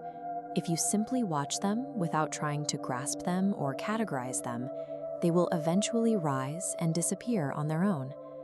Out over the hills, the sun dips below the horizon. It yields the sky to the dark without resistance, settling into deep, calming blues. Rest is not a state you have to force. It is the inevitable rhythm of the earth. You only have to stop holding on and let the current take you. Think about the physical act of unlacing a pair of heavy, mud-caked boots at the end of a long day. Your feet feel light. The restrictive weight that anchored you to the path is gone, replaced by a sudden sense of buoyancy. That mud represents the day's debris, the stress of interactions, the friction of work, and the accumulation of active thought. By leaving the boots at the door, you define a boundary. The day's debris stays outside. Your sanctuary remains clean. Rest begins here, with a physical choice to leave your burdens at the threshold. Past that threshold, the environment shifts. It feels like a forest path after a storm. The air is still, the rain has stopped, and it is safe to walk without looking for cover. If you stand on that path and look directly up through the trees, you see a vast, empty sky. Your mind is that sky. Clouds of anxiety might drift through and obscure the view, but the core state remains open, untouched by the weather. Watch a single autumn leaf detaching from a tree branch. It falls gently onto the surface of a fast-moving river. The leaf stays afloat by surrendering to the current. It doesn't fight the water. It uses the river's own momentum to remain on the surface. We see this same mechanical logic in a workshop, where a weaver operates a wooden loom. If the weaver pulls the wool with too much force, the tension snaps red. The fabric is ruined by the attempt to control it through brute strength. Instead, a flawless structure is created when the master weaver allows the thread to move with a gentle, yielding guidance. Peace is achieved through that same non-resistance. You find rest by trusting the flow, rather than trying to manufacture it through effort. Observe a crane standing in shallow water. It remains completely still while the fish below dart in frantic, desperate circles. The crane succeeds entirely through presence. It waits quietly, lacking the anxiety that fuels the movement of everything around it. This stillness is found even at the scale of a mountain standing against high-altitude winds. On the mountain's leeward side, a very fragile white flower blooms inside a sheltered rock crevice, shielded from the elements. Strength blocks the wind, creating a pocket of stillness that protects your internal quiet. In a vast forest, a solitary wooden flute plays a melody. There is no one around to hear it. This is the release of existing for yourself. When you strip away the need for an audience or external judgment, you stop living on the surface and sink into a private depth. That depth is mirrored in the structure of an ancient stone well hidden deep within a forest temple. This diagram shows the logic of that well. The surface earth is dry and exhausted from the day's heat, but the water table deep below remains untouched and full. Beneath your surface-level fatigue lies a reserve of peace. It is permanent, and you can tap into it the moment you stop looking for validation outside yourself. Twilight fades over a glass-like lake, reflecting the very last moments of the sun. The colors deepen into a restful blue. Darkness arrives as a necessary sanctuary for the earth to repair itself. It follows a natural rhythm that requires no effort from us. Surrendering to sleep is an act of trust in that order. You are simply allowing your mind to rest. Welcome to the edge of the water. You've carried the noise, friction, and relentless momentum of your waking day to this shoreline. Down in the sand, there is an old shell. Over time, its sharpest, most jagged edges have been worn down into a perfectly smooth surface. It achieved that beauty by yielding to the heavy water that tossed it back and forth, rather than trying to stand its ground against the tide. Imagine moving away from the shore, out onto that water, in a small wooden boat. The fog is thick here, wrapping around you in a soft, heavy blanket. You can't see the horizon, so you make a choice. You pull the oars into the boat. You stop fighting the current, letting the fog hide every destination you thought you were rushing toward. With the oars in the boat and the destination gone, the effort to reach elsewhere simply vanishes. You are left with nothing to do but exist exactly where the current holds you. Let's step inland now, onto a quiet, sheltered wooden porch. You are cradling a thick clay tea bowl, stitched together with seams of golden lacquer. You can feel the dense, solid weight of the clay resting in your palms. There is a deep comfort in those gold seams, a visible proof that its fractures and flaws are exactly what make it stable. Gently, you lower your hands. You let the wooden table take the full weight of the bowl, feeling the physical relief as you let the wood carry what you were holding. Setting down the bowl allows you to do the same with the day's burdens. You leave the accumulated expectations and the heavy imperfections of the last 12 hours right there on the table. The mind often feels like it's on a steep mountain path. You've been climbing all day, carrying the exhaustion of a long, difficult journey. When you look all the way up at the sheer scale of the peak, the distance left to climb creates a heavy sense of fatigue. The summit feels too far, and the effort feels too great. So you lower your gaze. You drop your focus away from the mountaintop and bring your attention entirely to the ground beneath you, to the single, simple step right in front of your feet. Beside that step, running alongside the path, is an ancient, crumbling stone wall. Tucked deep inside one of the broken crevices of that ruined stone is a small bird. It has found a warm, perfectly secure place to rest right inside the fracture. Focusing on that single step pulls the horizon closer until the scale of the mountain no longer carries any weight. In the quiet of that focus, the gaps in the stone are seen as rooms for the tired to rest. As the daylight fades into a deep twilight, the journey softens. A single traveling candle is lit against the gathering dark. That small flame is passed from lantern to traveler. It doesn't force its way through the night. It just glows gently, burning without any strain or effort. Further into the quiet woods lies a perfectly still pool. Above it, a single autumn leaf detaches from its branch, falling in no particular hurry. The leaf lands entirely weightless on the surface of the water. It floats peacefully, riding the faintest current until it simply drifts out of sight. We can watch our own lingering thoughts in exactly the same way. Rather than reaching out to grab them, we can let them rest on the surface, watching them naturally pass by without following them. We move further inward now, to a quiet, sheltered room. In the corner rests a simple basket, woven from wild grass. Notice the physical reality of it, the dry, earthy smell of the reeds, the rough, tactile texture of the weave. Tying your attention to these small details keeps the mind rooted in the only space that actually exists.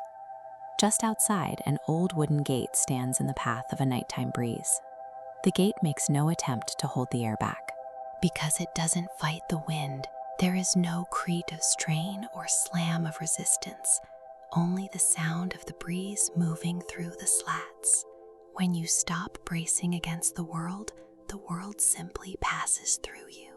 By offering no resistance to the air, the gate remains perfectly steady in the wind. Finally, we arrive at the center, an enclosed stone courtyard in the dead of night, looking deep into a dark, circular well. The space is wrapped in complete darkness. Down at the very bottom, the water lies in undisturbed silence, having finished its descent. Because the water has stopped moving, its surface becomes a perfect mirror. It holds the image of the stars exactly as they are, clear, steady, and quiet. A mind that has settled this deeply no longer creates ripples to distort what it sees. It holds that stillness until there is no difference between the water and the sky. This is where sleep begins.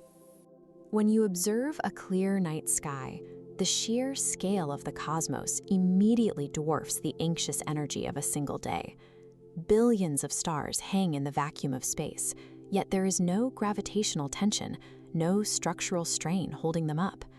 This vector model illustrates the mechanics of that celestial suspension, often called the silver river of stars. Notice how massive planetary bodies drift naturally through the gravitational field. They exert zero effort to stay aloft. They simply yield to the physics of the void, allowing the cosmos to carry their immense weight. We can see this same principle of effortless suspension on a microscale right here on Earth. Imagine the shadow of a solitary crane standing motionless in a shallow, undisturbed pool of water. A fish darts around its legs. A dry leaf falls onto the surface of the pond. The bird makes no physical reaction to these passing stimuli. It remains entirely unprovoked, conserving its energy by choosing not to engage with every minor shift in its environment. A disturbance in the water naturally settles if it is left alone. True stability begins by recognizing that reacting to every passing ripple only serves to agitate the water further. That stillness isn't always stationary. On the edge of a riverbank, you can hear what some call the stone's measured tapping of iron against rock echoing through the trees. Polishing a rough riverstone is a matter of strict mechanics.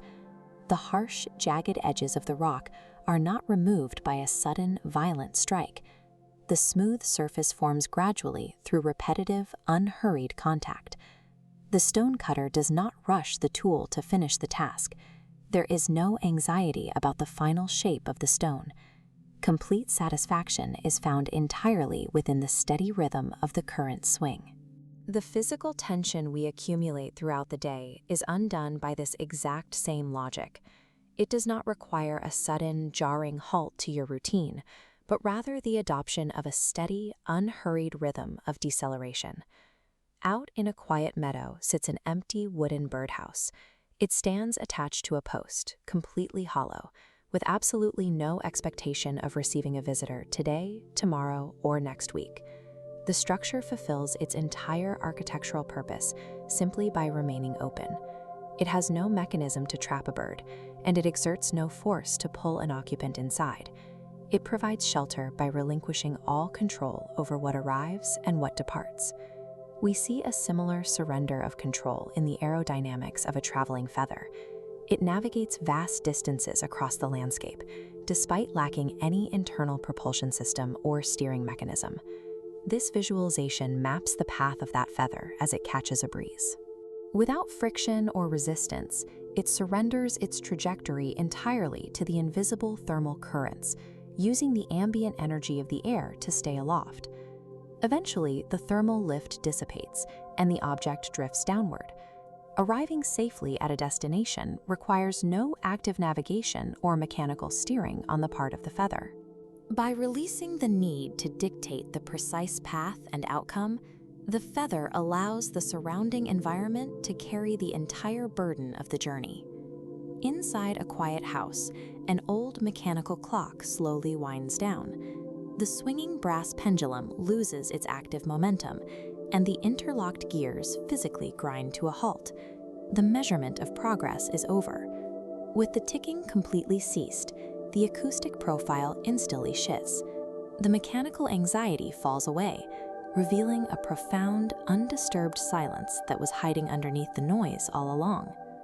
Outside that house, a smooth stone rests on a garden wall. For hours, its dense minerals have absorbed the harsh, direct thermal energy of the afternoon sunlight. As dusk sets in, the stone begins the physical process of radiating that trapped heat outward. It makes no attempt to hoard the daylight or hold on to the intense energy of the afternoon. It simply lets the heat bleed into the cooling evening air. This thermal release mirrors our own biological need for recovery. True rest requires both the cessation of measuring our time and the gentle release of our accumulated energy back into the surrounding environment. High up on a jagged, vertical rock face grows a wild cliff rose. The geometry of its environment is harsh, isolated, and entirely devoid of flat ground. Yet the plant achieves a full, brilliant bloom. It doesn't require the curated, nutrient-dense soil of a pristine garden. It anchors perfectly to its current coordinates, drawing life directly from the cracks in the stone. Down below that cliff, a heavy wooden boat drifts along a slow-moving river. The rower has spent the afternoon fighting the friction of the water until the exact moment they pull the oars upward. The wet wooden blades are pulled out of the water and laid completely flat across the inner hull. This physical action signals a total cessation of mechanical effort against the current. This schematic illustrates the physics of that moment. Once all artificial propulsion is abandoned, the hull aligns perfectly with the flow lines of the river. The resistance drops to zero. The vessel continues to move forward, guided exclusively by the water. True progression at the end of a cycle happens entirely through complete physical surrender, rather than continued effort. The river eventually leads to a dense timber canopy, a forest of gentle whispers. Walking into the tree line is a slow, steady progression away from the open winds and into deep natural protection.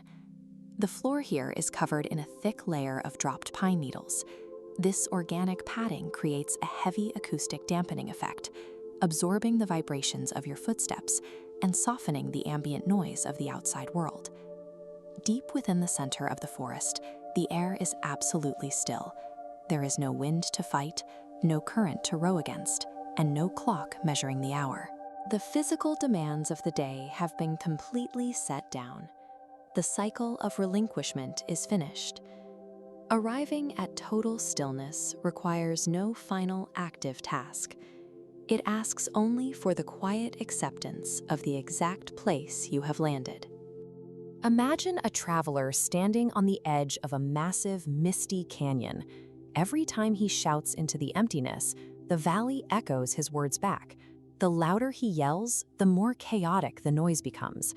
Life often delivers what Zen tradition calls the first arrow, the initial impact of a stressful email or a sudden deadline.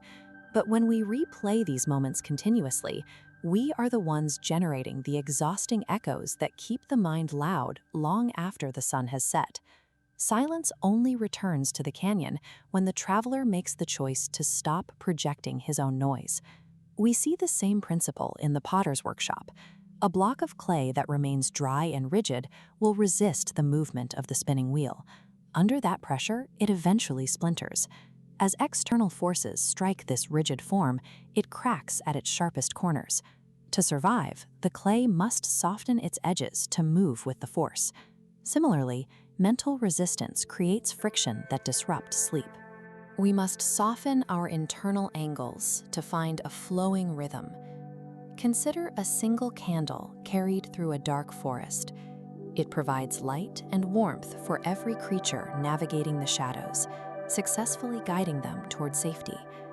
But providing that light is a physical process of consumption.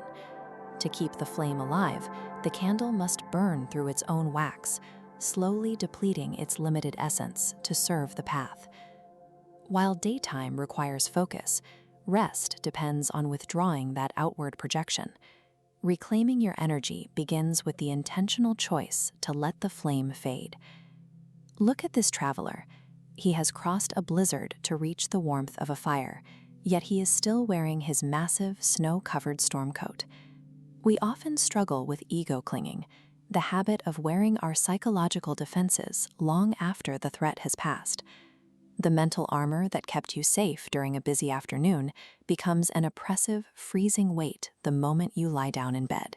In the forest, an old pine tree does not fight the ivy wrapping around its trunk. It doesn't struggle against the vine or attempt to tear it away. It simply allows the ivy to exist. Actively fighting intrusive thoughts only provides them with the mental energy they need to persist. Your resistance becomes the very fuel that keeps your mind racing. Relinquishing this internal weight happens through radical acceptance. We find peace when we stop providing the friction that allows these thoughts to stay alive. A bowl placed in the rain can only catch what is falling if it is already empty. A vessel filled with dirt or stagnant water has no room to hold anything new. Here we see the cross-section of a cluttered mind, filled with yesterday's problems. This overflow prevents the transition into rest. But the flute maker understands. A reed is only useful for music once its solid core is scraped away, allowing it to resonate. The music of the flute depends on this negative space. Without that absolute hollow, the air cannot move, and the harmony cannot exist. This mental hollowing creates the room required for deep rest. It is this negative space that allows the mind to finally resonate with the silence. As the sun dips below the horizon, the white lotus flower folds its petals inward, closing itself off as the light fades. The flower operates in total alignment with a natural cycle. It yields to the darkness because its nature requires this period of withdrawal for the light to return tomorrow. We see this same surrender where the river meets the sea. A freshwater current travels with strict boundaries for hundreds of miles until it reaches the vast saltwater ocean. As the freshwater current merges with the sea, it loses its strict borders. It doesn't disappear, it simply expands. Falling asleep involves this same dissolution. You are letting go of the fast-moving identity of the day to merge with the quiet of the night. Even in the deepest quiet, dark storm clouds, the anxieties and worries of the waking day, may still drift overhead. But remember the nature of the sky. It is never bruised or altered by the weather that temporarily passes through it. The storms arrive and the storms leave, but the expanse remains untouched. The chaotic storms of the day eventually pass, leaving behind the infinite, unbothered expanse of the night. That vast sky is the enduring reality that remains when the weather finally clears. At the end of a long day, the mind carries a relentless inertia. We often lie still while our psychological momentum continues to push forward, spinning through events and obligations, unable to break the current. A falling leaf provides a mechanical lesson in this struggle. Much of the mental exhaustion we experience at night stems from a rigid, structural resistance to gravity. When that resistance breaks, the leaf transforms its clinging tension into a downward glide. It stops fighting the descent and begins to cooperate with it. We can see this threshold in the habits of ancient weavers. They would physically cover the loom with a heavy blanket at the day's end, creating a tactile boundary that declared the labor permanently finished. This wireframe schematic of a nautilus shell illustrates the mechanics of structural burden. Carrying a weight forward requires a constant expenditure of active energy, while leaving that weight stationary reduces the active load to zero. Nature suggests that we can survive by leaving the shell behind in the moss. We are capable of detaching from the day's events, proving that we do not have to carry every memory through the night to remain safe. A harbor lantern provides light precisely because it remains fixed to its post. It avoids wasting its fuel by refusing to follow every ship out into the dark. Rest begins at this point of decoupling. We choose to stop chasing the day's momentum and allow our heavy shells to rest exactly where they fell. Entering sleep requires a transition from solid ground to a fluid state. This move asks us to abandon the belief that we must maintain control over our surroundings. As water approaches a rigid barrier, velocity vectors instantly recalculate to route smoothly around the object, maintaining momentum. These individual channels soon merge. The rigid boundaries dissolve, allowing the mind to join a single unified flow. A rower who spends the entire day pulling against a powerful current eventually reaches a state of total physical collapse. The most critical moment in this struggle is the physical withdrawal. Lifting the oars out of the water creates an immediate cessation of forward effort. Once the oars are clear, the physics of the river take over. The boat is carried effortlessly through the gathering gloom by a current that was already there. A pine tree naturally accepts the cooling shadow as the sun dips below the horizon. It waits for the night without making demands on the light. We enter the night by trusting these natural currents. Sleep is a willing surrender to the rhythm of the world. In absolute stillness, the mind relies on processes that occur beneath the surface of conscious thought. We must trust what happens in the quiet. This model shows how dropping a single point of focus, like an anxious thought, creates chaotic frequencies, distorting the entire surface. Trying to smooth the water manually only adds kinetic energy and turbulence. It returns to a perfectly smooth plane when all effort stops. This stillness allows the water to regain its mirroring quality. It reflects the stars above with perfect clarity, but only through a process of patient waiting. A seed requires deep darkness and a total absence of urgency to begin its transformation. This internal schematic shows that the stillness is deceptive. Underground, the seed is engaged in a highly active cycle of cellular growth and energy conversion. A bridge supports the crushing, vibrating weight of traffic all through the day. When the travelers vanish, the bridge enters a state of non-attachment. It stops holding anything up and simply exists in the presence of the moving water below. Deep sleep is the final act of trusting this quiet.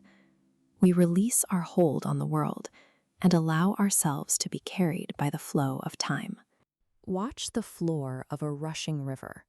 At the bottom rests a dark, rough stone, held in place as the water swirls continuously. The stone doesn't brace against the rush or try to push the current away. It remains there, accepting the friction of the riverbed as the water moves over its surface. By yielding to that persistent weight, the stone finds a kind of endurance. Over time, the very current that seems so relentless begins to wear away the sharpest edges, leaving the surface smooth. In the middle of a dense forest, the canopy blocks the stars, leaving the trail ahead in total shadow. There is only a single beam of moonlight breaking through the branches to hit the ground. That sliver of silver light doesn't show the end of the path or the distant edge of the woods. It illuminates only the single step immediately in front of you. Moving forward through the trees doesn't require knowing where the trail ends. It only requires placing one foot into that circle of light, trusting the ground you can see right now. Inside a quiet garden, a gardener sits beside a patch of freshly turned soil. Small, pale green sprouts are just beginning to push through the dirt, but the gardener keeps his hands folded, making no move to pull at them. Beneath the surface, the roots are doing the slow, heavy work of anchoring themselves. This growth happens in the dark, without any forced effort or outside intervention. Some things cannot be hurried. They rely on the steady, unseen processes. that take hold only when we let go of the need to control the outcome. Consider a finely carved wooden cup sitting on a table. The wood is dense and the grain is intricate, but the material isn't what gives the object its function. The utility of the cup exists entirely in the empty space it creates. It's the void in the center that allows it to be filled. When the contents are poured out, the cup is no longer burdened by what it was carrying. It becomes clear, quiet, and ready. High above the valley, a solitary white crane glides through the thin air. Its wings are stretched wide, but they are not flapping. The bird isn't fighting to stay aloft.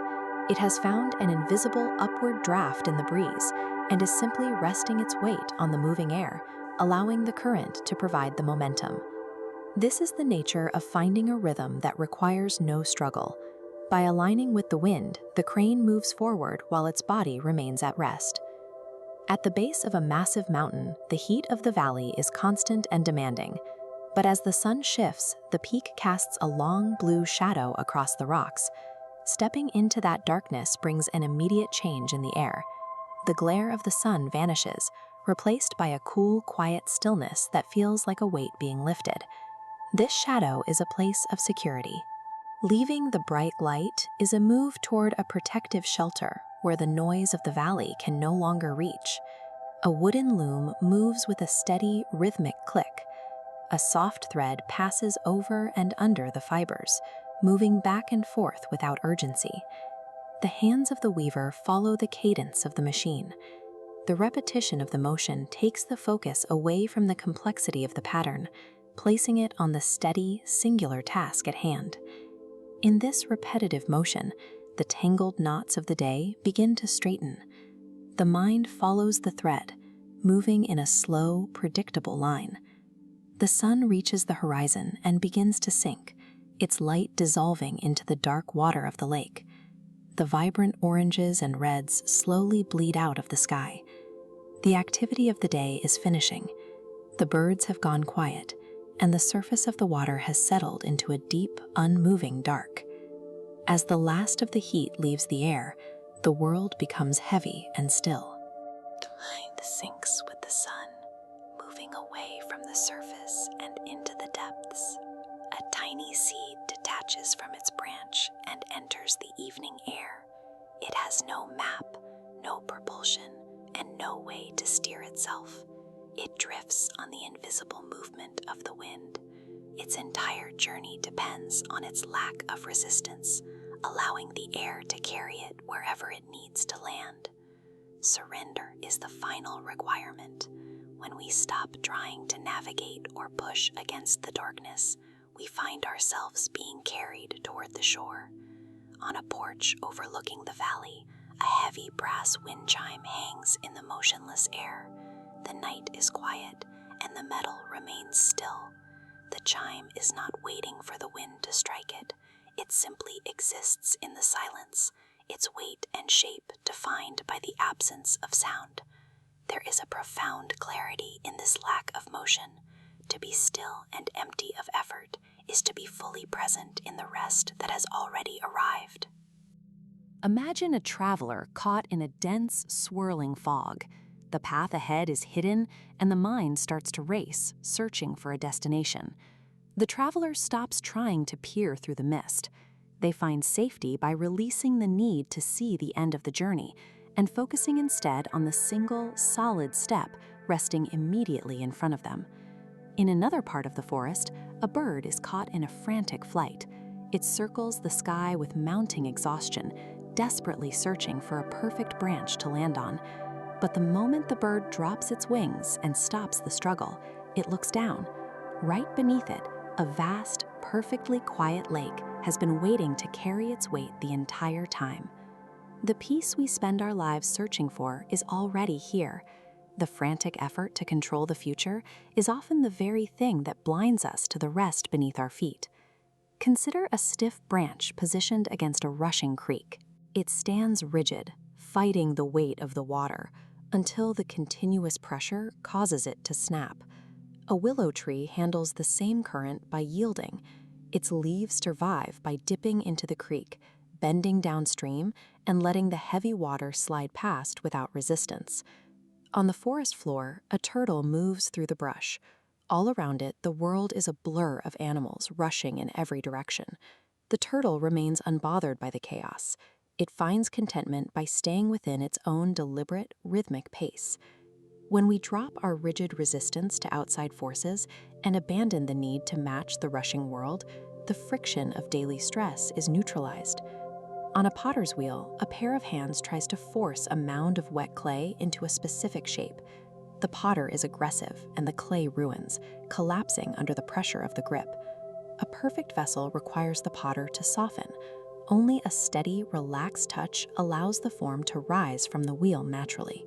In a quiet hallway, an old clock echoes with a steady, mechanical rhythm.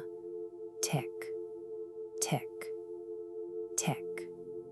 Look at the spaces between those sharp, vertical spikes.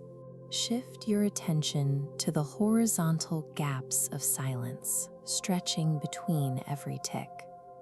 The mind can sink into these expanding gaps, using silence as a heavy blanket, rather than bracing for the next spike. Outside, a small forest pool settles. The wind dies down, and the ripples vanish completely. By doing nothing, the surface of the pool becomes a perfect mirror. It holds the vast expanse of the night sky without any effort. When the mind achieves this stillness, the struggle to interpret the world stops. Like quiet water, it simply reflects the environment as it is. A night wind approaches a heavy stone gate, immovable and closed. The wind does not fight the stone. It eases its friction and slips through the narrow vertical cracks in the gate. The mind can stop pushing against the immovable objects of the day. You can flow through the cracks of the present moment and fade entirely into a quiet, frictionless rest. A lantern on a dark boat reveals only the few feet of wood and water immediately surrounding its flame. It provides exactly enough light to see where you are standing right now. Zen practice suggests we spend our lives suspended between two tigers, the regret of the past and the anxiety of the future. By shrinking your awareness down to your immediate physical radius, those mental threats lose their ground.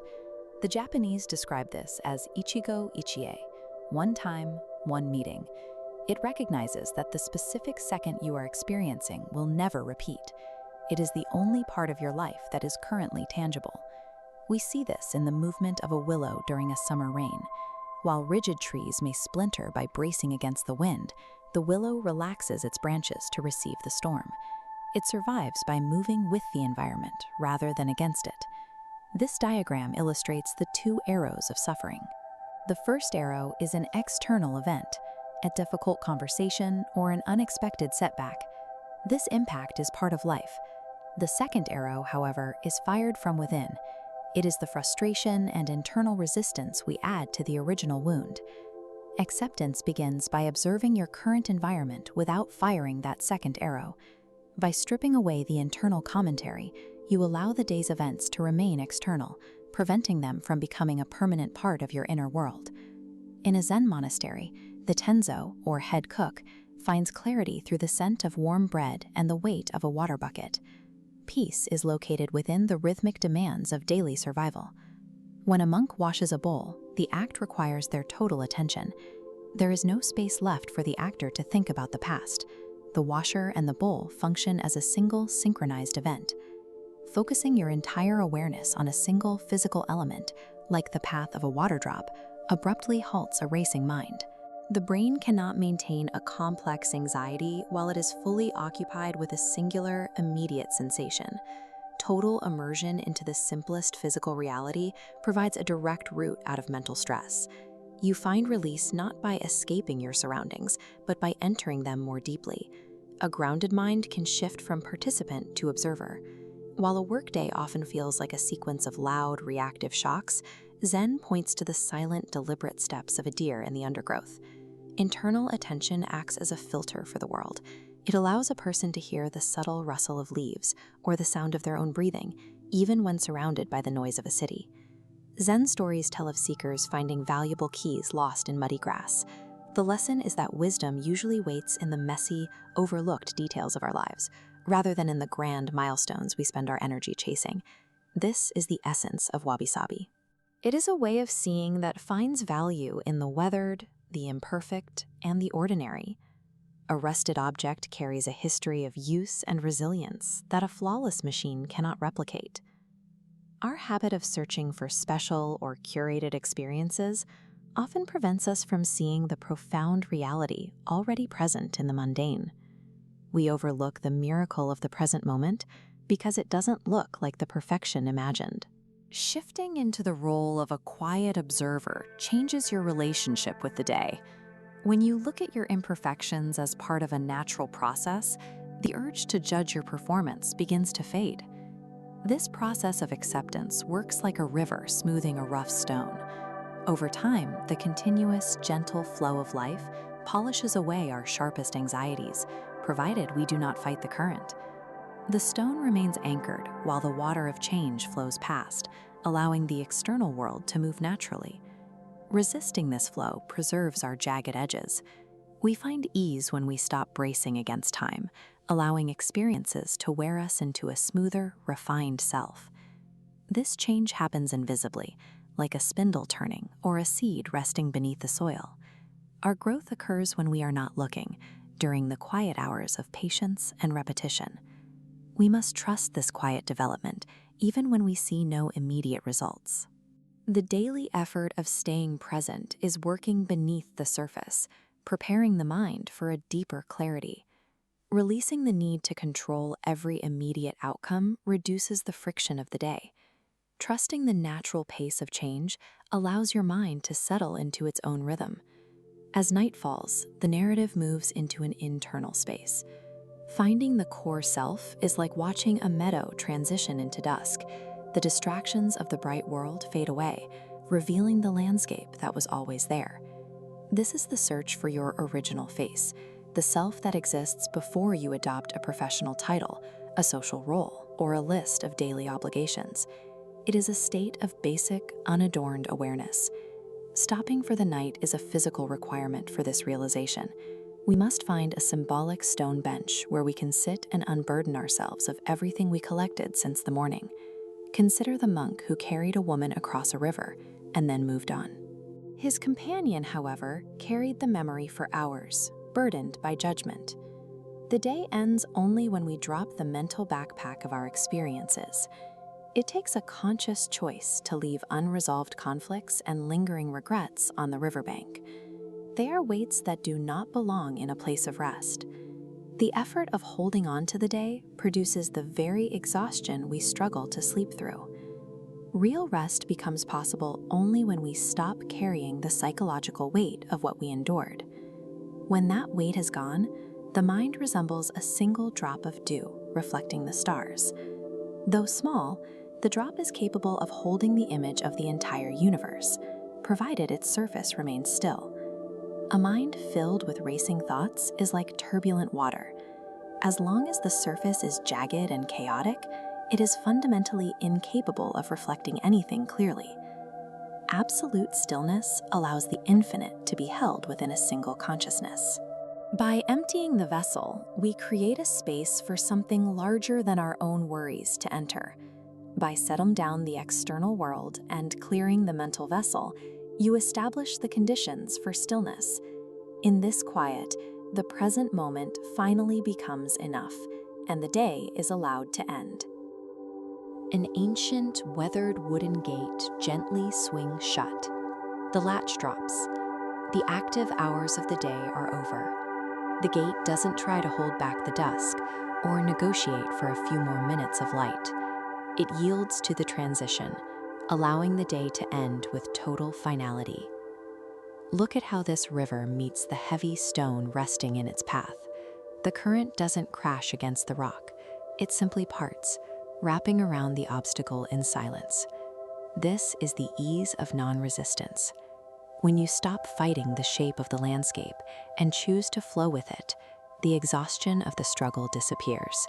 You exist in harmony with the current. Breathe in the air of this mountain path. Notice the sharp scent of damp earth and the heavy fragrance of fallen pine needles after a rain. Focus entirely on that texture, that smell. By pulling your attention out of yesterday's echoes and tomorrow's demands, you uncouple your mind from time. You arrive in the physical present. When you surrender to the immediate environment, the physical tension drops from your shoulders.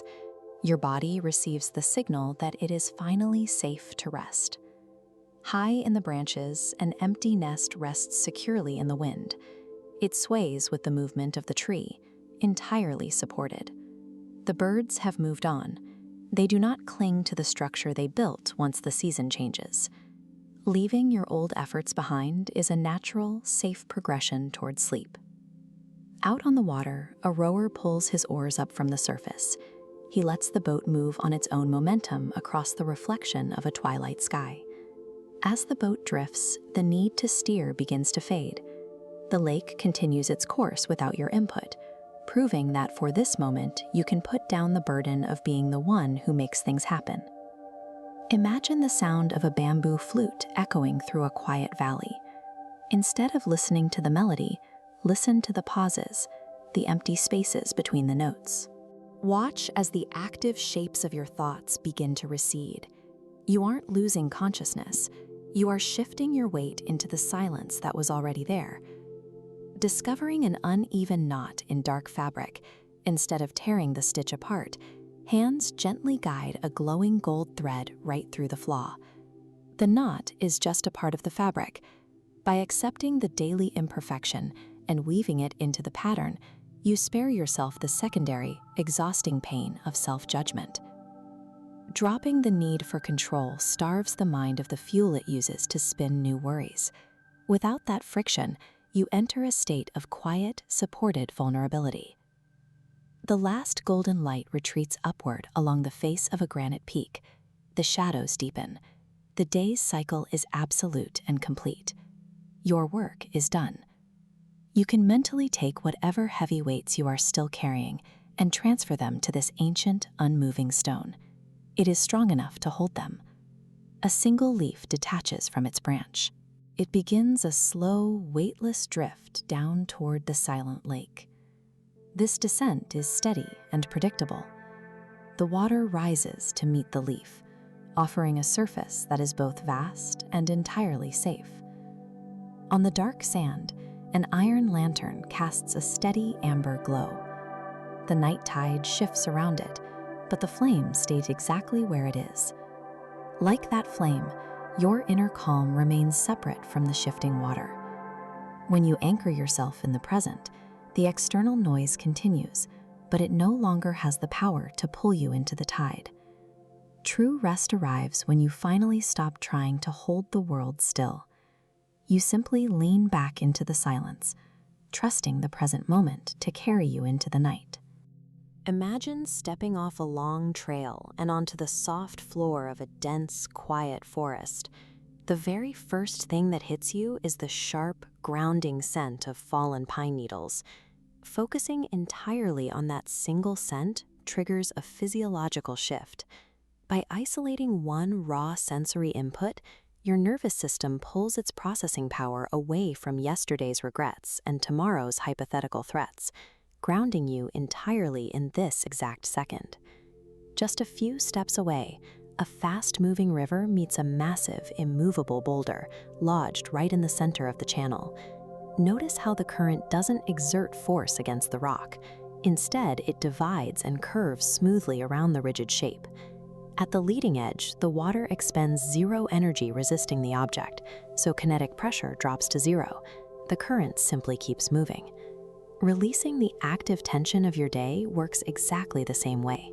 It is not a matter of defeating the obstacles you faced, but consciously letting your mental energy yield and flow seamlessly around them. Think of a master weaver sitting in a dimming room at the end of a long day. As they run their hands over the completed tapestry, they discover a small mistaken knot. Japanese aesthetics refer to this as wabi-sabi. An unpredictable imperfection like that knot provides the necessary visual contrast to give the entire pattern its unique identity. Attempting to take a needle and unpick that single mistake right now, with the day's work already finished, would threaten the structural integrity of the surrounding fabric. The errors you made today do not ruin the fabric of your day. They are locked in as essential threads that complete today's specific narrative, giving your mind absolute permission to put down the needle and stop trying to fix them. Out in an amber-lit meadow, as the light begins to fade, there is an empty bird's nest resting in the branches of a tree. This emptiness marks the successful close of an ecological season. The work is done, and the energy that built the nest transitioned towards its next phase. Down on the twilight river nearby, a rower heading downstream reaches a point where they make a deliberate choice to stop rowing. As they pull the oars from the dark water and lay them flat across the wooden planks, the physical exertion ends entirely. This triggers the physics of drift. The underlying current takes over the mass of the boat, guaranteeing forward progress without another calorie of human exertion. To truly transition into rest, you have to consciously cease your own attempts to steer. You can trust the natural momentum of time to carry your mind forward, allowing your body to power down. As the sky shifts to a deep indigo, a single glass lantern glows on the dark shoreline, surrounded by shifting tides and cooling winds. That lantern is a perfectly unmoving observer. It illuminates the chaotic weather and the crashing water, but it doesn't absorb the plunging temperature or the wetness of the tide. Zooming out to look at the ancient sleeping mountain itself, we see an incredible physical contrast between the solid granite surface and the soft moss growing across it. This visualization maps the mechanics of stability. The dense, locked core serves as the anchor. Because the center is immovable, the outer rings are free to expand in total physical softness. Cultivating a quiet, immovable observer within your own mind provides that exact same foundation. It gives your physical nervous system the safety it requires to drop its defenses and completely soften. The absolute final sliver of the sun disappears behind those granite peaks, confirming the finality of today's work cycle. With the fields in shadow and the harvest resting in the dark, there is literally no further action your mind can or should execute until tomorrow's sunrise. A single leaf falls from a high branch, drifting down toward a perfectly still, pitch-black lake. The moment the leaf makes contact, the water's surface tension catches it. The leaf is perfectly supported, requiring zero active buoyancy effort of its own. Yielding to the support of the present moment does the same for you. It allows your mind to float effortlessly, entirely free from the exhausting fear of sinking. The environment goes almost entirely dark, leaving only slow-moving starlight over the vast, quiet valley. The acoustics of a bamboo flute teach us a profound lesson here. Its capacity to produce a beautiful, resonant sound stems entirely from the hollow, empty space carved out on the inside, not from the solid wood itself. We can map this exact principle to the human mind. Silencing your internal narrative isn't a loss of awareness. It creates the essential cognitive void required to experience deep rest. Completely emptying the mind of the day's accumulated burdens provides the internal environment necessary for dreamless, restorative stillness. Picture an ancient stone well. At its top rests a heavy wooden bucket, brimming with the day's accumulated tension, clinging to the surface exactly like an active, restless mind. But eventually, the rope slips. The heavy bucket breaks the surface tension and begins a slow, steady descent, clear and perfectly unchanging. Finding true rest does not require fighting those chaotic ripples at the top. You don't have to force the surface to be calm. Instead, you simply allow your awareness to release its grip and sink into that effortless stillness that already exists deep within you. Consider the journey of a single raindrop falling from a great height. It doesn't brace for impact or hold on to its shape. It yields completely to gravity, abandoning all the physical tension it carried through the air. When it finally meets a vast, still lake, it merges seamlessly. There is no struggle. Yielding to the natural flow of the environment, the drop finds its place without a fight. Think of an old stone bridge standing over a rushing mountain river. The water moves relentlessly, yet the stones never attempt to grasp or stop the current passing beneath them. The bridge simply stands there with a quiet, soft strength. It supports weary travelers crossing from one side to the other, while allowing the endless rush of water, much like the endless rush of your daily burdens, to pass by on its own. By adopting the nature of that falling raindrop and the standing bridge, your mind can observe the residual stresses of the afternoon flowing past. You watch them move, but you remain untrapped by their current. There is a Zen concept called Ichigo Ichie. One time, one meeting. Watch this wooden shuttle pass back and forth through the vertical warp threads. The weaver isn't analyzing the fabric they made yesterday or worrying about the tapestry they will finish tomorrow. By placing their entire focus on the simple, immediate rhythm of one single thread at a time, the anxieties of the past and future dissolve. Far away from the loom, out in a crisp autumn meadow, sits another kind of woven structure, an empty bird's nest resting silently in the branches. For an entire season, this nest perfectly fulfilled its purpose of holding and protecting new life. Now the season has turned, the birds have flown, the structure rests completely empty, showing us how nature sheds its completed cycles without hesitation. Releasing our psychological grip on yesterday's accomplishments and tomorrow's obligations is the required mechanism to safely trust and fully enter the quiet winter of sleep. Imagine a steady stone lighthouse standing tall on a coastal cliff, looking down at the turbulent, ever-shifting ocean tides below. The lighthouse makes no judgments about the water. It remains firmly grounded, casting its steady beam of light, greeting violent midnight storms and glassy morning waves with the exact same quiet presence. Inland, deep within a quiet forest, a massive oak tree behaves in much the same way. It uses its vast, deep-rooted strength to provide a sheltered sanctuary where soft moss can safely grow across its bark. The moss thrives because the oak refuses to move. In the natural world, ultimate strength is not expressed through force or resistance. It is expressed as absolute stillness.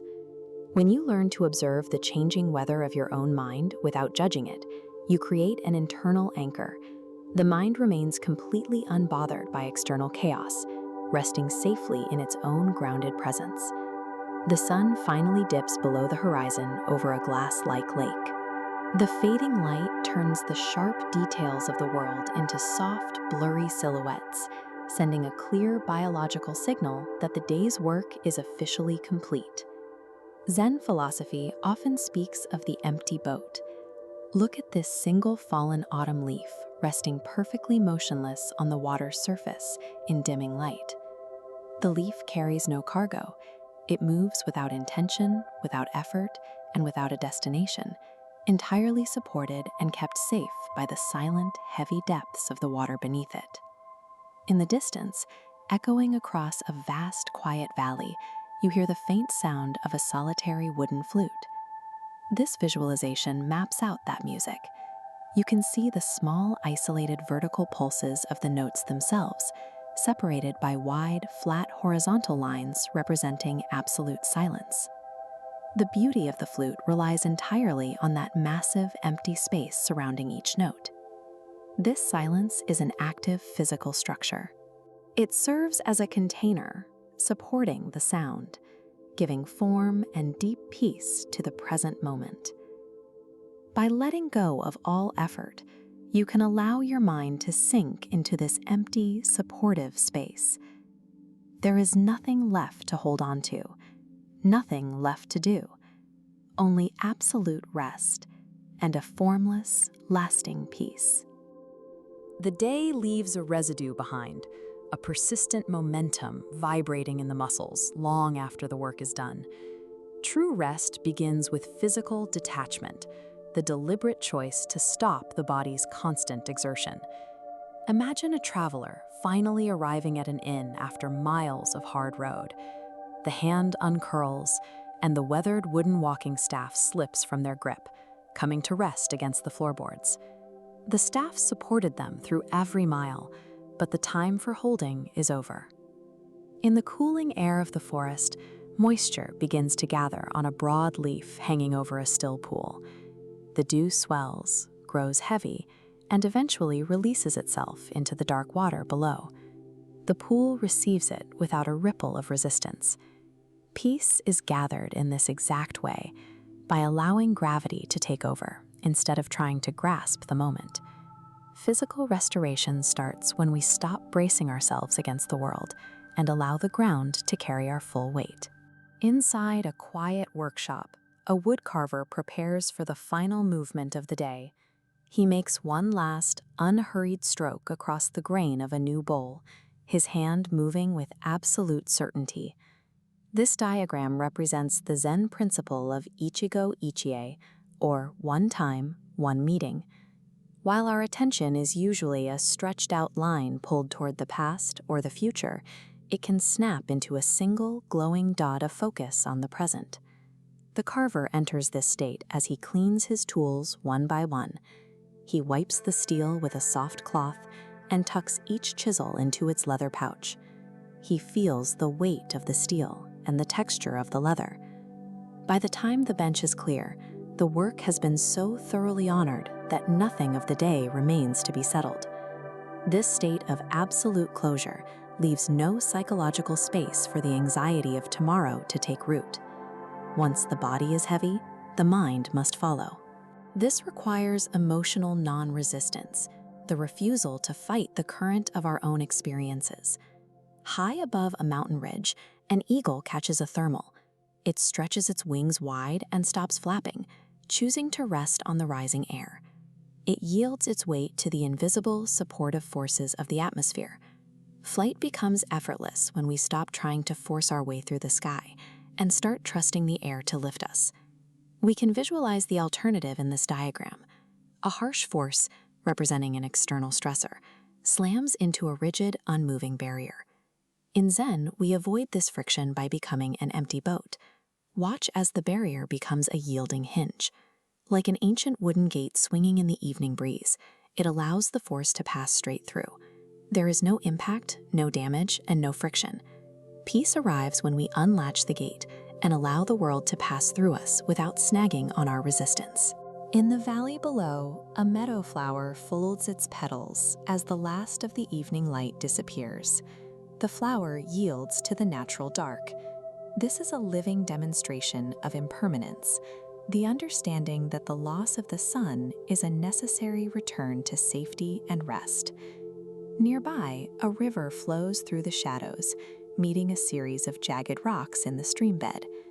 The water adapts its shape instantly, wrapping smoothly around the jagged stones. It turns potential conflict into a musical, soothing flow that carries it downstream. Emotional ease comes to those who adapt their shape to the terrain, rather than fighting the inevitable arrival of the night. We descend now into absolute emptiness. Outside, ancient stone steps sit under the moss in the deep night. They provide humble support to the temple above, existing without any need for recognition. Inside the storehouse, a woven basket of sweet barley sits in the warm, silent darkness. The harvest is over. There are no more goals to achieve and no more assets to protect. The basket is content simply to hold what it contains. This is the logic of the empty cup. Notice how this space is drained of its chaotic particles until it becomes a pure, static void. Only then is there enough stillness for a single point of light to become visible. The stars only emerge when the sky is completely empty of its own light. This stillness is the primary requirement for peace to take hold. The deep void of sleep offers the specific stillness required for the mind to restore its own light.